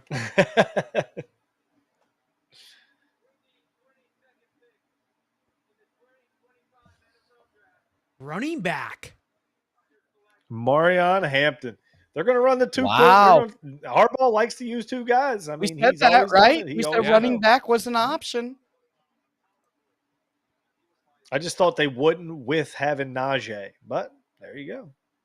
Najee. I love Najee. He just really hasn't panned out like I think he should have, but he loves to run the ball. We should have known that. And I don't know if not. I mean, if you get 2 just bell cow backs like that, I love it. I like it. I like it for the Chargers. I think you kind of leave Herbert out there on an island, but well, if there's things they love to do for the hardballs, it's run the football. I mean, John and Jim. I mean, that's how they play football. There's no getting around it. So it's never. I mean, the running back gets hurt, so it's never hurts to have 2 of them.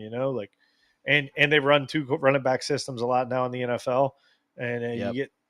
I think Najee is going to have a better year with Jim Harbaugh, but you get a younger back, and you get another young back too.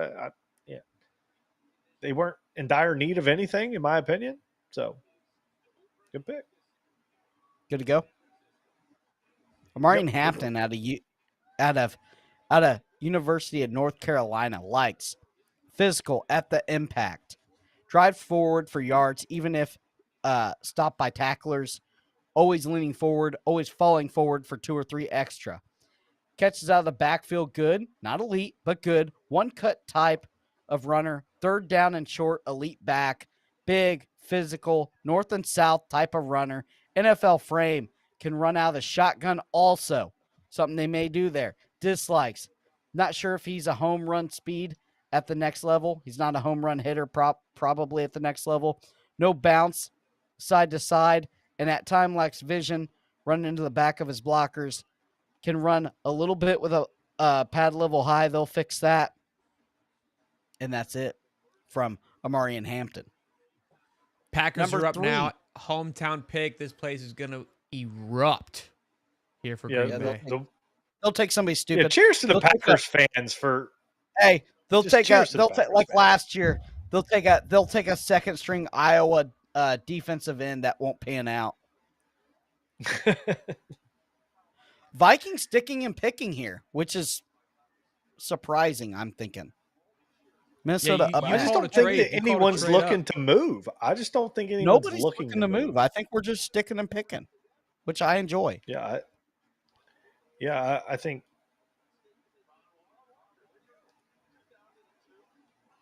Another Walker. I mean, the Packers have definitely had two talented players they need to fall into their laps with Golden and Will Johnson here, boys. Disagree. Does Will finally come off the board? Golden? The value pick. I hope they pick somebody Golden's stupid. also an option. But yeah, I hope they pick They have stupid. A bunch of good wideouts. They just don't have a great wideout. So, if you get a great one with all the good ones they have, and then all of a sudden you got a lot.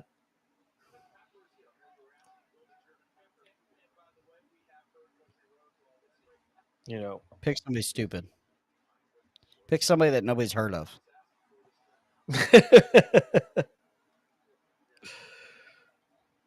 Man, that is wild. How many people are there, dude? That's like 80% Packer fans. Yeah, that's all. They were renting. Cheers to the Packers, man. They were renting their houses out for $5,000 a night. Houses. I know, bro. That is nuts. Bro, they show up. That's all they have to do. They ain't got a rodeo. They ain't got shit. For the draft. I know. Dude, Josh Jacobs said that. He said, all I like to do is play football. This place is great for me because there's nothing else to do.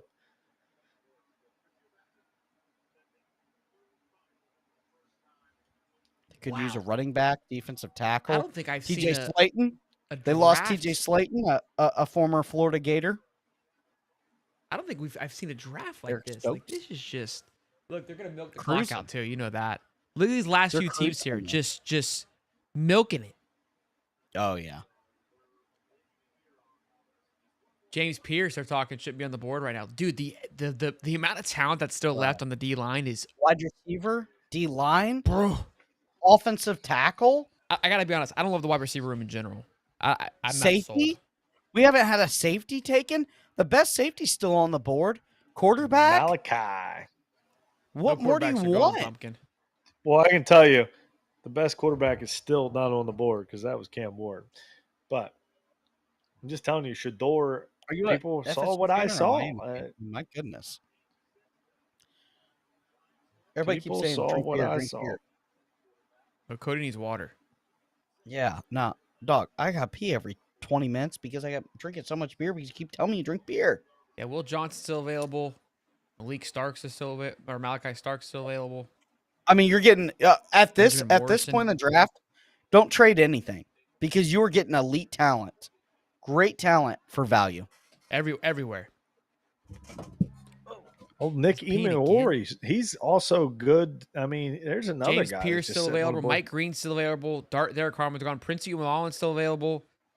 Tyleek Williams kind of get a little thin here. TJ Sanders on the defensive side. So the edge room is starting to get a little thin. About 3 good guys left that are worth first, I would say, that are, you're going to be good picks in the draft. A guy who's not going to get picked tonight, but he might go day 2. He might go day 3. A guy who I'm going to talk to about is Torrey Horton. I mean, that kid, he plays at Colorado State and he don't get any love, but that dude can wide receiver out play football. Yeah. Yeah, he was targeted a lot during the portal. He's a football player. Somebody's going to get a steal with him in day 2 or day 3. I'm a big Torrey Horton fan. We need to know now. Are we doing tomorrow? 16th. Huh? What's that? Are we doing tomorrow? I don't know yet. A lot of good talent still on the board. 1,145 strong. Yes, Cody I have has the the bladder of a 3-year-old. Yeah, no. I got to pee too. I'm just holding it, trying to be an adult, I'm trying to wait for this Packers pick. Yeah. They're just gonna leave me. During my draft breakdown, everybody leave But me. we're gonna your draft breakdown. I already know when they pick what the draft breakdown of them is. But Well, these no, guys I'm just don't. saying the Not all player these people breakdown. do. I meant the player breakdown. Cody's I've been doing a Cody's little talking bit to of himself. yeah. Pick is I in. can What do hear. you I thinking, can Will hear from Johnson? where I'm going to be. Yeah, I mean, it does make it. It makes a lot of sense. I will tell you. We've only. What if we had one wide receiver taken? They're talking That's how it? very few trades there have been tonight. Well, Hey, like we said, when's there's the just last nobody time? worth trading When's the up last for. time Green Bay's picked a wide receiver in the first round? Golly, Could you imagine they pick In one the now first that Aaron round? Rodgers is gone? think if Yeah. I can even name that guy. Love needs That has help. to be years ago. They have a bunch of no names. They have Yeah. a bunch of no names. That's what I said. They got a bunch of good receivers, but no great ones. I just don't think these Matthew wide Golden? receivers are that. Matthew Golden he's clutch. Very good route runner, very Bro, there's fast, people in very the good stadium. football Look player. at that, dude. We People could have in the been there. stadium. Could have been Doesn't there. look- Should have That, been that there. doesn't look appealing at all. No Wi-Fi though. There's no internet reception there. I guarantee it. If we had Yeah, we Elon, couldn't. We couldn't do the show. Yeah. We'd had that Starlink for sure. Shout out. It would be kind of Elon. dope. We I'm just went there, feeling just like golden. set up like on a little fucking like stand. And just had That would be That awesome. would be lit. Like the Charlie Kirk, like debate me. Like, what's your picks? 1,151 people watching us, guys. Incredible. I know. Cheers to everyone out there tonight. That's great.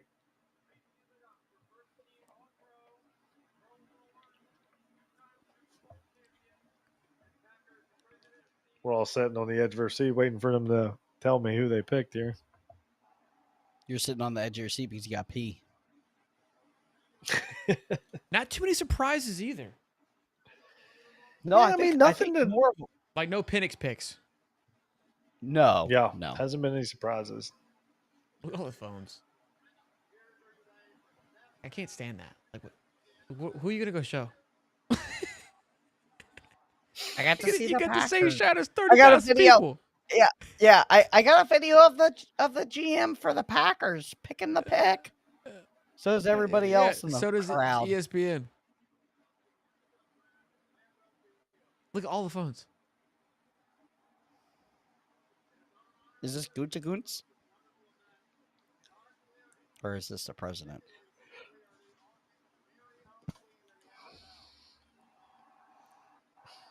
Hey, they should be crappie and walleye fishing. I bet the bite is hot right now there. Should have known this was gonna be a. They should have had their own hour show. Oh yeah, this No is doubt. Like, drawn out. Jesus. Is what it. Yeah, I mean, dude, what was it? Kansas City last year? Was that last year or 2 years ago? yeah, same thing. Yeah, right off a title. Nowhere was that near as cool Kansas- as this. No, this is different. Wasn't it Detroit last year too? I think it was Kansas City and then Detroit. Detroit was last year. Detroit was pretty good, I think. Yeah.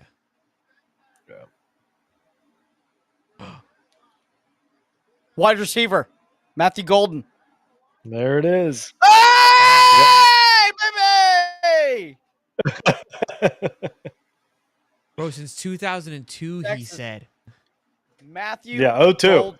Because they drafted Adams in the second round. Hey, I hope Minnesota right next drafts a cornerback to match up against Matthew Golden. Likes Matthew Golden out of Texas was productive at both stops, Houston and Texas. Elite athlete, elite in and out of breaks, was productive at both stops. 4.29 speed. He is a burner, twitchy, slot guy, elite route runner, fastest in-game speed in the class, day one starter, franchise player, franchise changer, as clutch as it gets.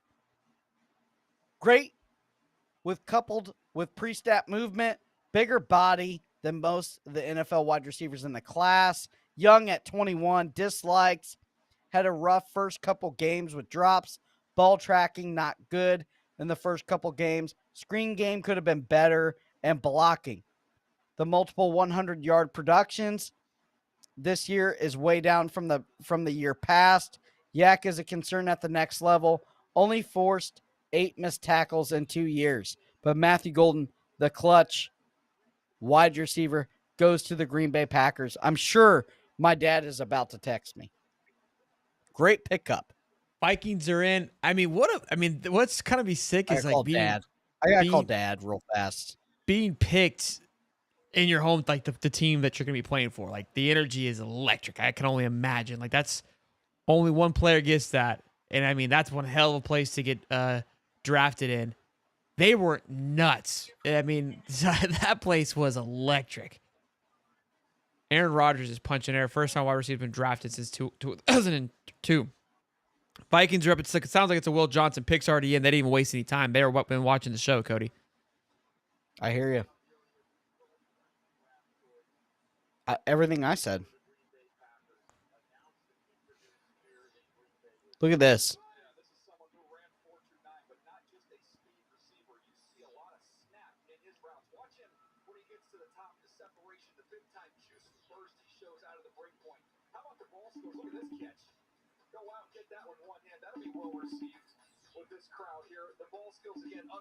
That kid is so good.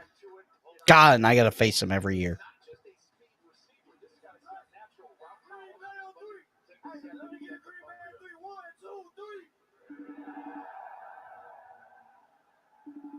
Yeah, Devin, the golden suit and golden while being picked by the Packers green and gold.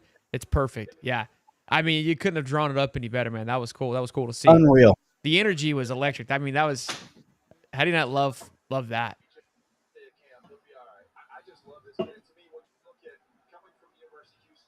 Will Johnson off the board now. I mean, dude, this is kind of a nice, easy, squeezy draft. I'll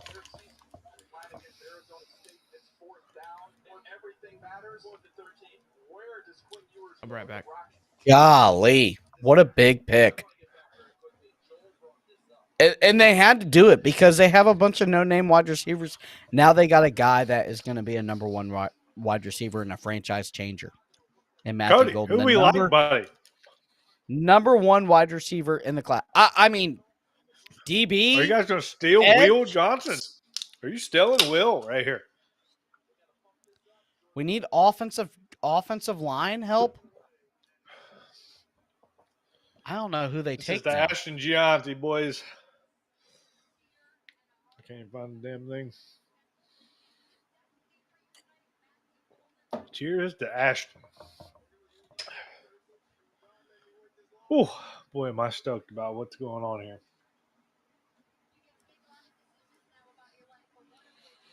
Let's see if my grandpa. They have to take Will Johnson. I mean, right? He fit what you guys like to do. Luther has not been drafted. Easy peasy.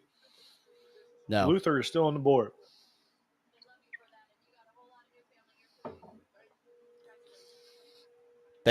Green Bay just got the best wide receiver in the class.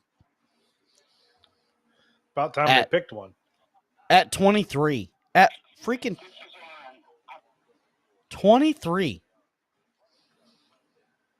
They got him at 23. How wild is that?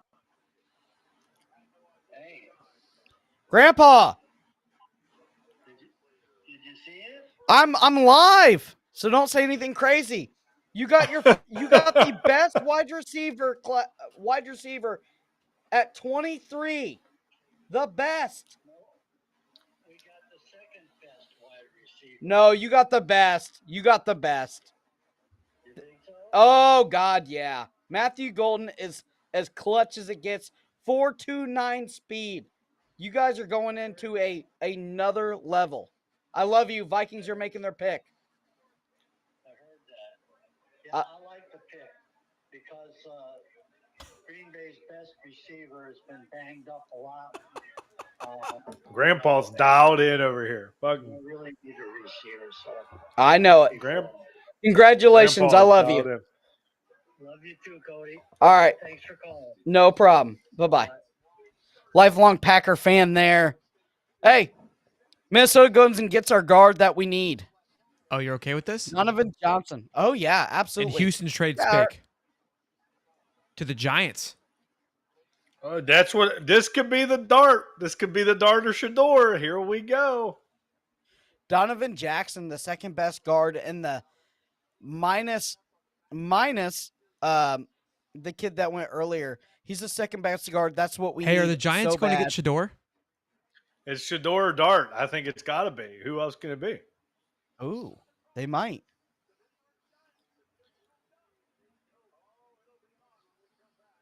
Oh Wow. my gosh. This draft just picked the hell up.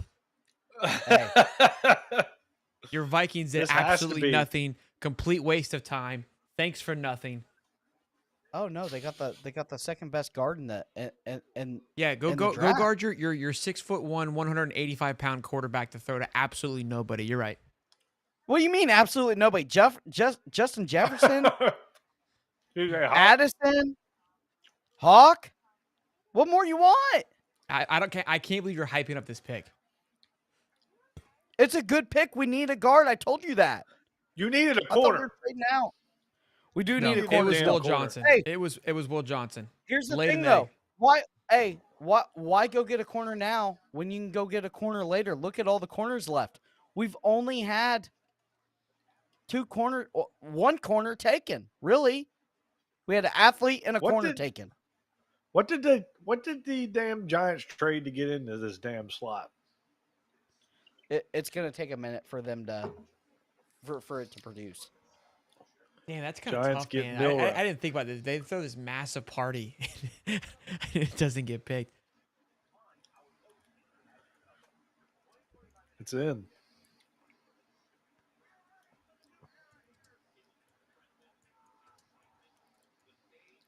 Expect a quarterback.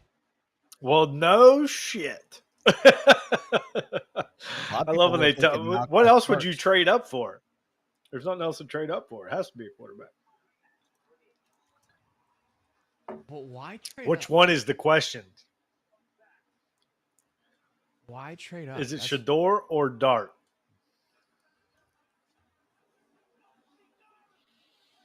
Where is that NFL board? Somebody. Oh, there we go. So who was ahead of them for them to trade up? The Saints, Titans got their guy. Texans are Saints good. need a Bears quarterback. The Saints were ahead of them, but they've got Rattler. I don't think A they quarterback's coming off the board right here. Just Yeah, who is it? Is the Rattler ain't question. him.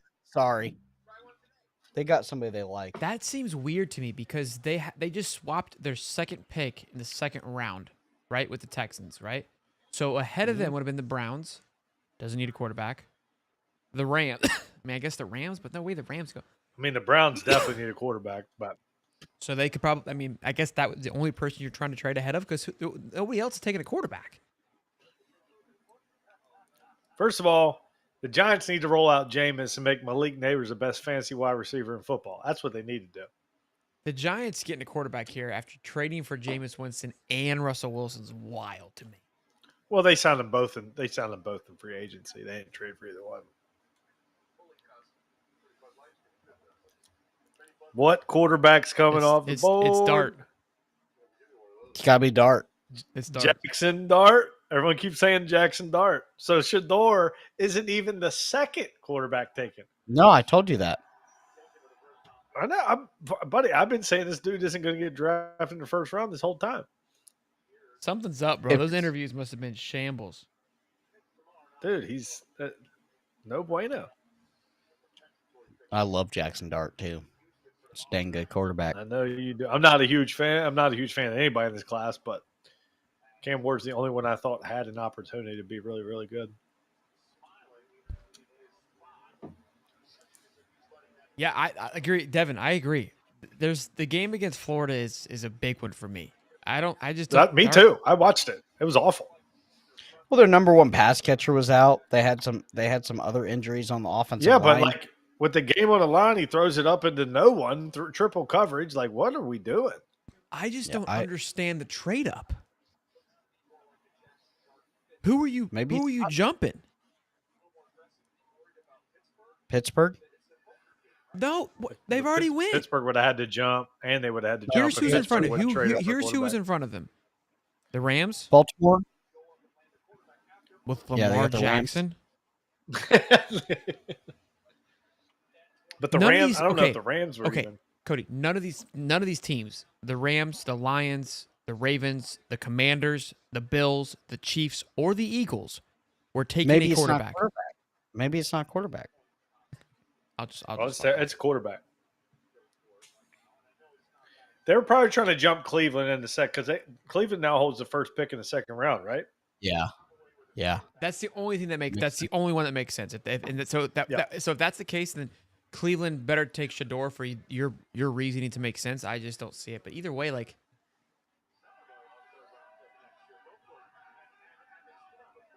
16.1 points per game. Golly, that's terrible. look, here's what I do like. You get your quarterback on your edge. You did the Texas formula. Yeah. You did. I agree. If you're getting the guy. Yeah. Oh, bro, the Packers. I know a buddy of mine. He's a huge Giants now. fan, and I'm sure he's about to text me about how stupid this team is.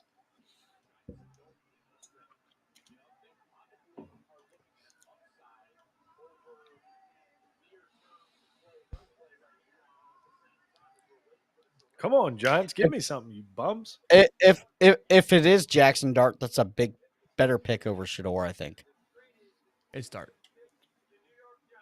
Everyone seems the consensus keeps saying Dart.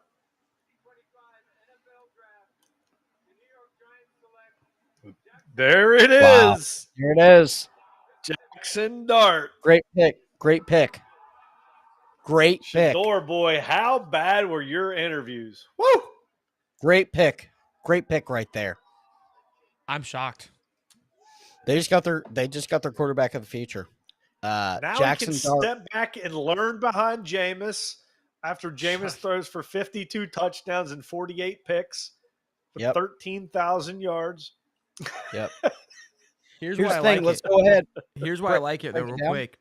You got your quarterback. Whether I don't, whoever you want it to be, but he's got a weapon to throw to, and you got your guy on the edge. It's a good little three-man combo. Good on the Giants. If only they would have kept Saquon, by God, would they be cooking. They also got Brian Burns. I mean, Burns and I can't believe they haven't traded Thibodeau yet. Hey, they could go get a running back here later too. There's plenty of running backs left. Well, I think they like the kid they got from Iowa last year. I can't think of his name right now, but he played a lot. He played Tyrone Tracy. Yeah, Tyrone Jackson Tracy Dart was out of Ole Miss likes best quick game tempo quarterback in the draft, the most developed quarterback in the draft as a passer, throws with NFL anticipation on the routes, understands checkdowns and down and distance, poised and stands tall in the pocket, even when getting hit with some of the nastiest hits from the SEC. Elite eye discipline, drawing safeties away from the deep routes, great releases, thick build, good legs, not elite, but good. Elite footwork, can change throw tempo, all the arm angles you want, can rip the ball on the seam with ease. One of the best deep ball throwers in the class out of the last 2 years. Disliked.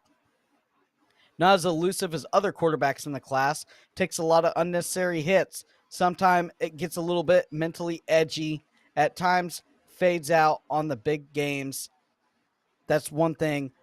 Ball dives into the dirt due to poor body control at times on the shorter screen and slants. Jackson Dart. New York Giants, you did not just draft Daniels. You drafted Jackson Dart, a surefire, great NFL quarterback for years to come. Surefire. Jeez. Absolutely. I can't wait to revisit this episode in 2 to 3 years. Great first round for the Giants. I mean, look, I'm not a huge fan of Jackson. I like the kid. I want him to do well. I like him for New York. I think it's going to be a fun fit. For New York. Yeah, I love it for York. New York. Again, when you're one of the teams to succeed, I think Shador would have been a great fit there too. But I like it. I like the fact of what they've got with, again, Malik Neighbors. I think that kid's going to absolutely eat. And look, football's fun when New York teams are doing well. So should be good. The Falcons. Oh! Atlanta! What? Trade. So they traded up, didn't they? Trade. Pick is in. Did they trade up? Somebody traded up. They Yeah, 'cause definitely traded up. They didn't have 2 Yep. picks, right? Yeah, they traded with the Rams. 26 overall pick, 3rd round pick, second did? round 46. Can They we traded finally get Will Johnson off his board? It's driving me nuts. God. What are the Falcons want here? It's got to be defense. Are they about, I mean, yeah, that's they all about to go just really stack. I mean, dude, the defensive board's nice, man. Oh, they go get a cornerback. Plenty of Gotta them. take. I mean, Yeah, or go a get the safety. maybe they best. see what I see. Or a safety. Malachi Starks, he's still there. Go get the Georgia boys. I mean, Will Johnson's Back-to-back value. Georgia picks. Hey, the Philadelphia. Philadelphia ran that the for Eagle a- blueprint. I mean, The Hey, Eagles and did it very well. Very well. and their GM's a Florida guy. He's a Florida alum. Who would have thought the back half would speed up like this?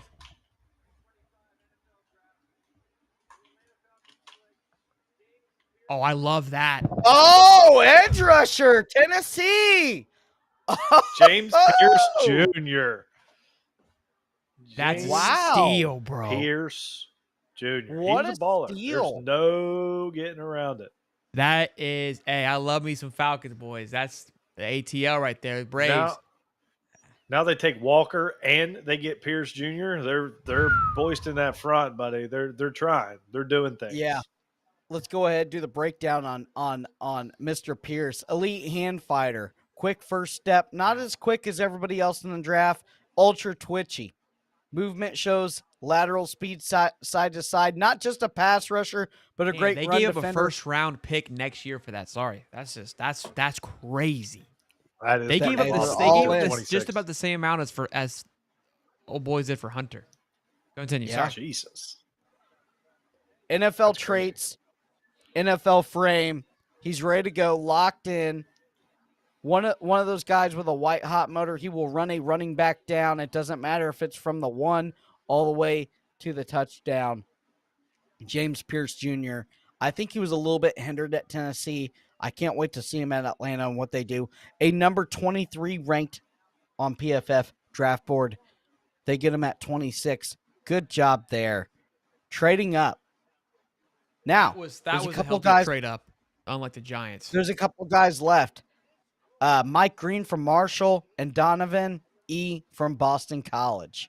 Still up there waiting. Man. A lot of good. There's a lot of depth in this draft. A lot of good football players still on the board. I really think you can get quality players in day 3. I think it's because that there's no franchise changing players that we haven't seen a bunch of drafts. But I think now that some of these top echelon guys are kind of slipping and falling, that teams are willing to trade up. I think the second round is going to be I agree pretty with that. trade friendly. Yeah. Yeah, go get I your do guy. agree that Go get your guy. first rounders are falling back. Second. Apparently I'm getting an update that Will Johnson's fall is due to knee issues. I mean, I don't know how, I don't know the medical history or anything like that, but I've heard that his fall has to do with knee issues.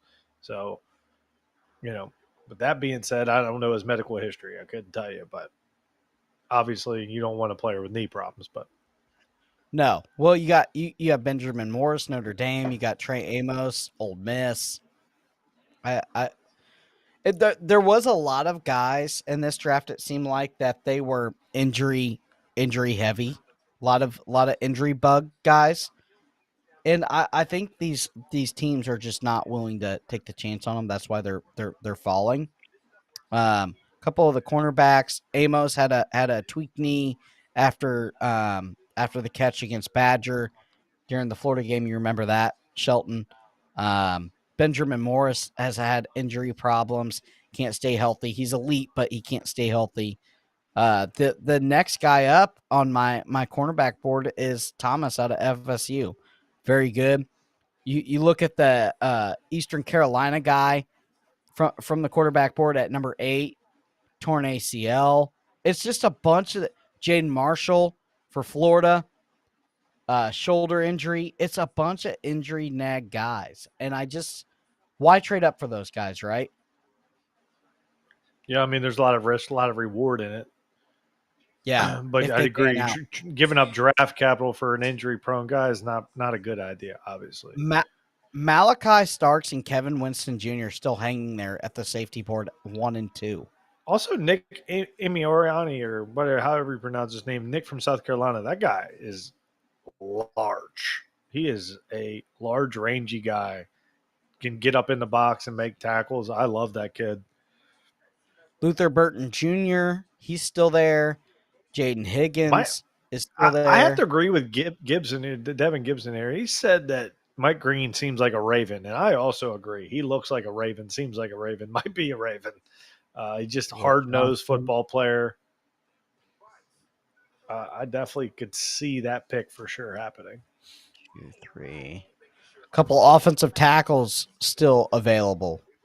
Ozzie Chapilo out of Boston College. Josh Connery Jr. out of Oregon. Azuri out of Minnesota. I mean, there's a plethora of talent. Let's see what we got running backs wise too. We're 17 away from 1,200 live, yo. That's awesome.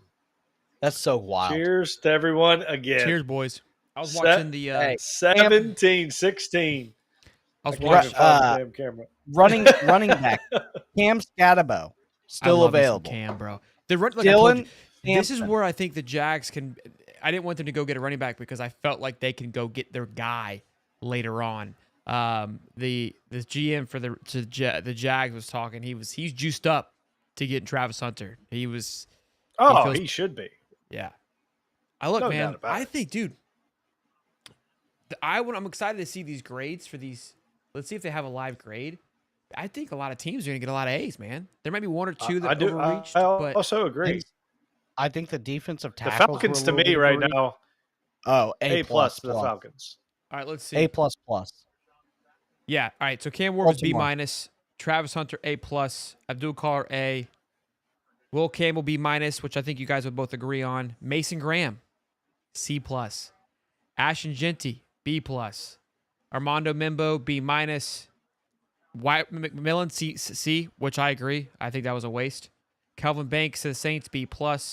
Colston Loveland A. Michael Williams to the Niners B. I would have said F. Wow. Tyler Booker to F. the Cowboys B-, B+ for the defensive tackle, B for Tyler Warren, B+ for the Falcons and their linebacker move, B for Walter Nolan, C for Shamar Stewart. Again, a lot of negativity when he got drafted. B for the Seahawks. You love that pick a lot, Cody.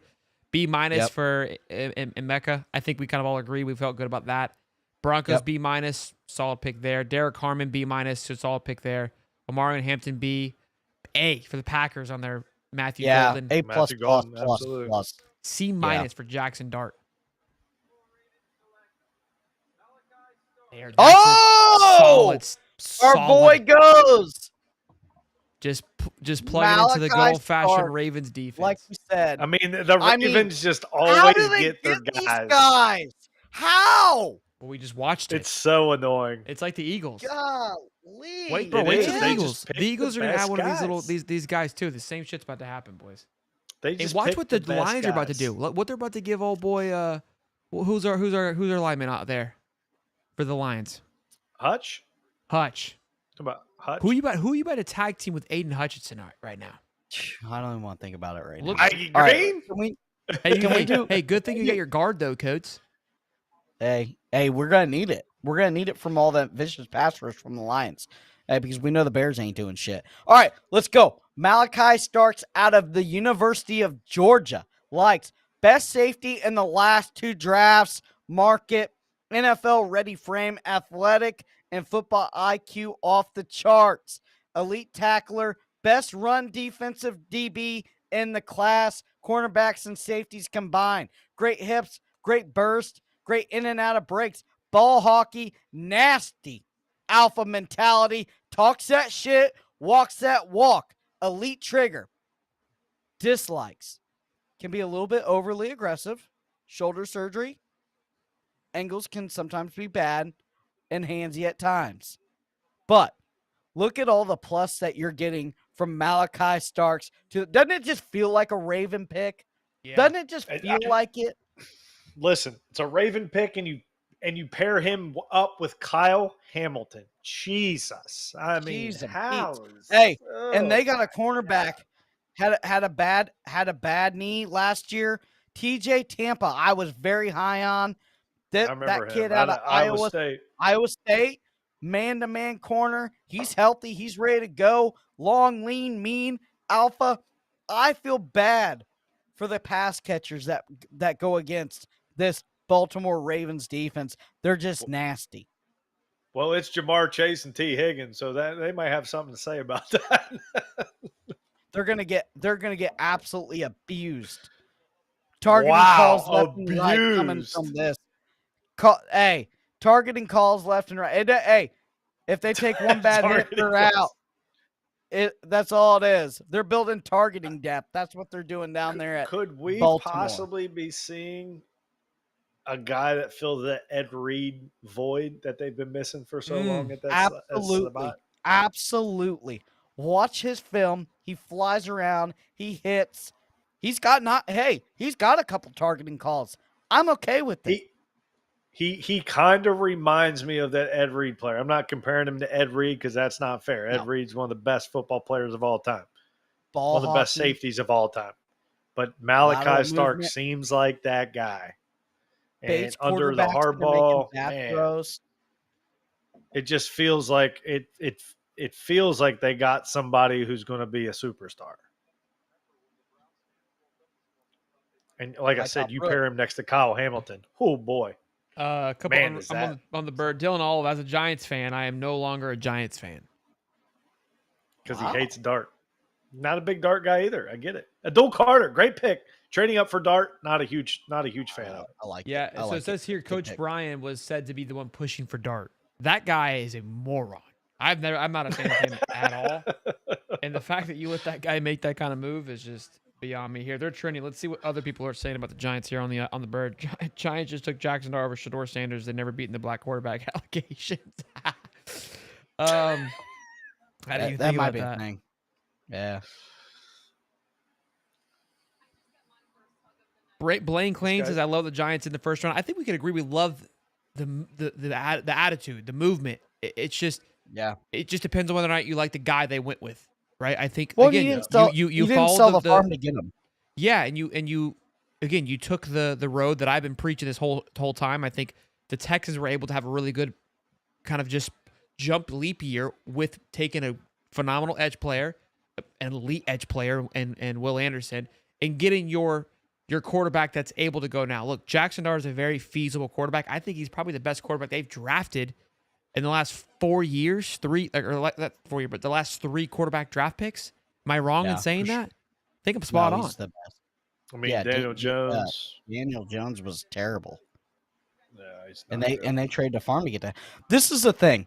We see this over and over with these elite draft classes, right? I can't remember that's how bad they've been. Our first year, the Eagles, they had that big draft class with Carter and everybody. Look what it got them. It got them a freaking Super Bowl, right? Oh, yeah. 100%. And then the next year, Houston, they did the same thing. Now, did they get them a Super Bowl? No. But they were a much better team. A team that we graded last year to be, or 2 years ago, A++. Last year, the Lions. Ryan Nassib was a big one. I remember when he went. The Lions, we thought was a great draft class. Look what they did last year. Took that team dang near to the wire. They had it. They were in. I remember that draft. I remember us talking about them being hyped up because of the pieces they were able to put together with what they already had. Look, they got to do some work here though. Sure. And here we go again. I keep hyping it. Mike Green at some point is going to come off his board. And I can tell you, if you pair him alongside the Hutch. Hey, you know what, though? I'm going to say this about the Lions. They probably have the best draft evals in the nation, not named the professor. They're way up there. They do a very good job at draft evals the last couple of years. A franchise that has not been very good in the past I know has been that elite. These guys are talking about. How are we feeling about the DT? they're talking about Luther on the side over here, and I get it, but like I just don't think it's. I think if you're going to take a guy, I think you should take Jaden Higgins if you're talking wide receiver. And the only reason is you have a slot guy in You got two little Amara. guys and You Jameson have Williams. Jamison Williams on the outside who can fly. If you get a big guy and you have a jump ball guy, now you have all three of the tools with Sam Laporta. Now all of a sudden, if you want a wide receiver, I think you just – I got – is Commanders on the board? Wait, what just happened? I'm sorry. Yeah. Lions took Tyreek Williams. Yeah. Oh, okay, I didn't even see that. I'm not Jesus going to Christ, say I wasn't even anything looking. about it because they've been known to draft very, very good. So I'm over talking that shit because yeah, it wasn't that. I just said if you were going to take a wide receiver, I think you need a bigger guy. I think you need a 6'5" Jaden Higgins type before you need a 6 foot Luther Burden. Maybe like a Trey Harris from Ole Miss. Trey Jack Harris Beck. also another good fit. Yes, great fit for him. Yeah. You have speedsters. You need a guy you can throw a jump ball to. Jalen Royal from Jalen Royals is State. Kyle Williams is a speedster. That's probably gonna be a Kansas City guy. Kyle Williams, I think, out of Washington State. I thought that the Lions were going to take an edge to go somewhere. Unless did they still have Zadarius Smith that I know they traded for him? No, for Cleveland last year. Okay, I don't think they retained him. Able to retain him. Okay, gotcha. Yeah, I'm not. Hey, listen. I've banged on the Lions the last couple of years about their drafts. I'm not saying anything about them because they obviously haven't figured out. They've drafted the best. They put the pieces together for sure. Last 2 or 3 years, they have a scouting department that is extremely good. So, as a Vikings fan, I'm not even gonna talk shit about them. All these needs that come up. I don't know if you guys are noticing, but the new thing is you got to have an edge rusher. And all these teams, I've just noticed, edge. They're all looking for edge quarterback. rushers. Quarterback of the defense. It's the guy that affects every play. Edge, corner. Like you've Most got to important get position. pressure on. Who was the And kid the that reason played? Who was is- the kid from Ohio State that got drafted to the Commanders and then ultimately ended up being a bum? Chase Young. Chase Young. I loved Chase Young. I think the Commanders. He was so good. What Injury prone though, but he was injury prone at Ohio State. That's the thing also holding up this draft. Got Trey Harris. We talk about it. What's his problem? Injury. All these cornerbacks, all these remaining offensive tackles, the safeties is full of injury prone guys. Minus Malachi Starks. Kevin Winston, injury prone. The Xavier Watts, one of the best safeties probably to come out in the last 3 years, injury prone. The guys have had injury issues at college. You're not going to trade up for those guys. And they got Jack Sawyer in this class too, man. Also, when we look at the edge rusher, he's way down the draft board. the reason the edge rusher is becoming so much more important is the scramble ability of the quarterbacks.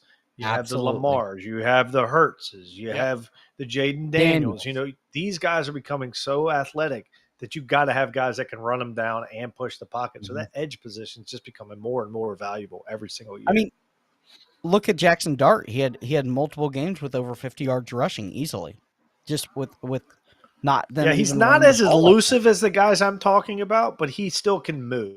He's still got a willing runner, capability. Right? Yeah. You know what I hate? I think the days of the true pocket passer, minus being like an ultra good one, are dead. Oh, it's 100% changing, and that's why Shador is falling in this draft, because he is. People want to think Sanders, and they think the name Sanders, and they think elite athlete. That is not what Shador is. Shador is a pretty much pocket passer who can escape a little bit, but not to the extent in the NFL that he can in college. I think Dion Dion messed up here, because I watched a video, a documentary about Shador and Dion, and he said black quarterbacks always run around, and they're not very good pocket passers. We're not going to do that with Shador. We're going to make him the best pocket passer that he can be. He's not going to run around.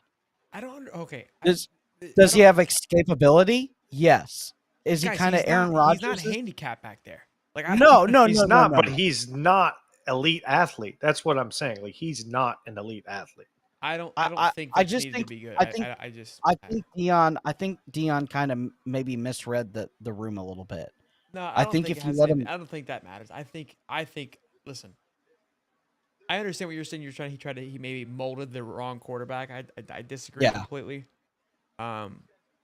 Again, he has the ability to move. He can expand the pocket. That's what you need. I don't.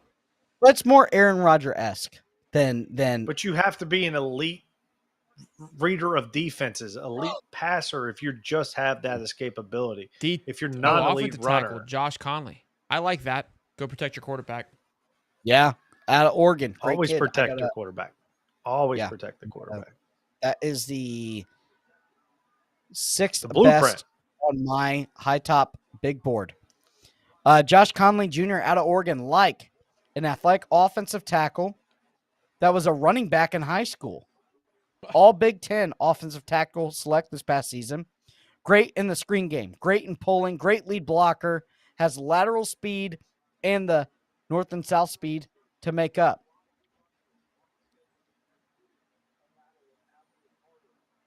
Bad step and probably the best feet in. Oh, my bad. Wrote that wrong. He has probably the best feet and balance in the class, being a prior running back. Great hips. Seems natural. Mauler at the second level. Dislike. Little weak in his lower half. His anchor is not very good, having to reset 2 or 3 times against powerful bull rushes and defenders. Leaner lower half, like I said. Core strength and upper strength is his deal, and therefore it gives up some more sacks and pressures than everybody else in the class. Just overall, still very raw as an offensive tackle, and just needs to find a good offensive tackle or offensive line coach for him to be successful at the next level and scheme. Josh Conley Jr. Yeah, I mean, Buffalo Bills. Listen, the blueprint to winning football games right now is have an edge rusher, have a quarterback, and protect him with a tackle. I mean, that is your blueprint. That is how you start building your football team. It's easy to say. Probably going to bump inside the guard at the next level, I would say, with his mauling capability and his getting out in front of people. You know, you can swing the guard around. I think he goes to guard at the next level, but still a very good pickup. A lot of these offensive tackles are going to be guards at the next level. I told you there's only 3 true offensive tackles. Banks. They were all gone in the top 10. Armin and Campbell, and they're all gone. Yeah. And then Josh Simpson from Ohio State, he's gone too. And so now you're kind of getting in between. Is he a guard? Is he a tackle? Or do I just want versatility? Well, I can always bump a tackle into guard. I can't really bump a guard out to tackle, right? Because he's never played that. So if I take a tackle, I bump into guard, and then we have an entry. It's just adding layers to your offensive line. It's a good pickup. Yeah, I agree. I mean, going back to this quarterback situation, I mean, there's a chance that we see Milroe go before Sanders. And the reason that is I don't think he's anywhere remote. Hot take. Oh, mine. But I'm going to tell you the reason behind it is we've been live for too long. Is they think like the new thing is the athletic quarterback. And I'm just telling you that Milroe's athletic ability will get him drafted sooner than it should, hoping they can develop him into a passer, because he's not a true passer. He doesn't have any touch. He doesn't understand, like, read defenses that well or anything. I think it's hard to teach. But his deep ball now is one of the best. It might be the best in the draft. His deep ball is as good as it gets. And his athletic ability is second to none. So, like, there is a chance that we see Milroe taken before Sanders. I think this, though. I think that experiment has ended with Anthony Richardson. Yeah, great deep I ball. agree with that. J.J. McCarthy doesn't run. Justin Herbert runs a little bit. Bo Nix can move his McCarthy's feet. got athletic ability. Don't let him Oh, fool no, you. McCarthy He can can run. move. But we act like I mean, you're talking. I mean, if you're gonna say those guys can move, you're acting as if Shador just ties his feet together and doesn't move. Oh no, he's athletic. I think he's more Aaron Rodgers though than anything. Yeah, than, That is than, asinine. Dude, I'm telling you, go look at his What's wrong? athletic ability. It's not impressing. It's not He's off the slow. chart. He's very slow. He's not that fast. You just think that everyone keeps thinking that because his last name is Sanders. No, it's not. He's No, it has not nothing to fast. do with his last name. I've watched the kid play. Like Joe Burrow's not fast either. I know he has an elite arm talent, but it's not like you have to just be blatant. I don't want my quarterback moving. I showed you the video where what's his face was yelling at Jackson Dart because Jackson Dart looks to run. John Gruden was yelling at him. Looks to run and gets absolutely leveled when he runs out there. Anthony Richardson didn't play last year because he gets he's absolutely not leveled. athletic ability of those other guys. Who? The quarterbacks I'm talking about, Jalen Hurts and Lamar Jackson and Jalen Daniels. Hurts doesn't really run that much. Jalen Hurts he runs all the time. Go look at Jalen Hurts' carries. He probably gets 10 to 12 a game. I guess he did scoot a lot. They're scripted. They're scripted. scripted. Some are scripted, some are scripted, and some are not scripted. I don't know why. I don't know why the Aaron Rodgers. The only quarterback, in my comparison opinion, doesn't- that utilizes their legs very efficiently and effectively is Lamar. The All rest these of them guys. just No. Oh, the Jaden Bills Daniels is quarterback. probably- Josh Allen. Josh Allen's Allen, good. Jaden Daniels, all of them. And guess what? They're I don't always think Jaden. I don't in the think final four. Jaden Daniels can look. Again, he has the ability to take off. I don't see it. You're making me pull my hair out. You don't see this his is what fires me agility? up about the draft. Is I'm just like I want to see. Can we go play tomorrow? Like, can we just let's go get this shit over with? Like, if you think that Jaden Daniels don't have more agility and more wiggle and faster than Shador, I don't know what to tell you because he is by far way more of an athlete than him. That's not what I'm saying. Like, we're just looking at the wrong. You're basically alluding that Shador Sanders is the least mobile quarterback would be the least mobile quarterback in the NFL. No. Where does he not rank what in I'm mobility then? That's Rank the me in Ohio mobility. State kid. Where's he rank in mobility? On my list? Very low, very low. Let's see who I got. Cornerback, left. Kentucky. Oh, that's A very, very good fast corner. I mean, he's number 4 in mobility. That's not saying much with this quarterback draft either. No, So, I'm you talking about the NFL. Oh, I think he's bottom tier. Shador? Yeah, he's not. He's like Aaron Rodgers. He loops out, extend plays, and then throws the Comparing ball. him to Listen. an old ass. He's not. I'm talking grandpa. Aaron Rodgers in his prime. In his prime. Yeah. Oh, Go okay, watch okay. Aaron. Go watch Brett. No, go That's- watch it. Mahomes Yeah. is not fast, but Mahomes is smart. He's not super athletic. Exactly. Like he's very intelligent. Like he knows how to scoot. Like He's got that's a the couple only rings. difference. Right, but I'm saying Shador's doesn't have that passing ability like Mahomes. Like he's just good at like all I'm saying is Shador can move a little, but he's not the elite athlete that the new NFL is looking to go to. I think you just crush your entire argument because of your 100. I should. But he's not as good as passer as Mahomes, is what I'm telling you. Like he's not even close to that level. So so if Mahomes is a fat little muffin that doesn't move very quickly, is constantly limping around, bod special. but because he has the greatest arm ever, he can make up for it. Okay, so Look at Shador's the somewhere in the schemes. middle. No, it's like not. he It's just not the arm. He's not the best arm. It's the scheme. He's intelligent. It's intelligent. No, it's not And he's even got that. Andy Reid. Andy Reid. No, And it's he's got Andy Andy Reid. Reid. Listen to me. Oh, If no he doubt played for about the it. Browns, Mahomes would be a freaking bum. I would agree with that statement. Actually, Golly, guys, what are we talking about? Let's get to the agree. quarterback. The cornerback here, Maxwell Harrison, the speedster, likes the fastest cornerback in the class at 4.28. 4.28. My goodness. And what else is he good at? Recovery speed through the roof. Triggers early and off coverage, knocking the ball away. Always looking for the INT. Elite mirroring capability in transition. Baits quarterbacks to open up throws and then burst into the passing lanes. Another true alpha, chippy player. Put that dog on him. Tested in the SEC play. Elite deep ball tracker. Great at getting his head around. Dislikes. Little over aggressive and gambles. The river boat gambler is what I call him.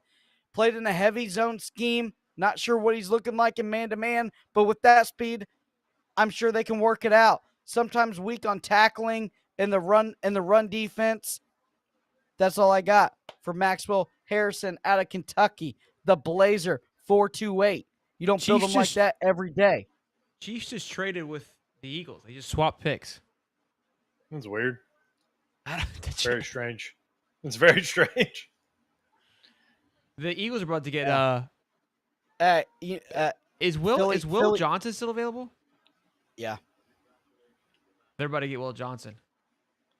They're gonna get. Why does everyone or the edge? Some of these comments are cracking me up. What'd they say? Just like Dion's always 100% on marketing, and I just Sheldon, calm down. Dang Seminole fan, pipe down. Like I'm not upset about anything. We're just having a discussion. Like, what are we talking about? This is Cody's fault. We're allowed to have different opinions. Ignore on Carson things. That's Beck. how this shit works. He's not playing. He's not in the Carson Beck is in Miami getting his car stolen.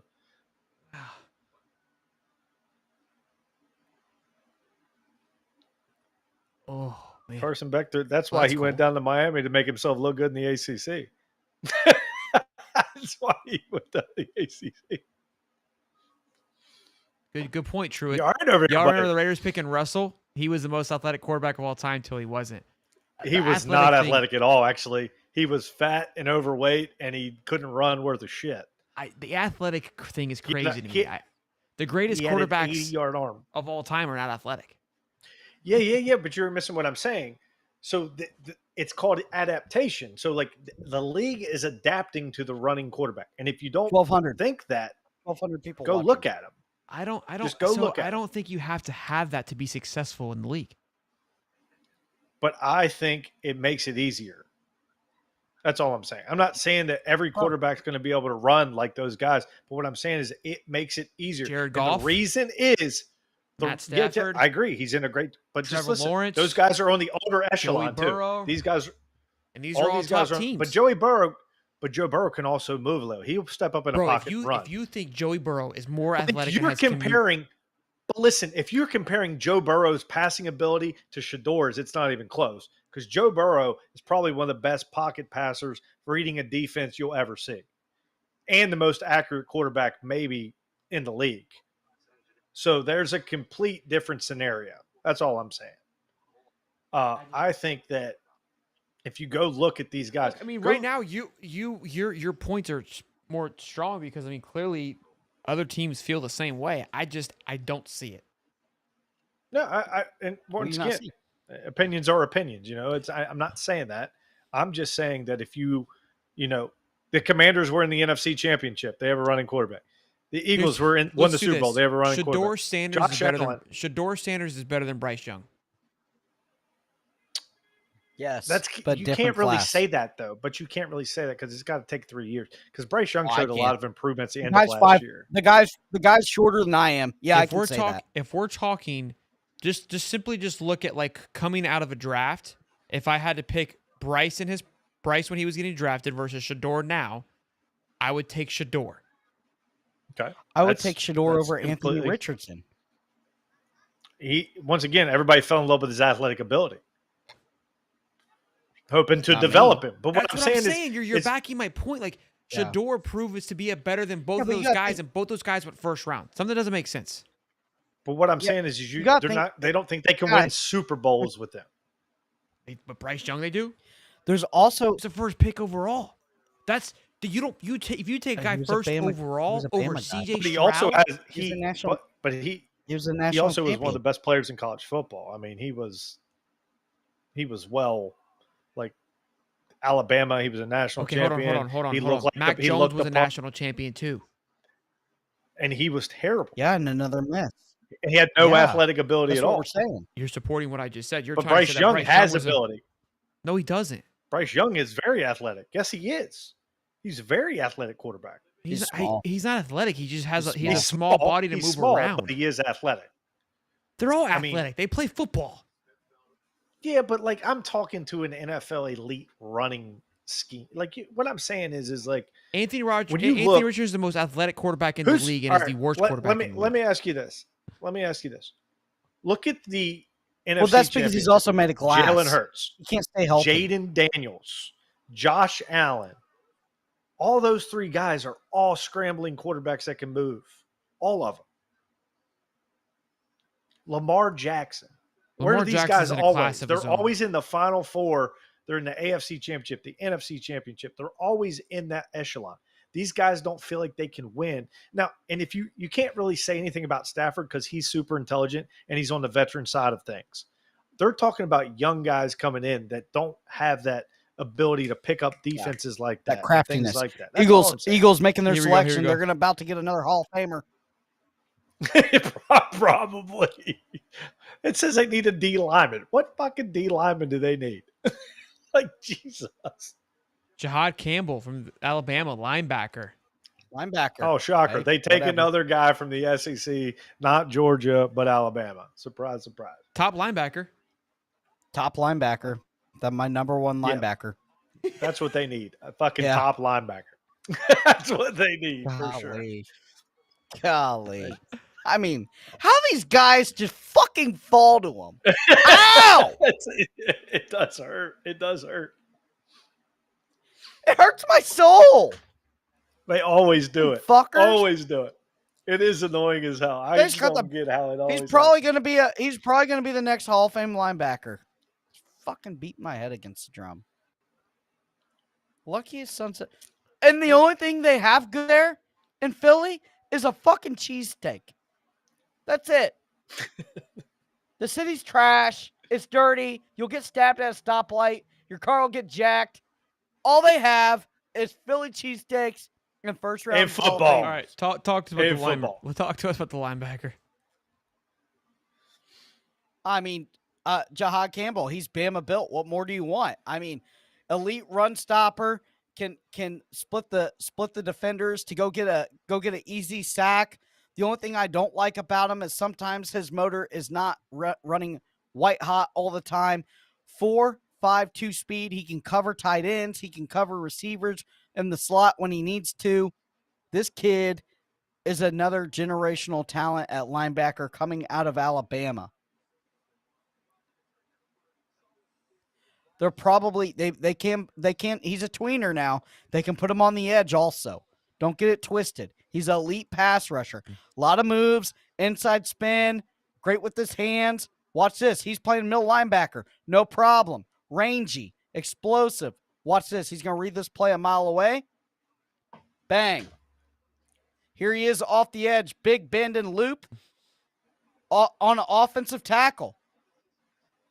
I mean, my goodness. The Eagles. Here's that inside move I was talking about. That rip and spin. Golly. What? The Eagles. Look at that.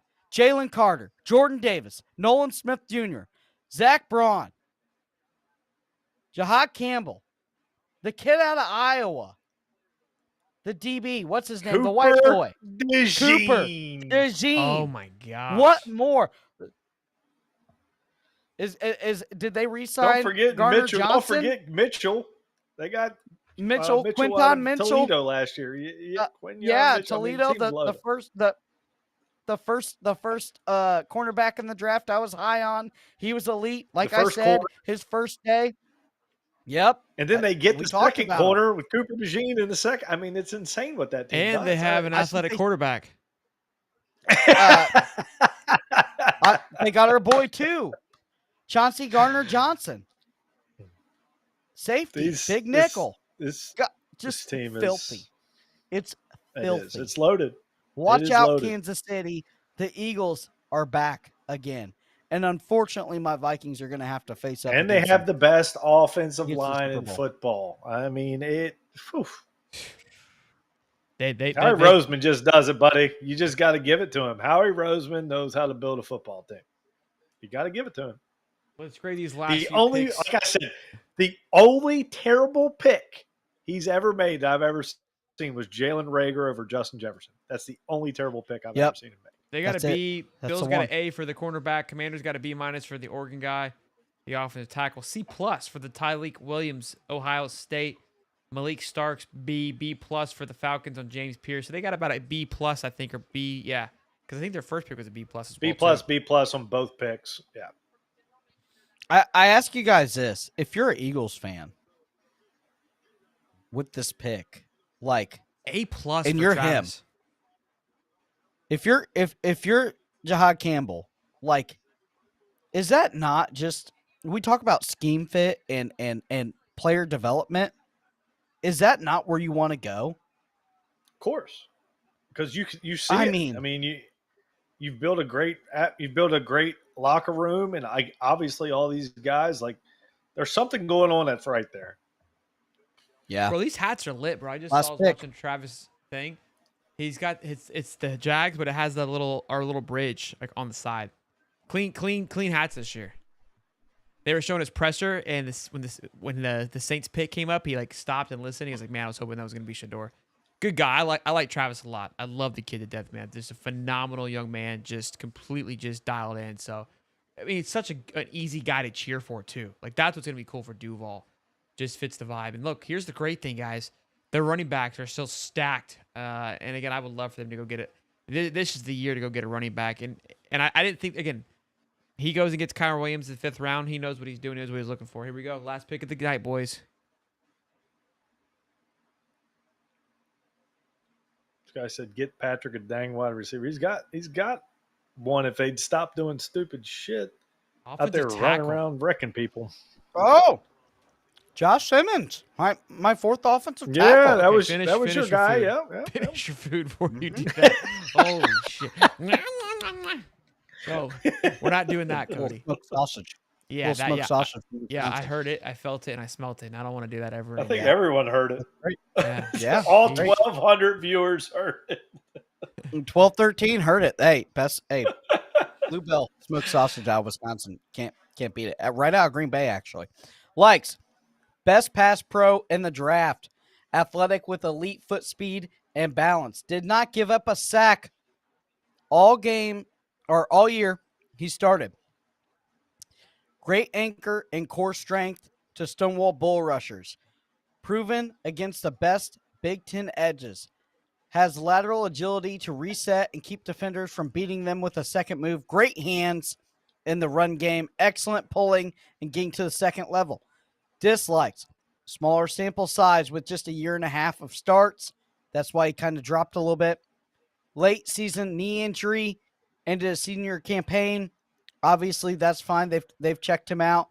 Too much tunnel vision with getting to the second level. Sometimes he misses guys. Also, sometimes he misses picking up sometimes he misses picking up sim blitzes and twist on the defensive line. Also, at times he will lunge and miss his blocker entirely. That's my draft grade from Josh Simmons, Ohio State. Another proven offensive tackle going to one of the best teams in the NFL. Bro, there's a video of Pat McAfee about to do an interview with Mike McCarthy just ripping a fucking weed pen. I did see the Mike McCarthy interview. I saw it on the thing. Mike McCarthy is ripping a weed pen, or Pat? Pat was. No, Pat. I think this is kind of insane that we still have. I mean, Will Johnson's injuries must have been a very, very big deal. He is still on the board. To me, A lot of talent left. A lot of talent. I mean, you go back and you go look at this board. I mean, holy smokes. There are guys I thought could have been picked in the top 10 still available. I mean, obviously that's Will Johnson. I think it was an exciting first round. I think it was a good – I mean, look, I think it ended up being a pretty solid draft. I think with the last-minute trade, the Giants make it fun. We see some talented guys go, and there's still – it's exciting. Still a lot of talent. Again, just like we've kind of been alluding to, there's a lot of talent in this draft pick. So it's set up for a great night, too. A lot of good quarterbacks still on the board. Got the Will Howard you got to keep an eye on to see what they do. A lot of great running backs. Edge room is getting a little bit thinner, but a lot of great cornerbacks. We said this, I think, 2 years ago when the kid that went to Pittsburgh, cornerbacks were high, and then they kind of slipped into the second round too. So that kind of just seems it might be a little bit of a trend too. But quarterbacks, JPJ. yeah, quarterbacks. We got Shador Quinn, Jalen Milroe, Tyler Shaw from Louisville, Will Howard, Kyle McCord, Dylan Gabriel, Riley Leonard, Curtis Rourke. These are guys that they're gonna be great backups. I'm excited to watch them go sit somewhere. So that'll be fun to see where those guys go. Those are big time names. And then of course the running back room, you have Caleb Johnson. Loaded. Yeah. Dude, this thing is that's a loaded spot. Caleb Johnson, Trayvon Henderson, Dylan Sampson, Quinshon Judkins, Cam Scatterbo, Devin Neal, Jordan James, RJ Harvey. I mean, come on, which bad self. Neal out of Kansas is still there. Yep. And in the wide receiver room, you still got Luther Burden, Jaden Higgins, Trey Harris, Jack Beck, Isaiah Bond is still available. I'm telling you, man, I am big on Torrey Horton. I can't wait to see where he goes. Badger, I think the dude Badger's still up there. I think DK Horton is a very undervalued football player. There's so much value. Very a lot of in good the next talent. 2 rounds. Mike Green's still there, boys. You're your guy. That's Yeah, another slipped guy. out. He could have been picked as high as 13, I feel like, and he still sits there. So Whoever gets that guy, they are getting a true football player. I'm going to be super excited for him when he does get picked. Do we think Shador's the first pick of the second round to the Cleveland Browns? That'd be big. Do you think his dad lets him though? Because they were kind of wishy-washy picky on where they wanted to go. Now, hold on though. We're going to find out how much. Hold on it's not the Cleveland Browns of the old. I'll say this. Kevin Stefanski is an offensive mind and a very good one. He knows quarterbacks. I will say that. He's off the McVay tree. McVay's I put McVay as probably one of the he's a top 3 coach in this league right now. I mean, I'm just saying that he's off of that tree. It's him, Kevin O'Connell I get it. for the Vikings, who's Kevin been nothing but amazing. Yeah. So it's like the Browns just have to put it all together, and I know he's fighting some internal issues. Kevin Stefanski is with GMs and ownership. It's not the easiest place to run a football team. You don't get full reins. It's like being at the Cowboys, right? You're the head football coach, but you're really not. You're just like the guy calling play. You're an OC or a DC, whoever they want to call. Whatever style you're on. So it's tough. And Cowboys probably still need a quarterback. Could we see that happen? Shador to the Cowboys? Would that not be electric? I would like. I mean, they would make some noise. I'll tell you this: if there's one thing about Jerry Jones, he knows how to sell tickets and sell merchandise. Why not another Sanders jersey?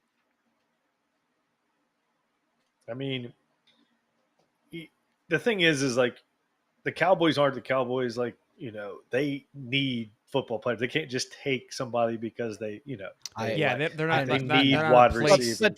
But Dak right. Dak is not it. Obviously, he's not. So I think Dak's a very very talented football player, but you draft Shador and you let him sit behind Dak for the remainder. Hey, here we go. Contract, here we go. Let's. And he's ready to go. Can you hear this? No.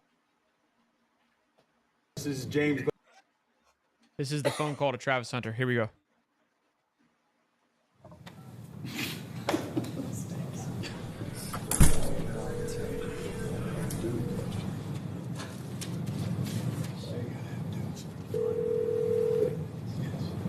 Hello. Hey, Travis, this is James Gladstone with the Jacksonville Jaguars. How you doing? How you doing, Coach? You know what? Go ahead and take a moment to soak this one in. We're trading up in the draft. We're moving from pick 5 to pick 2, and we're doing it because you're the one we've been hunting up. Yes, sir. That's the best decision. I love it.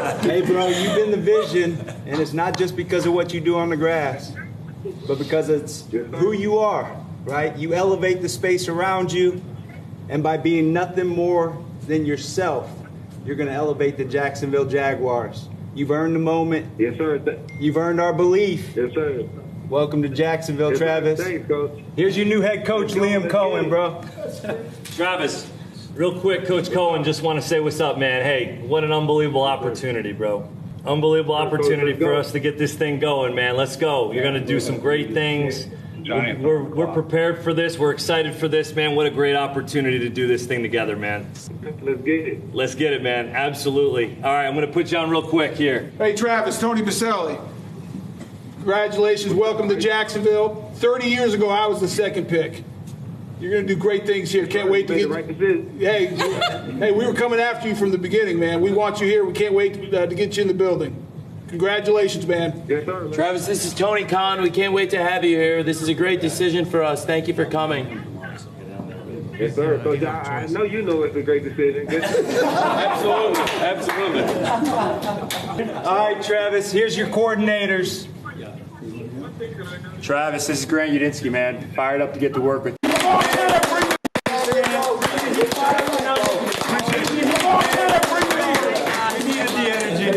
All right, Travis. I'm the most fired up guy in this room, man. I can't wait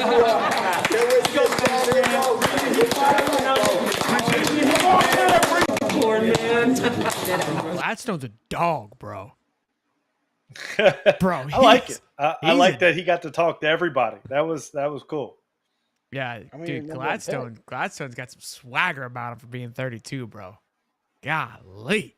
These young guys are starting to, they're starting to make a little noise. I mean, I'm 30. I'm 33. How long till I get my rip? You think?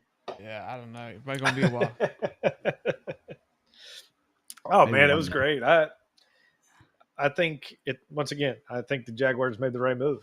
I think it's a great pick and heck of a draft. 1,229 strong. I mean, it's just unreal. For sure. It's unreal to think about that. 1,229 strong, hanging with us. Just for draft night. Not even we're usually a college football Florida Gators Central stream, but everybody hung out with us. Super chats were great. Appreciate you guys for that. Oh, great stuff. The comments were great. Everything was great. Great show, boys. That was Shelton fun. Shelton and I's debate was great. No, it's always People good. were loving that.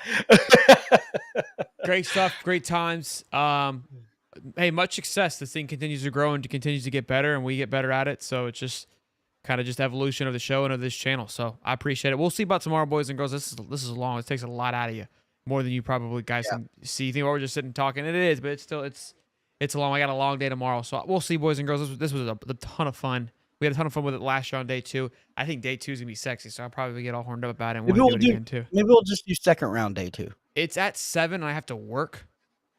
Oh, it's 2 and 3. Yeah, we'll have to see. I have to work. If we do, I'll have to be late. So we'll see. We'll y'all be good. Y'all be good. I appreciate y'all. And yeah, man. Peace and love, baby. This was great. Yeah, man.